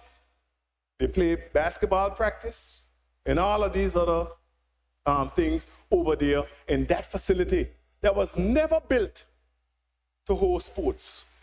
But because Hayden Hughes was responsible for bringing that type of development in Blowing Point, for the people of Blowing Point, it's a problem. Well, my basketball days are long over. I don't play ball anymore. I lift weights, heavy weights. And Madam Speaker, speaking about track and field, they talk Jason loves sports and he's responsible for sports. Madam Speaker, I was an avid sportsman. I ran and represented Anguilla in track and field. We didn't have the social media back then, so maybe a lot of people forget, but Merrick Richardson, he was school, couldn't be beaten. Couldn't be beaten. I was the captain of the house and everything, Madam Speaker. Ran for Anguilla, ran at the character games in 1990 with severe shin splints, Madam Speaker, making the finals and coming fifth in the finals of the 1500 meter, Madam Speaker. I was an athlete. And you know which track I used to train on? The old beat up track here that both me and Zanel developed shin splints on. Killed my career. At the age of 20, the doctor said me I have to retire. Do you know much athletes train on that? Somebody spoke about Ras Bucket. Cardigan Connor, member for West End, spoke about Cardigan Connor on that track. Vance Fleming. A lot of people don't know him. But I see this young man. There's a lot of heroes in this country, you know. Vance Fleming, every day, working with these youngsters, track youngsters, working with them. Nobody's more passionate about a track and field than Bucket, Ras Bucket, and Rosanna Brown, and Vance Fleming. And Zahn Elby is here. He said, what's going on with the track? I said, why you want to see what's going on with the track? Shara Proctor. We developed international world-class athletes like Shara Proctor, who was the British indoor and outdoor long jump record holder. Zarnell Hughes, who is a British 100-meter and 200-meter record holder, who is a bronze medalist in the World Championships as an individual athlete and has several other medals, including the European Championship, Commonwealth, and so forth, Madam Speaker. These are the caliber of athletes that we have produced, and no facilities. But we want to put a 200-meter track and say, well, you know, we haven't forgotten the 400-meter track. But if you look at this budget,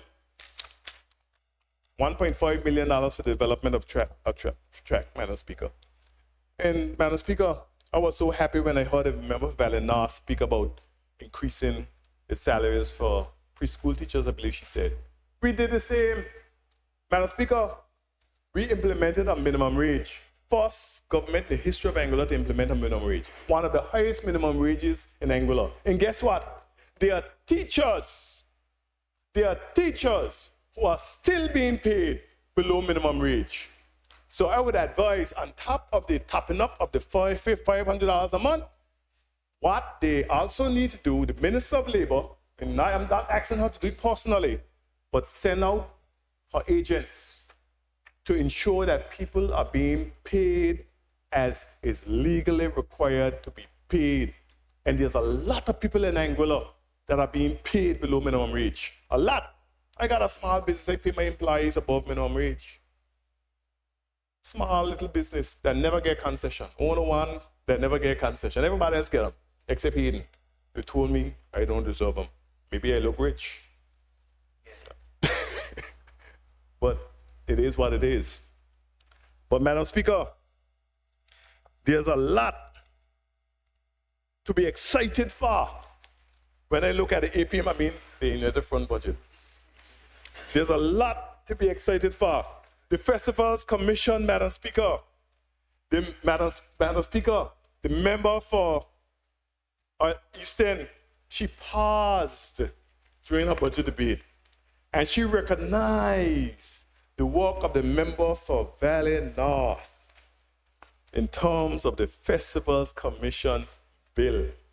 The Festivals Commission bill was all but finished before we got to office. There were some small little amendments that needed to be done by the Attorney General's chambers.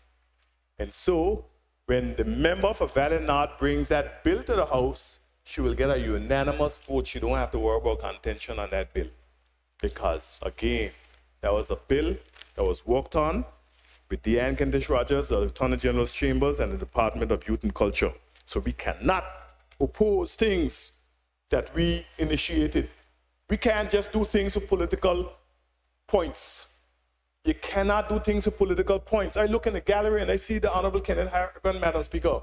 He was a stalwart in this House. He's no longer in this House. The House that this is named after Mr. Atlin Harrigan, the first Speaker of this House, the writer of the Beacon, the producer of the Beacon, and the precursor of the Anguilla Revolution in 1967, Madam Speaker, named after he is not here in this House. Every single last one of us who is in this House today will not be here indefinitely. Just like Saddam Hussein did not stay in power forever, Gaddafi, George H. Walker Bush. Member, I'll allow another 15 minutes. We did pause the time when you started. You started at 3:15, but we'll allow you to go to 5 o'clock. That's okay. Whatever you give me, Madam Speaker, I'll take. Madam Speaker, none of us will be in this House forever, so we can fight and we can curse and we can oppose for opposing's sake, trying to win political points. But ultimately, what we should be caring about is Anguilla. So I don't understand for the life of me, when we implemented all of these programs, why they oppose. I can recall when Dr. Webster and Deanne Kentish Rogers was successful in getting the school lunch program. There were surrogates on radio bashing us for the lunch program. Bashing us, school lunch program from the time I was going to school, Madam Speaker. And that was a long time ago. I went to Adrian Primary School in the 70s, you know. In the 70s. From then on up, children have been coming to school with an empty belly. And there's always people, Madam Speaker, no matter how affluent persons in a country may be, there are always persons who fall through the cracks. So thank God for Dr. Webster and Deanne Kentish Rogers, who was able to secure that school lunch program. I have eaten at the school lunch program, and I wanted to tip everybody because the food was so good. It's good. I mean, I'm sure other persons here have also indulged. The food is good. And we also must also thank Mr. Schultz and the Schultz Family Foundation, not only for that, but also for the MRI machine and all of that stuff, because what we are doing with every developer is ensuring that it was a meaningful program for Anguilla. So they talk about, oh, we got to give DOT back 1.6 million? 1.3 million US dollars for the development of the Lansing Bowl Cultural Center. That really and truly should have been a 20 million EC dollar project, right? That was done for $6.5 million, because I see in the budget they are allocating $550,000 for the office space, right? But we got a Lansing Bowl Cultural Center that is the envy of the Caribbean. The envy of the Caribbean. And they got a 28 report criticizing Hayden Hughes. And I feel so proud of that report. I want that report tattooed on my back. And when I'm buried face down, back out. Madam Speaker. Aquaponics, hydroponics, aquaculture. Oh, Lord, been there, done that. Been there, done that. And Madam Speaker, in terms of land acquisition for the airport. We already ventilated where the terminal went, right? But let us say we were using Shirley Rogers' Webster analogy. We do the runway first. Valley for Valley North. My apologies, Miss Member for Valley North. Member for Valley North, let's say we use her analogy, and we were going to do the runway first, and then they extend the air terminal afterwards.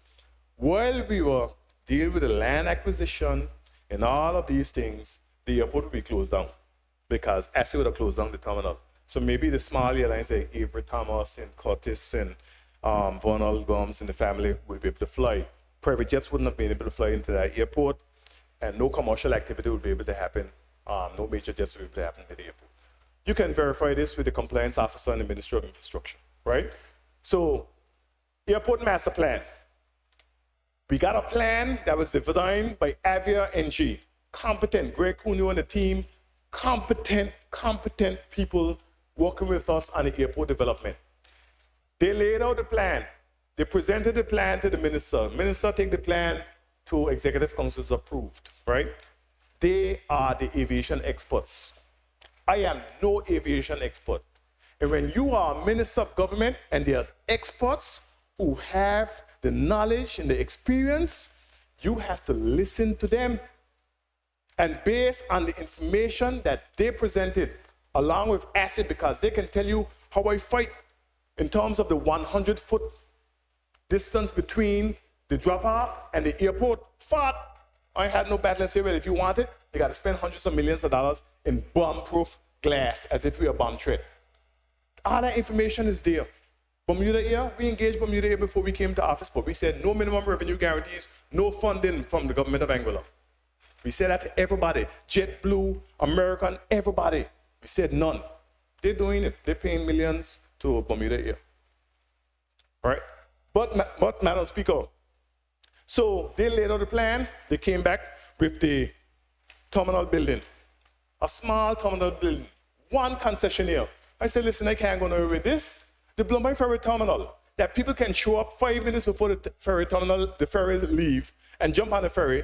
We got 3 concessionaires. And you want to tell me that at an airport that legally, people have to be there 2 hours before departure. You're going to have one concessionaire, I want 10. You know what they did? They went to the governor and told the governor that Hayden wanted to put all these concessionaires in the airport for his friends, even though the minister don't have no say in who get a concessionaire because it goes through a procurement process, a request for proposal process. And I said, well, we want at least 10 concessionaires. The terminal need to be expanded. And they came back with an expanded terminal. And then say, no, we need more space. Even now, the airlines that are going to be operating in there, the space is still too small. But guess what? The British said, oh, you know, the expenditure for the terminal, you're blowing up the expenditure for the terminal. I had to say one time, your money paying for it? Your taxpayers paying for it? Your taxpayers ain't paying for it because the 12 million pounds that they granted to us, the British government get on as if they're building these things for us. Hundreds of millions of dollars of the Anguilla taxpayers' money going into this. And they give us a paltry 12 million pounds until they give us something. Yes, we are grateful for your 12 million pounds. But from the 1960s, you said you'd build it for us. Boris Johnson came here in 2017, September of 2017, and promised Premier Victor Banks on public radio that they're going to develop the airport for us. Successive ministers came to Anguilla and said they're going to finance the airport. And when they said, oh, we misheard, you know what Shirley Rogers Webster said? Member for Valley North said, okay. But even in July of this year, the member for Valley North was still talking about the airport, about how they will go a different route in terms of funding the airport. But when I look through the budget, the same plan that Anguilla Progressive Movement had to fund the airport is in here. Good job. Good job of following on the Anguilla Progressive Movement.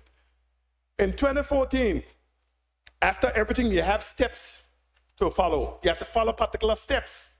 In these steps, you come to the point of land acquisition.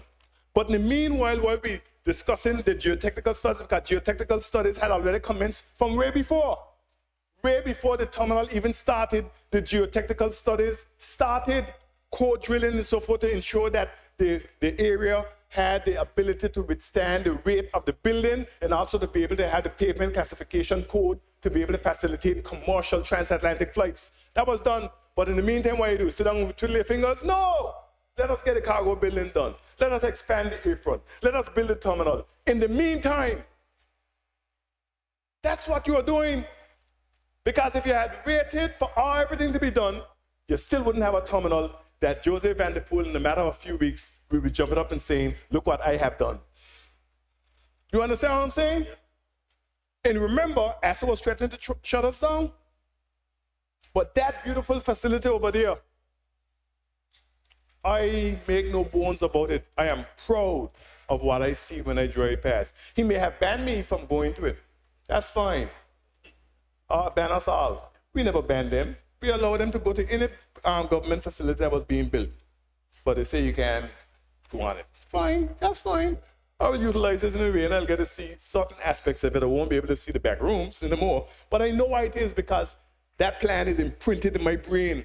Because unlike the Anguilla unit at the front, I bought my own helmet, I bought my own vest, I bought my own boots, I had my own level and my tape, and I went on every single project, went over plans, and say, hey, this isn't the plan, contractor, what are you doing?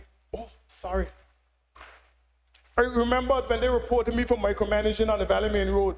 Madam Speaker, I want to give this story as I close. Every day I walked the Valley Main Road. I never got so much cardio in my life. Every day I walked the entirety of the Valley Main Road when I was doing the construction. One day I went there, they were putting down for the medians. And I went to my vehicle, I took out the tape, I measured, I said, Mr. Batik, these medians are too long. They need to go back about 20 feet. He said, Minister, you know, you need to be in the office. Leave the experts do what they're doing. I said, Mr. Batik, no vehicles can be able to get through here. He said, anyway, I walked over to the end of the road. By the time I came back, I saw the contractors taking up the farm work for the medians. I said, what happened? He said, bye, they were 20 feet too long. I said, okay.